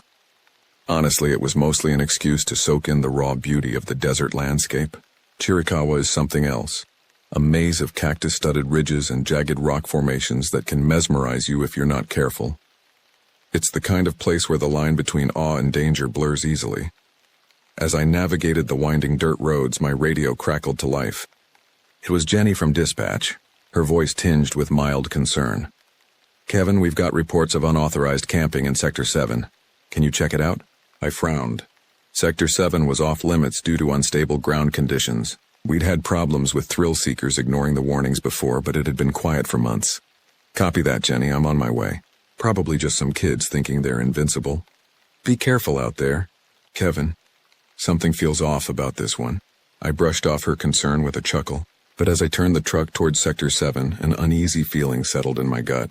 The desert seemed unnaturally quiet, the usual chorus of birds and insects conspicuously absent. I tried to shake it off, chalking it up to the midday heat, but the feeling persisted. As I approached the restricted area, the terrain became more rugged. The truck bounced and jolted over the uneven ground, forcing me to slow to a crawl. Finally, I reached a point where I couldn't go any further by vehicle. Grabbing my pack and radio, I set out on foot. The sun was directly overhead now, turning the landscape into a shimmering mirage of heat and dust. Sweat trickled down my back as I pushed through the scrub brush, my eyes scanning for any sign of the reported campers. That's when the smell hit me. If you've ever encountered a dead animal that's been baking in the desert sun for days, you know the stench I'm talking about. It's a thick, cloying odor that seems to coat your nostrils and cling to the back of your throat. But this was different. Stronger, more pungent, with an underlying sweetness that made my stomach churn. I've smelled death before. It's an unfortunate part of the job sometimes. But this was on another level entirely. My instincts screamed at me to turn back, to radio for backup, to do anything but continue towards that hellish odor. But duty and a morbid curiosity I'm not proud of drove me forward. As I crested a small rise, I saw it, a clearing that had been turned into a campsite. Or rather, what was left of a campsite. The scene before me was one of utter devastation. 2 tents lay in tatters, shredded as if by enormous claws. A cold fire pit sat in the center, untouched for at least a day or more. Camping gear was strewn about haphazardly, some items bent and twisted beyond recognition, but it was the blood that caught and held my horrified gaze. Dark red stains splattered the ground, smeared across the remnants of the tents, even speckled on the surrounding rocks. It looked like someone, or something, had painted the campsite with gore. My hand shook as I reached for my radio. Dispatch, this is Romer. I've found the campsite in Sector 7. It's bad. Really bad. I need backup and forensics out here immediately. Jenny's voice came back, tight with tension. Copy that, Kevin. What exactly are we dealing with? I swallowed hard, my eyes still roaming the nightmarish scene before me. I'm not sure. There's blood everywhere, but no bodies that I can see. The campsite's been torn apart. It looks like some kind of animal attack, but I've never seen anything like this. Understood. Stay put, Kevin. Backup's on the way. And be careful. Whatever did this might still be in the area. As I lowered the radio, a chill ran down my spine despite the oppressive heat. Jenny was right. Whatever had wreaked this havoc could still be nearby. And judging by the destruction around me, it was something far more dangerous than any wildlife I'd encountered before. I drew my sidearm, a standard-issue Glock that suddenly felt woefully inadequate. The silence that had seemed eerie before now felt positively malevolent. Every rustle of wind through the scrub brush, every shifting pebble, sent a jolt of adrenaline through my system, keeping my weapon at the ready. I began a cautious circuit of the clearing, looking for any clues as to what had happened here. That's when I saw it. A trail of disturbed earth and blood leading away from the campsite. Every instinct told me to stay put and wait for backup. But if there was even a chance that one of the campers had survived and managed to escape, I couldn't just stand by and do nothing. With a deep breath to steel my nerves, I began to follow the grisly trail. As I moved deeper into the wilderness, leaving the relative safety of the clearing behind, I couldn't shake the feeling that I was being watched. The hairs on the back of my neck stood on end, and more than once I whirled around, certain I'd caught a glimpse of movement from the corner of my eye. But each time, there was nothing there, just rocks, cacti, and the ever-present oppressive heat. Yet the feeling persisted, growing stronger with each step. Whatever had attacked the campsite wasn't gone. It was out there, watching, waiting. And I was walking right into its territory. The trail of blood and disturbed earth led me deeper into one of the most remote areas of Chiricahua National Monument. The terrain grew increasingly treacherous, with narrow paths winding between towering rock formations and deep shadowy crevices. The late afternoon sun cast long, distorted shadows that seemed to reach out like grasping fingers. I moved as quietly as I could, my senses on high alert. Every snapping twig under my boots, every pebble sent skittering down a slope, sounded thunderous in the unnatural silence that had fallen over the desert. The usual sounds of wildlife, the cry of a hawk, the rustle of a lizard through the underbrush, were conspicuously absent. It was as if the entire ecosystem was holding its breath, waiting for something to happen. The trail I was following became more erratic, zigging and zagging between rock outcroppings. In some places it disappeared entirely, forcing me to search for subtle signs. A scuff mark here, a broken branch there, to stay on track. Whatever had left this trail was moving with purpose, but also seemed to be struggling. The spacing of the marks was irregular, as if the creature or person was limping or dragging itself along. As I rounded a large boulder, I froze. There, not 20 feet away, was a sight that turned my blood to ice. It was a body, or what was left of one. The remains were so mangled and torn that I couldn't immediately tell if it was male or female. Limbs were twisted at impossible angles, the torso ripped open as if by some monstrous force. The face, I tried not to look at the face, but the image seared itself into my brain. Eyes wide with terror, mouth frozen in a silent scream. I've seen my fair share of animal attacks in my years as a ranger, but this was something else entirely. No mountain lion or bear could have done this kind of damage. The body looked like it had been mauled by something with the strength of a grizzly, but the ferocity of a rabid wolverine. Fighting back the urge to vomit, I reached for my radio with trembling hands. "Dispatch, this is Romer. I've found a body. It's bad, really bad. Send everything you've got, and tell them to be careful. Whatever did this, it's not like anything we've dealt with before." Jenny's voice came back, tight with tension. "Copy that, Kevin. Backup is en route. ETA 20 minutes. Kevin, maybe you should fall back and wait for them." I was about to agree when something caught my eye. There, leading away from the grisly scene, was another trail. This one was fresher, the blood still glistening wetly in the fading sunlight, and mixed in with the blood were strange, alien-looking tracks. They were vaguely feline in shape, but far too large, with odd protrusions that looked almost like fingers. "Negative, dispatch," I heard myself say, even as my mind screamed at me to turn back. There might be another victim out there. "I'm going to follow the trail a bit further. I'll be careful, I promise." "Kevin, don't—" Jenny's protest was cut off as I switched off the radio. I couldn't explain it, but something was driving me forward. A mix of duty, curiosity, and a growing, irrational need to understand what was happening in my park. As I followed the new trail, the terrain became even more challenging. I found myself squeezing through narrow gaps between towering rock walls, the stone still radiating the day's heat. The shadows grew longer, deeper, as the sun began to dip towards the horizon.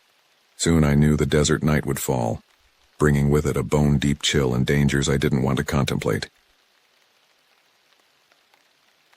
I was about to turn back when I heard it, a sound that didn't belong in the desert, a low rumbling growl that seemed to vibrate the very air around me. It was unlike anything I'd ever heard before. Not quite animal, not quite something else. The sound raised every hair on my body and sent a primal jolt of fear through my system. Instinctively, I ducked behind a large boulder, my heart pounding so loudly I was sure it could be heard for miles. Peering cautiously around the rock, I saw movement in a small clearing ahead. At first, my mind couldn't make sense of what I was seeing. It was like trying to comprehend a Salvador Dali painting come to life. The creature, and I use that term loosely, was vaguely humanoid in shape, but that's where any resemblance to anything I recognized ended. It stood at least 7 feet tall, its body a twisted mass of sinewy muscle and what looked like chitinous plates. Its limbs were too long, too jointed, ending in hands, if you could call them that, tipped with wicked curved claws. But it was the head that truly defied description. Elongated and eyeless, it ended in a mouth that split open vertically, revealing rows of needle-sharp teeth. As I watched, frozen in terror, a long whip-like tongue snaked out, tasting the air. The creature moved with a fluid grace that belied its monstrous appearance, circling something on the ground. With a start, I realized it was another body. But this one was moving weakly. Someone was still alive out there. In that moment, I had a choice to make. Every instinct screamed at me to run, to get as far away from this nightmare as possible. But I knew I couldn't leave a survivor to face this horror alone. With shaking hands, I raised my Glock and took aim. The sound of the gunshot was deafening in the enclosed space. The creature's head snapped up, that eyeless face turning in my direction with terrifying speed. For a heartbeat, nothing moved. Then, with a shriek that would haunt my dreams for years to come, it charged. I fired again and again, the muzzle flashes briefly illuminating the grotesque form bearing down on me. But the bullets seemed to have little effect, merely enraging the beast further. In the span of seconds, it closed the distance between us, moving faster than anything that size had a right to. I dove to the side just as it reached me, feeling the wind of its passage and the sting of its claws as they grazed my arm. I hit the ground hard, the impact knocking the wind out of me. Gasping for breath, I rolled, bringing the Glock up for another shot. But the creature was already on me. A clawed hand smashed the gun from my grip, sending it skittering across the rocky ground. Another blow caught me in the chest, lifting me off my feet and slamming me against the canyon wall. Stars exploded in my vision as my head cracked against the stone. Through the haze of pain, I saw the creature looming over me, its mouth opening impossibly wide. The stench of rotting meat washed over me as it leaned in, that nightmare tongue flicking out to taste my fear. This was it, I thought. This was how Kevin Romer, park ranger, was going to die, torn apart by something that shouldn't exist in a godforsaken corner of the Arizona desert. I closed my eyes waiting for the end, but it never came. Instead, a new sound split the air, a high, keening wail that set my teeth on edge.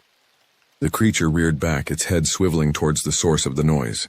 Without warning, it bounded away, disappearing into the gathering darkness with inhuman speed. I lay there for what felt like hours, my body battered, my mind reeling from what I'd just experienced. Eventually, the sound of approaching voices and flashlight beams cut through the fog of pain and fear. Backup had finally arrived. As I was loaded into a waiting ambulance, I caught a glimpse of something that chilled me to my core. There, on a nearby rock face, illuminated by the harsh glare of floodlights, was a marking. It looked ancient, weathered by centuries of wind and sand, but its form was unmistakable, a crude representation of the creature I had just encountered. Whatever this thing was, it had been here for a long, long time. And I had a sinking feeling that our troubles were just beginning. The next few days passed in a blur of hospital rooms, police interviews, and sleepless nights plagued by vivid nightmares. My physical injuries were relatively minor, some cuts, bruises, and a mild concussion, but the psychological trauma ran deep. Every time I closed my eyes, I saw that creature, its eyeless face looming over me, jaws wide and ready to strike. The official investigation into the incident was a joke.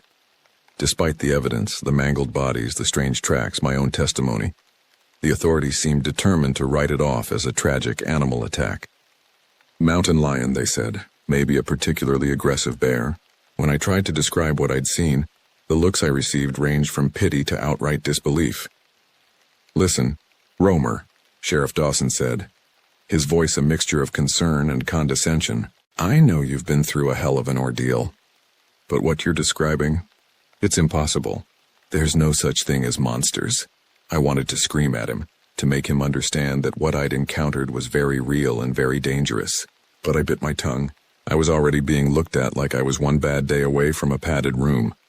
Pushing the issue would only make things worse. Instead, I focused on the one person who seemed to take me seriously, Dr. Elena Valdez, a cryptozoologist who had somehow caught wind of the incident and managed to wrangle her way into the investigation. She listened to my story without judgment, her dark eyes intense as she took copious notes.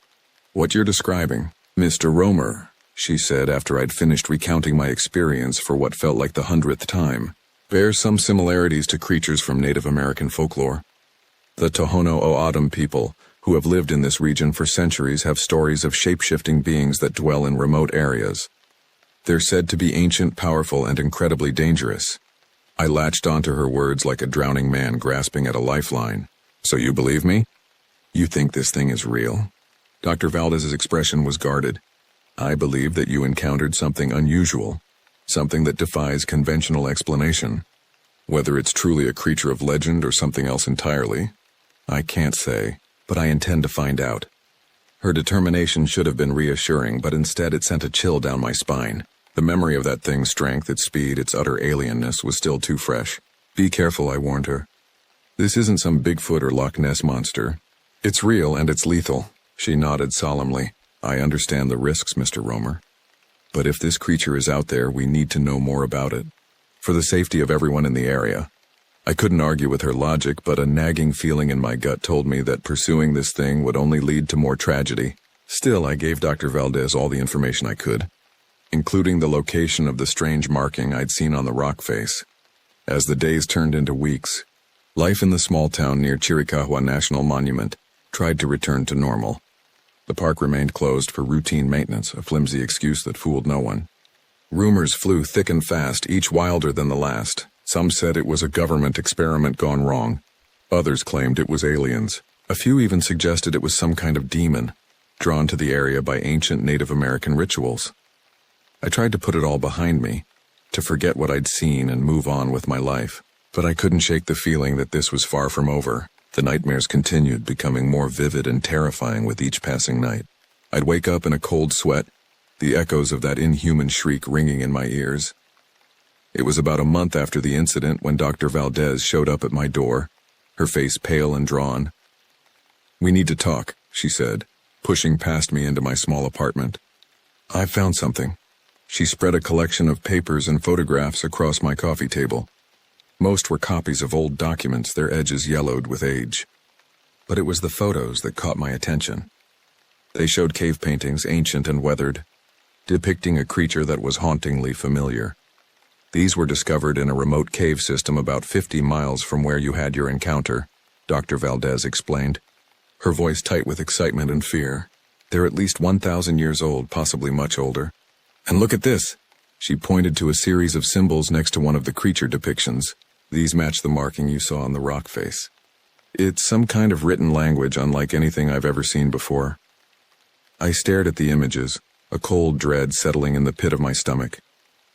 "What does it mean?" Dr. Valdez shook her head. "I don't know, but I've been talking to some of the local tribal elders. They have stories passed down through generations of a time when these creatures walked the earth openly. They call them the skin stealers." Skin stealers? The name sent a shiver down my spine.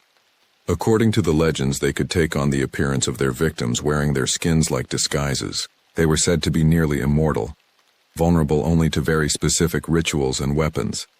I thought back to the creature I'd encountered, its bizarre, almost patchwork appearance, but the thing I saw, it didn't look human at all. Dr. Valdez's eyes met mine, filled with a mixture of fascination and fear. The elders say that over time, as belief in the old ways faded, the skin stealers began to lose their ability to perfectly mimic humans. They became twisted, monstrous versions of what they once were, but they're still out there, still hunting. I sat back, my mind reeling. "So what do? "We need to go back out there," Dr. Valdez said, her voice filled with determination. "We need to find more evidence, maybe even track this thing to its lair. If we can prove its existence, we can get the help we need to stop it." Every instinct screamed at me to refuse, to tell her she was crazy and show her the door. But deep down I knew she was right. Whatever this thing was, it was still out there. And if the legends were true, it would keep killing, keep hunting unless someone stopped it. "When do we leave?" I heard myself ask, even as a part of me wondered if I was signing my own death warrant. Dr. Valdez's relief was palpable. "Tomorrow at dawn. I've got equipment, supplies, everything we'll need for an extended expedition." "Are you sure you're up for this?" I nodded, trying to project a confidence I didn't feel. Someone has to stop this thing. Might as well be us. As Dr. Valdez left to make final preparations, I found myself staring out the window at the distant silhouette of the Chiricahua Mountains. Somewhere out there a monster was waiting, a creature of myth and nightmare made flesh. Tomorrow we would venture into its domain armed with little more than curiosity and desperation. As the sun set, painting the desert in shades of blood red, I couldn't shake the feeling that we were embarking on a journey from which there might be no return. The pre-dawn air was crisp and cool as Dr. Valdez and I loaded the last of our gear into her rugged 4x4. The sky was just beginning to lighten in the east, the stars fading as the first hints of sunlight crept over the horizon. It would be scorching hot in a few hours, but for now the desert was peaceful, almost beautiful. We'd spent the night going over maps, checking equipment, and discussing strategy. Dr. Valdez had brought an impressive array of scientific instruments, cameras with night vision capabilities, audio recorders, even a device she claimed could detect unusual electromagnetic frequencies. I'd opted for more practical gear, extra water, first aid supplies, and a high-powered rifle I'd borrowed from a friend. The Glock was holstered at my hip, a comforting weight despite its proven ineffectiveness against our quarry. As we set out, following rough jeep trails into the more remote areas of the park, an uneasy silence fell between us. The magnitude of what we were attempting, tracking a creature that by all rights shouldn't exist, weighed heavily on both our minds. "You know," Dr. Valdez said as we bounced along a particularly rough stretch of trail, "in all my years of studying cryptozoology, I never actually expected to find anything. Bigfoot, the Loch Ness Monster, they were always just stories, legends to be studied but never truly believed." I glanced over at her, noting the mix of excitement and fear in her eyes. "And now?" She shook her head, a rueful smile playing at the corners of her mouth. "Now I'm not sure what to believe. If this creature is real, if it's truly what the legends say it is, it changes everything. Our understanding of history, of evolution, of what's possible in this world." I thought back to my encounter, to the sheer alienness of the creature I'd seen. "Trust me, Doc, some things are better left as legends." We lapsed back into silence as the terrain grew more challenging. Eventually, we were forced to abandon the vehicle and continue on foot. The sun was high in the sky now, beating down mercilessly as we trudged through the rugged landscape. Despite the heat, I felt a constant chill, as if icy fingers were trailing down my spine. We'd been hiking for several hours, following the general direction of my previous encounter, when Dr. Valdez called for a break. As we sat in the meager shade of a large boulder, sipping water and catching our breath, she pulled out a small device that looked like a cross between a cell phone and a Geiger counter. "I've been monitoring electromagnetic anomalies," she explained, fiddling with the controls. "There's been a low-level disturbance all day, but it's getting stronger. We might be getting close to something." As if on cue, a sound echoed through the canyon, a high, keening wail that set my teeth on edge. It was the same sound I'd heard just before the creature had fled during our last encounter. Dr. Valdez's eyes widened. "Was that—" "Yeah," I cut her off, already on my feet, rifle at the ready. "That was it. We need to move, now." We quickened our pace, following the increasingly urgent beeping of Dr. Valdez's device. The sound came again, closer this time, sending a jolt of adrenaline through my system. Every shadow, every rustle of wind through the scrub brush seemed to hide potential danger. As we rounded a bend in the narrow canyon, we came upon a sight that stopped us dead in our tracks. There, carved into the sheer rock face, was an entrance. Not a natural cave, but something clearly artificial. Intricate symbols similar to the ones we'd seen in the ancient cave paintings surrounded the opening. "My God," Dr. Valdez breathed, her voice a mixture of awe and trepidation. "This is it. This has to be where it lives." I raised my rifle, every muscle tense. "Or where it takes its victims." The entrance loomed before us, a gaping maw of darkness that seemed to swallow all light. The air coming from within was cool and damp, carrying with it a faint, musty odor that reminded me uncomfortably of the creature's breath. Dr. Valdez fumbled with her pack, pulling out powerful flashlights for both of us. "We have to go in," she said, her voice trembling slightly. We might never get another chance like this. Every instinct screamed at me to turn back, to get as far away from this place as possible. But I knew she was right. Whatever answers we sought, whatever hope we had of stopping this thing, lay within the depths of that cave. With a deep breath to steel my nerves, I nodded. "Stay behind me. And if I say run, you run. No questions, no hesitation. Got it?" Dr. Valdez nodded solemnly. Together we stepped into the darkness, the beam of our flashlights seeming pitifully inadequate against the oppressive gloom. The passage sloped downward, the air growing colder and damper with each step. The walls were smooth, almost polished, covered in more of those strange symbols. Dr. Valdez paused occasionally to take photos or readings, but I kept us moving, acutely aware of the potential danger lurking in every shadow. We had been descending for what felt like hours when the passage suddenly opened up into a vast chamber. Our flashlights couldn't penetrate to the far walls or ceiling, giving the impression of an endless void. But what we could see turned my blood to ice. The floor of the chamber was littered with bones, hundreds, maybe thousands of skeletons, some ancient and yellowed with age, others disturbingly fresh, and they weren't all human. Mixed in were the remains of creatures I couldn't identify, things with too many limbs, skulls that were decidedly not of this earth, but it was what lay at the center of the chamber that truly defied comprehension. A pool of liquid, black as night and perfectly still, reflected our flashlight beams like a dark mirror. And rising from its center was a structure that hurt to look at directly. It twisted and curved in ways that seemed to defy the laws of physics, its surface constantly shifting and changing.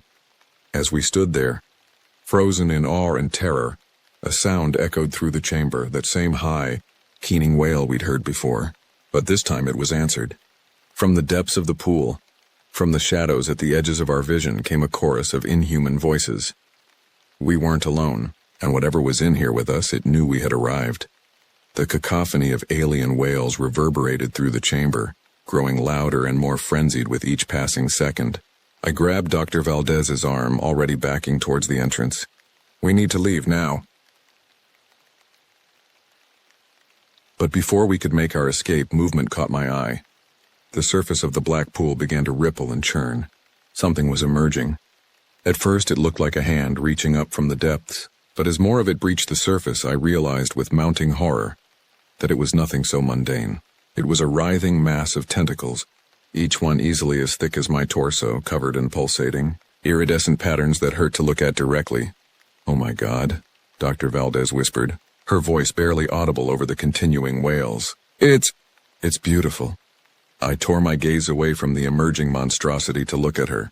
Her eyes were wide, unfocused, a thin trickle of blood running from her nose. The hand holding her camera was shaking violently, but she made no move to flee. "Elena," I shouted, shaking her roughly. "We have to go." She blinked, seeming to come back to herself. "What? Oh no." The thing in the pool was still rising, more and more of its impossible bulk becoming visible. It towered over us now, a shape that defied description, constantly shifting and reforming. Where I had expected to see a face, or at least eyes, there was only a swirling vortex of darkness. And then it spoke. Not with words, not with any sound at all. But suddenly, horribly, its thoughts were in my head. Intruders, witness, become. The force of it drove me to my knees. Images flooded my mind. Vast cosmic vistas, worlds beyond imagination, creatures that dwarfed galaxies. I saw the birth and death of universes, the grand cycle of creation and destruction playing out on a scale I couldn't comprehend. And through it all, I sensed an ancient alien intelligence. This entity wasn't just old. It was timeless, eternal. It had seen the rise and fall of countless civilizations, had walked the earth when our ancestors were still single-celled organisms floating in primordial seas. I became aware of Dr. Valdez screaming, the sound seeming to come from very far away. With tremendous effort, I tore my gaze away from the entity and saw her on the ground, clutching her head, blood now flowing freely from her nose and ears. The strength of will it took to move was monumental, but somehow I managed to crawl to her side. "Elena," I gasped, my own head feeling like it was about to split open. "We have to get out of here." She looked at me, her eyes wild and unfocused. "Don't you see?" she babbled. "It's showing us everything. The truth about our world, about the universe. We're so small, Kevin, so insignificant." I grabbed her shoulders, forcing her to look at me. "Stay with me, Doc. This thing, whatever it is, it's not here to enlighten us. It's going to kill us if we don't move." As if in response to my words, a new sound cut through the chaos, a wet, slithering noise that turned my stomach. I looked back towards the pool and immediately wished I hadn't. The smaller creatures I'd encountered before, the ones I'd started thinking of as the entity's servants or offspring, were emerging from the shadows. Dozens of them, their eyeless faces turned towards us, mouths opening to reveal rows of needle-sharp teeth. With strength born of desperation, I hauled Dr. Valdez to her feet. "Run!" I shouted, giving her a push towards the entrance. She stumbled forward, seeming to finally grasp the danger we were in. We ran. Behind us I could hear the slap of inhuman feet on stone, the scrape of claws, the hissing and shrieking of our pursuers. The narrow passageway that had taken us hours to descend now became a nightmarish gauntlet. I fired blindly behind us as we ran, the muzzle flashes briefly illuminating twisted, monstrous forms. The bullets seemed to have little effect. but the noise and light at least seemed to slow them down. Just when I thought my lungs would burst, just when I was certain we couldn't outrun the horrors behind us for another second, I saw light ahead, the entrance to the cave. We burst out into the harsh sunlight of the desert, the sudden brightness momentarily blinding after the darkness of the cave. But we didn't stop. We couldn't stop. We ran until our legs gave out, collapsing in the shelter of a large rock formation. For long minutes we lay there gasping for breath, listening for any sign of pursuit. But there was nothing. No inhuman shrieks, no slithering sounds. Just the wind whistling through the rocks and our own ragged breathing. As the adrenaline began to fade, the full weight of what we'd experienced settled over us like a shroud. Dr. Valdez began to sob quietly, her body shaking. I wasn't in much better shape, my mind reeling from the cosmic horrors we'd glimpsed. What? I finally managed to gasp out, "What the hell was that thing?" Dr. Valdez shook her head, her eyes haunted. "I don't know. I don't think human languages have words for what that was. An alien god? A being from another dimension? Does it even matter?" I thought back to the images that had flooded my mind, the sense of vast, incomprehensible age and power. "No," I said quietly. "I guess it doesn't." As the sun began to set, painting the desert in shades of red and gold, we sat in silence, each lost in our own thoughts. We had sought answers, had wanted to uncover the truth behind the legends and the attacks. Now I wasn't sure if knowing the truth was better than the mystery we'd started with. We had glimpsed something beyond human comprehension, a reality so vast and alien that it threatened to shatter our understanding of the world. As darkness fell, we made our way back to Dr. Valdez's vehicle, moving slowly and carefully, jumping at every shadow. The drive back to town was silent, each of us lost in our own thoughts, trying to process what we'd experienced. It wasn't until we reached the outskirts of town that Dr. Valdez spoke. "What do we do now?" she asked, her voice barely above a whisper. I shook my head at a loss. I don't know. Who would believe us? And even if they did, what could anyone do against that? She nodded slowly, her eyes fixed on the road ahead. Maybe it's better if we don't say anything. At least not everything. We can report the cave, the symbols. But the rest stays with us, I finished for her. The thought of keeping quiet about what we'd seen didn't sit well with me, but I knew she was right. The truth would do more harm than good. The days that followed our expedition were a blur of debriefings, medical examinations, and sleepless nights. We stuck to our agreed-upon story. We'd found a cave with strange markings, possibly of archaeological significance, but had been forced to flee due to unstable conditions inside. We mentioned nothing of the entity in the pool, the cosmic visions, or the horde of creatures that had pursued us. The authorities seemed eager to accept our sanitized version of events. The cave was quickly cordoned off, with official statements citing concerns about structural instability and the need for further study. I couldn't help but wonder if someone, somewhere, knew more than they were letting on. Dr. Valdez threw herself into studying the photos and data we'd managed to collect before our hasty retreat. She spent hours poring over the images of the symbols, consulting with linguists and anthropologists, trying to decipher their meaning. On the other hand, found myself struggling to readjust to normal life. The mundane tasks of day-to-day existence seemed hollow, meaningless in the face of what I'd witnessed.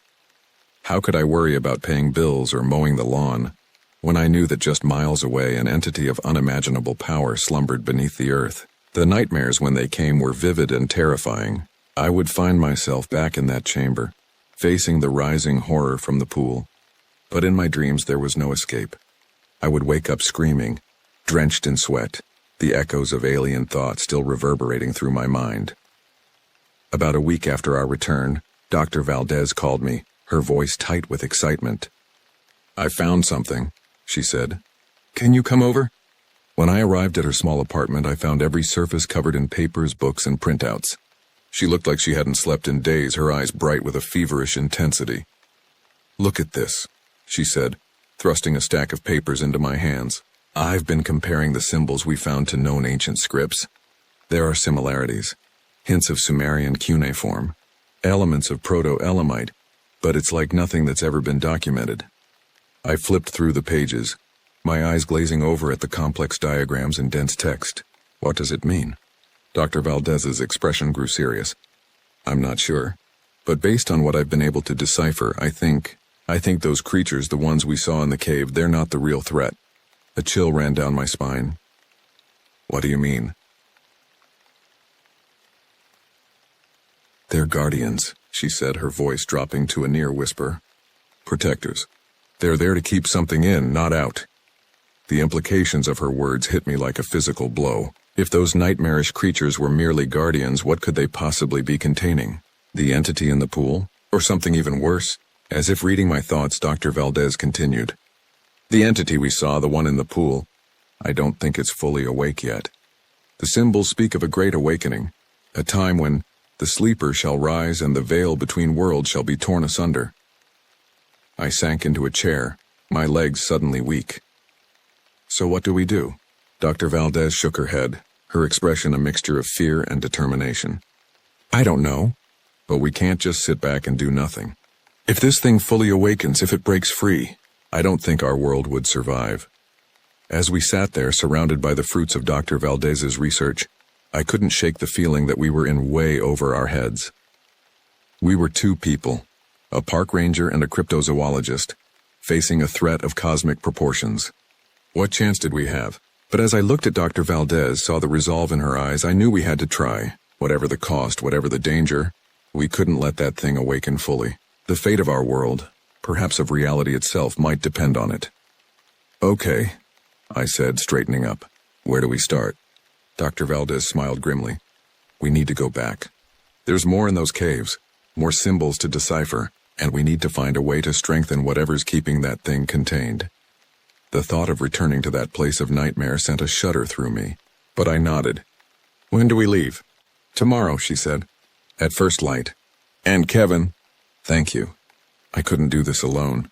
As I left her apartment, the weight of our task settling heavily on my shoulders, I couldn't help but wonder, were we embarking on a noble quest to save the world, or were we merely hastening our own doom?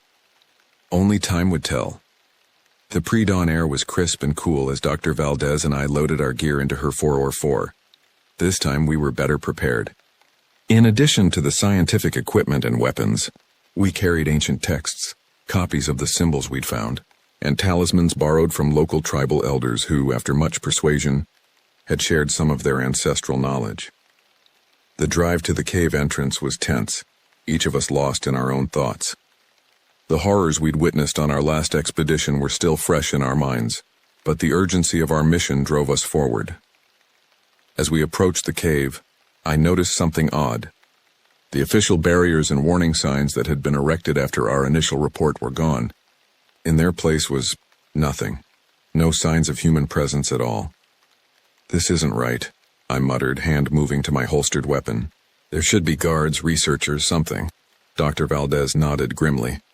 I have a bad feeling about this. We cautiously approached the cave entrance, every sense on high alert.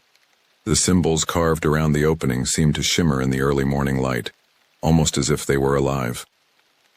With a deep breath to steel our nerves, we switched on our flashlights and entered the cave. The descent seemed easier this time, the passage less steep and winding than I remembered, but that only added to my unease. It was as if the cave itself was inviting us in, eager for our return.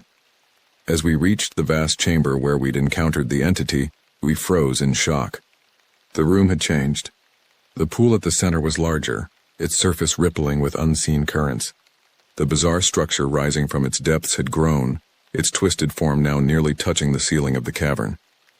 But most disturbing of all were the new additions to the chamber. Crude altars had been erected around the pool, their surfaces stained dark with what I hoped wasn't blood. And there, tending to these altars, were people. Ordinary-looking people in ordinary clothes, their movements jerky and unnatural, their eyes blank and unfocused. My God, Dr. Valdez whispered. They're in some kind of trance. As if hearing her words, the figures turned towards us. Their faces split into unnatural grins, revealing mouths full of sharpened teeth. And then they attacked. What followed was a nightmare of violence and horror. These weren't the inhuman creatures we'd faced before, but they were no less dangerous. They fought with inhuman strength and a complete disregard for their own safety.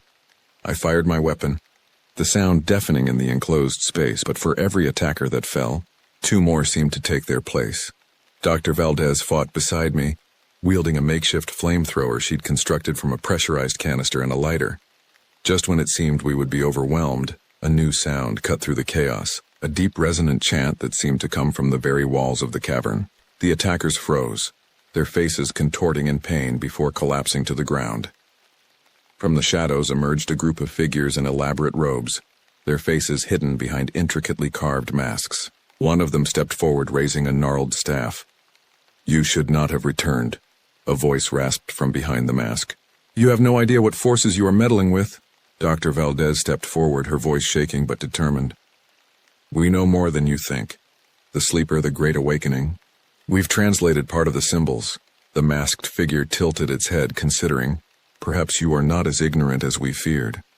But your presence here has accelerated the awakening. The barriers between worlds grow thin." As if in response to his words, a tremor ran through the cavern. The surface of the pool began to churn, and a familiar alien pressure began to build in my mind. "It's happening," I gasped. "It's waking up." The masked figures began to chant again, their voices rising in an otherworldly harmony. The pressure in my head intensified, and I saw Dr. Valdez stumble, blood trickling from her nose. "We must act now," the lead figure said, turning to us. "The ritual to reinforce the barriers requires a sacrifice, a willing offering of life force." I looked at Dr. Valdez, saw the resolve in her eyes, and knew what I had to do. "I'll do it," I said, stepping forward. "Just tell me what I need to do." The masked figure nodded solemnly. "Your courage honors you. Step into the pool. Embrace the void. Your life force will strengthen the barriers, buying us more time." As I moved towards the roiling black liquid, Dr. Valdez grabbed my arm. "Kevin, no! There has to be another way." I smiled sadly at her. "You know there isn't. Someone has to do this, and your knowledge is too valuable. You need to continue the research, find a permanent solution." Tears streaming down her face, she nodded. "I'll find a way to end this, I promise." With a final nod to her, I turned and stepped into the pool. The liquid was cold, so cold it burned. As I sank deeper, I felt something vast and alien brush against my mind. For a moment I glimpsed the true nature of the entity we were fighting against, and my sanity nearly shattered. But then the chanting grew louder, and I felt my life force being drawn out, used to reinforce the barriers between worlds. As consciousness faded, my last thought was a hope that my sacrifice would be enough, that it would buy humanity the time it needed to find a way to stop this cosmic horror once and for all. Dr. Elena Valdez stood at the edge of Crater Lake, her eyes fixed on the placid blue waters that hid so many secrets. It had been 5 years since that fateful day in the cave. 5 years since Kevin Romer had sacrificed himself to keep an unimaginable horror at bay. In that time, she had dedicated every waking moment to unraveling the mystery of the entity, to finding a permanent solution to the threat it posed. Her research had taken her to the far corners of the globe, delving into ancient texts and forgotten lore. She had made progress, slowly but surely. The symbols were yielding their secrets, revealing a history far older and stranger than anyone had imagined. But the work was far from over. As she stood there, lost in thought, a park ranger approached. "Dr. Valdez, we're ready to begin the survey." She nodded, turning away from the lake. The young ranger looked nervous, his eyes darting around as if expecting something to leap out at him at any moment. Elena couldn't blame him. Those who knew the truth about what lay beneath Crater Lake rarely slept easy. "Let's get started then," she said, forcing a smile. "We have a lot of ground to cover." As they walked towards the waiting research team, Elena cast one last glance at the lake. Somewhere down there in the cold, dark depths, an ancient evil slumbered. And somewhere in that same darkness was Kevin, his sacrifice buying them precious time. She silently renewed her vow to find a way to end this threat once and for all. For Kevin, for all those who had fallen victim to the entity, and for the future of humanity itself. The battle was far from over, but as long as there were those willing to stand against the darkness, there was hope. And in the face of cosmic horror, sometimes hope was all you had.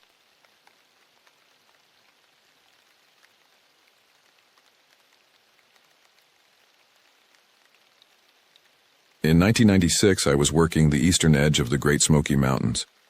My name's Samuel Hawkins, and for the last decade I had been bouncing between ranger gigs across the Appalachian region.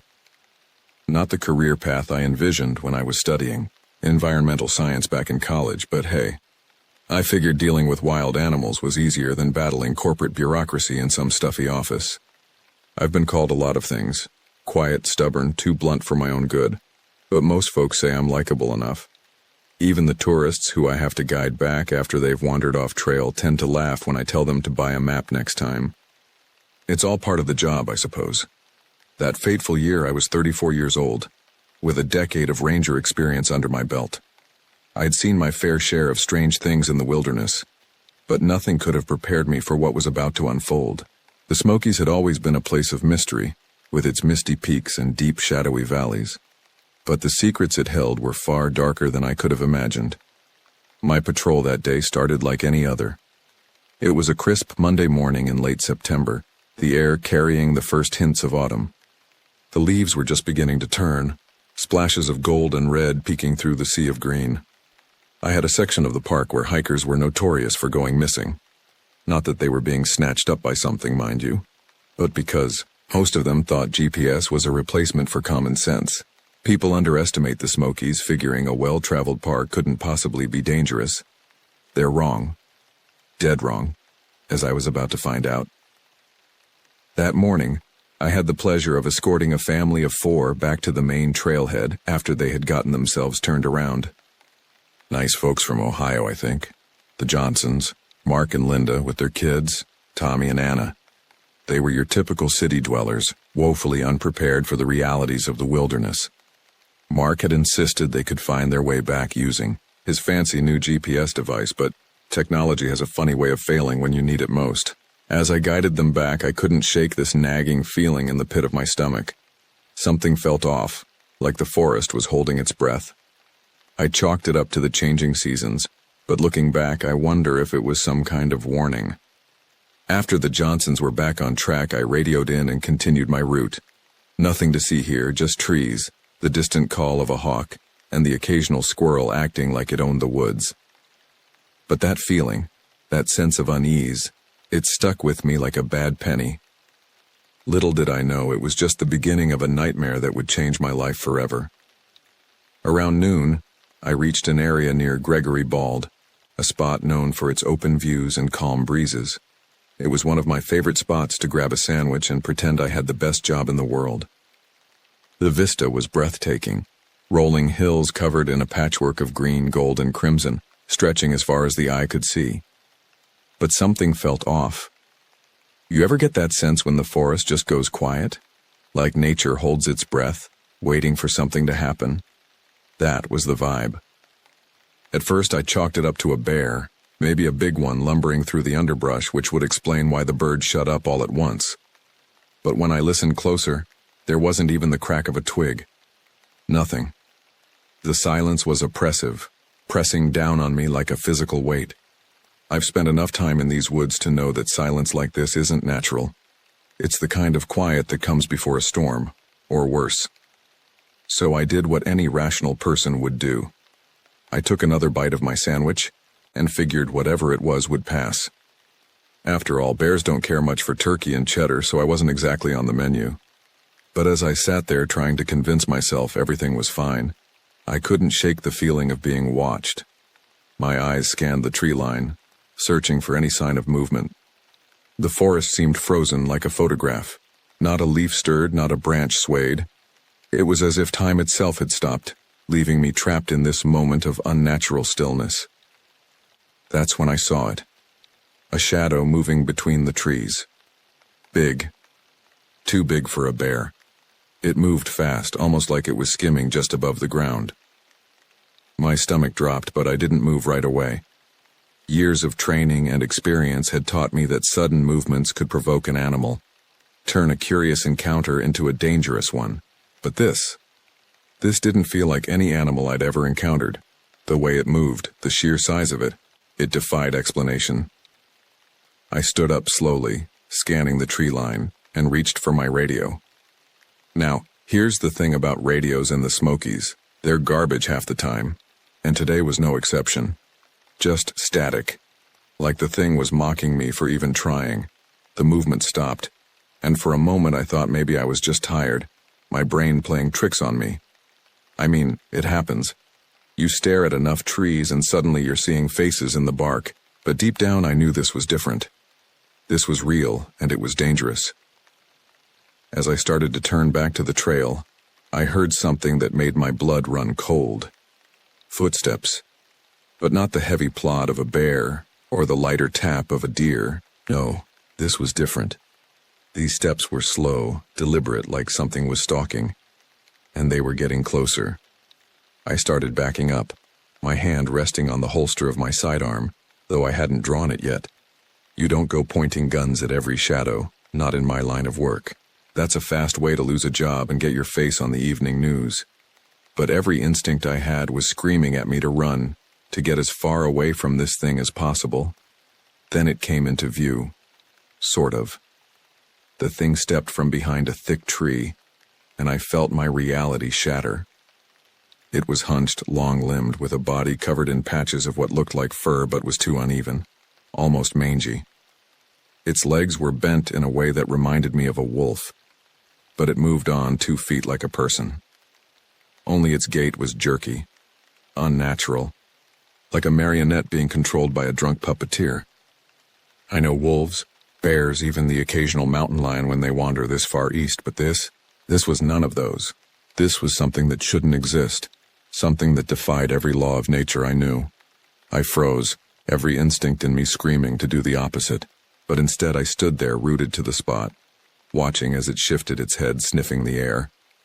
Its nose, if you could call it that, looked like something that had been mashed up and spread too wide across its face, like someone had taken parts from different animals and stuck them together in a grotesque patchwork. Its eyes, though. God, its eyes. They were too intelligent, too aware. They scanned the clearing, and when they locked onto me, I saw something I never expected to see in an animal's eyes. Recognition. Not just of me as prey, but of me as a person. It knew what I was, and it didn't care. I don't scare easy. That's part of the job. But this was different. This thing wasn't supposed to exist. And yet here it was. A patchwork nightmare. Casually walking through the Smokies like it owned the place. Before I could even reach for my gun, it bolted, straight at me. Now I've had wild animals charge before, but they usually stop once they realize you're human, not lunch. This thing? It didn't stop. And that's when it hit me. It wasn't hunting. It was killing for sport. I barely had time to pull my weapon before it was on me, its massive arm sweeping toward my head. I ducked just in time, stumbling backward into the dirt. My back hit a tree, knocking the wind out of me. I raised my gun, finger on the trigger, but hesitated. One part of my brain was still trying to process what I was looking at, still clinging to the hope that this was all some bizarre hallucination. It didn't give me time to think. Its neck swipe caught the edge of my vest, sending me sprawling to the ground. That's when I noticed the blood, not mine, on its claws. I couldn't place the smell at first, but then it hit me. The metallic tang of human blood. Someone had already met this thing today, and they hadn't fared so well. The realization jolted me back to reality. This wasn't a dream, wasn't a hallucination. This was happening, and if I didn't act fast, I was going to end up as another mysterious disappearance in the Smoky Mountains. I fired twice, the shots echoing through the trees, but the thing barely flinched. It was like shooting at a moving tank. The bullets just grazing its skin, leaving dark patches of fur singed, but no real damage. That's when I realized I was in real trouble. My standard-issue sidearm, which had always seemed more than enough for any situation I might encounter in the park, was about as effective as a pea shooter against this monstrosity. Desperate, I rolled to the side, using the tree for cover as it lunged again. Its claws raked across the bark, leaving deep gouges in the wood. If that had been me, I didn't want to think about it. I scrambled to my feet, my breath coming in short gasps. The radio was still crackling uselessly in my pocket, and my mind raced for a plan. I don't know what came over me, but instead of running, I stood my ground. Maybe it was stupidity, maybe it was adrenaline, or maybe I was just too pissed off to care. I aimed my gun again, this time going for the legs. It roared, or at least made a noise that sounded like roaring mixed with nails on a chalkboard, and dropped to one knee, its jerky movements faltering for the first time. I took the chance and ran, sprinting down the slope toward the trailhead. The thing was behind me. I could hear it crashing through the brush, gaining ground with each passing second. My lungs burned and my legs felt like lead, but I kept going, moving purely out of survival instinct. As I ran, my mind raced. What was this thing? Where did it come from? And most importantly, how the hell was I going to stop it? I had seen what bullets did, or rather didn't do. I needed something more, something bigger. Then I remembered. There was an old ranger station about a quarter-mile ahead. If I could make it there, I might have a chance. The station was stocked with emergency supplies, including a high-powered rifle meant for dealing with aggressive bears. It wasn't much, but it was the only plan I had. I veered off the main trail, taking a shortcut through dense underbrush. Branches whipped at my face and roots seemed to reach up to trip me, but I kept going. The creature was still behind me, its unnatural gait allowing it to navigate the difficult terrain with unsettling ease. Just when I thought my legs would give out, I saw it, the weathered wooden structure of the ranger station. I put on a final burst of speed, practically throwing myself at the door. My hand shook as I fumbled with the keys, acutely aware of the crashing sounds getting closer and closer. Finally, the lock turned. I yanked the door open and dove inside, slamming it shut behind me. For a moment, all I could do was lean against the door, gasping for breath, my heart pounding so hard I thought it might burst out of my chest. But I knew I didn't have time to rest. I could hear the creature outside circling the station, looking for a way in. I moved quickly, locating the gun safe and punching in the code with trembling fingers. The rifle was there, along with a box of ammunition. I loaded it as fast as I could, my ranger training kicking in despite the fear clouding my mind. Just as I finished, I heard a sound that made my blood run cold, the splintering of wood. I turned to see a massive clawed hand punching through the door. It was only a matter of seconds before the creature would be inside. I raised the rifle, aiming at the door. This was it, me or the monster. As the door began to give way, I took a deep breath, steadied my aim, and prepared for the fight of my life. The door exploded inward in a shower of splinters, and the creature burst through. In that moment, time seemed to slow down. I could see every detail of the monstrosity. Its matted fur, its twisted limbs, those terrifyingly intelligent eyes. And in those eyes I saw something I never expected. Hunger, yes, but also curiosity. I didn't have time to ponder it. My finger squeezed the trigger and the rifle roared to life. The creature staggered back, actually affected by the larger caliber rounds. But it wasn't enough. It shook off the impact and lunged at me again. I fired again and again, each shot punctuated by the creature's inhuman shrieks. The inside of the station became a war zone. Furniture splintering, papers flying, the air thick with gun smoke and the metallic scent of blood, both mine and the creature's. In the chaos, I noticed something bizarre. Where my shots landed, the creature's flesh seemed to shift. It was like watching a video of healing sped up 1,000 times. But it wasn't just healing. The wounds were changing, adapting. Each time I hit it, the next shot to the same area did less damage. Finally, after what felt like hours but was probably only minutes, the creature fell. It collapsed to the floor with a thud that shook the entire station. I stood there, rifle still raised, waiting for it to move again. But it didn't. Cautiously I approached. The creature lay still, its chest rising and falling with labored breaths. Up close it was even more horrifying. Its body was a patchwork of different textures, fur, scales, even what looked like tree bark in some places. And the blood was wrong. It was too dark, too thick, moving in ways that blood shouldn't move. As I stood over it, trying to make sense of what I was seeing, the creature's eyes snapped open. They focused on me with an intelligence that sent chills down my spine. And then, impossibly, it spoke. The sound was like gravel in a blender, barely recognizable as speech. But the words I'll never forget, not the last, it growled. Others. Coming. Then its eyes glazed over and it let out a final shuddering breath. I stumbled back, my mind reeling. This couldn't be happening. Creatures like this didn't exist. They didn't talk. And they certainly didn't warn about others coming. But I couldn't deny the evidence of my own eyes and ears. This thing was real. It had attacked me, and now it lay dead at my feet, its last words echoing in my head like a nightmare I couldn't wake up from. I needed to report this, but who would believe me? How could I explain something I barely understood myself? As the adrenaline began to wear off, the full weight of what had just happened started to sink in. My world had changed forever, and I had a sinking feeling that this was only the beginning. With shaking hands, I reached for my radio. Static greeted me, but this time I thought I could hear something else beneath the white noise. Voices, maybe? Or just my imagination? Frayed by the stress of what I'd been through, I keyed the mic. "This is Ranger Hawkins. I need backup. Something's happened. Something bad." The static crackled, and then a voice came through, distorted but recognizable as my supervisor, Frank. "Hawkins, what's your location? What's happened?" I looked at the creature's body, already beginning to decompose at an alarming rate. "You wouldn't believe me if I told you, Frank. Just send everyone and tell them to come armed." As I waited for backup to arrive, I couldn't shake the creature's final words. "Others coming." What others? And coming from where? I had a feeling I was now part of something much bigger and much more dangerous than I could have ever imagined. And as I stood there, surrounded by the wreckage of the ranger station and the rapidly decaying body of an impossible creature, I knew that my life would never be the same again. The wait for backup felt like an eternity. Every sound, every shadow made me jump, my nerves frayed to the breaking point. By the time I heard the rumble of approaching vehicles, the creature's body had decomposed to little more than a dark stain on the floor and a lingering, acrid smell. The first face I saw was Frank's, his usual stoic expression replaced by wide-eyed shock as he took in the scene. Behind him, a team of rangers and local law enforcement filed in, their faces a mix of confusion and disbelief. "Jesus, Hawkins," Frank muttered. "What the hell happened here?"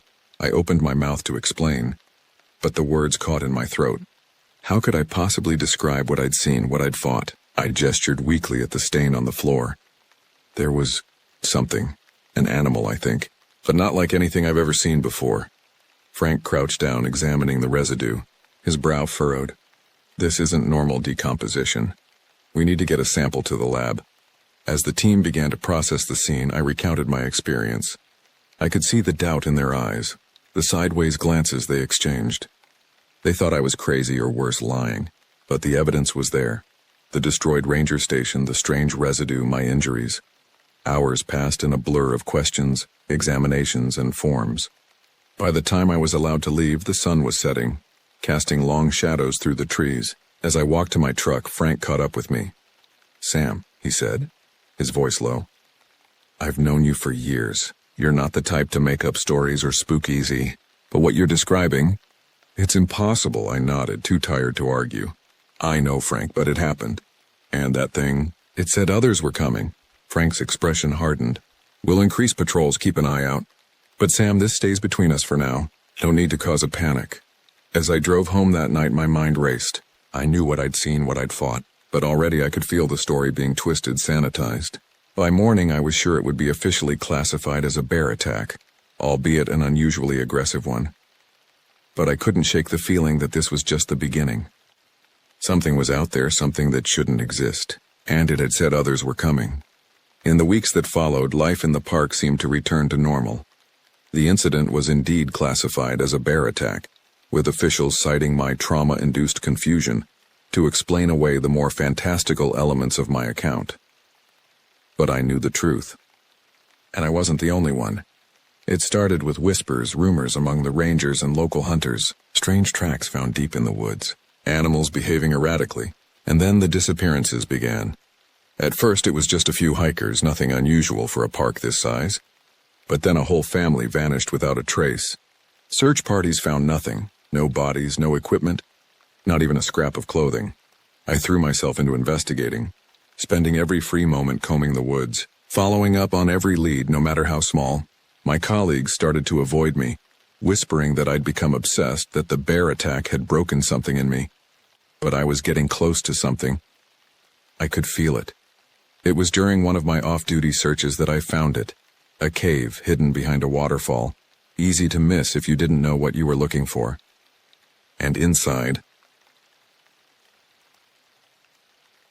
the stench hit me first, that same acrid smell from the ranger station. As my eyes adjusted to the gloom, I saw them, cocoon-like structures pulsing with an inner light. And worst of all, I could see human shapes inside some of them. I stumbled back out of the cave, my mind reeling. This was it. Proof that what I'd seen wasn't a one-off, wasn't some freak mutation. This was an infestation. I reached for my radio, ready to call it in, to demand action. But before I could, a hand clamped over my mouth. I struggled, but whoever had me was inhumanly strong. "Not yet, Ranger," a voice hissed in my ear. You don't know what you're dealing with. As consciousness faded, my last thought was of the creature's words. Others coming. They were already here. I awoke in a sterile room, the harsh fluorescent lights burning my eyes. As my vision cleared, I saw a man in a crisp suit sitting across from me. He introduced himself as Agent Thompson from a department I'd never heard of. "Mr. Hawkins?" he said, his voice coldly professional. "You've stumbled onto something much bigger than you realize. What you encountered in the woods, what you've been investigating, it goes far beyond a simple animal attack." Over the next few hours, Thompson laid out a tale that seemed ripped from the pages of a sci-fi novel. The creatures, he explained, were the result of a government experiment gone wrong, an attempt to create the perfect soldier, combining human intelligence with animal strength and adaptability. But the experiment had spiraled out of control. The creatures had escaped, fleeing into the wilderness where they began to reproduce and evolve at an alarming rate. "We've been trying to contain the situation," Thompson said, "but it's proving challenging." I listened in stunned silence, my mind struggling to process this information. Part of me wanted to laugh, to dismiss it all as an elaborate hoax, but I knew what I'd seen, what I'd fought. "Why are you telling me this?" I finally asked. Thompson's expression was grim. "Because we need your help, Mr. Hawkins. You've seen these creatures up close. You've tracked them.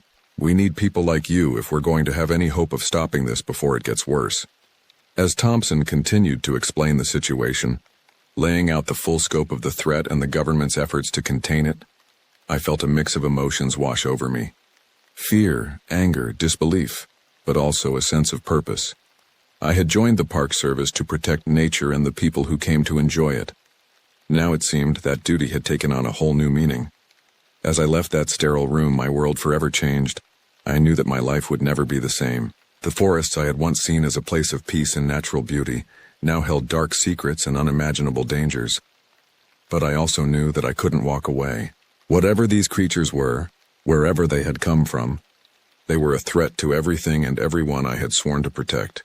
The coming days, weeks and months would be a battle, not just against these creatures, but against disbelief, against bureaucracy, and against the very limits of what we thought was possible. But as I stepped out into the sunlight, ready to return to the park with my new knowledge and purpose, I made a silent vow. I would find a way to stop these creatures, to protect the park and the people who visited it. No matter the cost, the words of the first creature I encountered still echoed in my mind. "Others coming!" Well, let them come. This time we'd be ready. As I drove back towards the Smoky Mountains, the familiar peaks looming in the distance, I couldn't help but see them differently now. Those misty ridges and deep, shadowy valleys weren't just hiding natural wonders anymore. They were hiding monsters. But then again, so was I. And sometimes it takes a monster to fight a monster. The real battle was just beginning.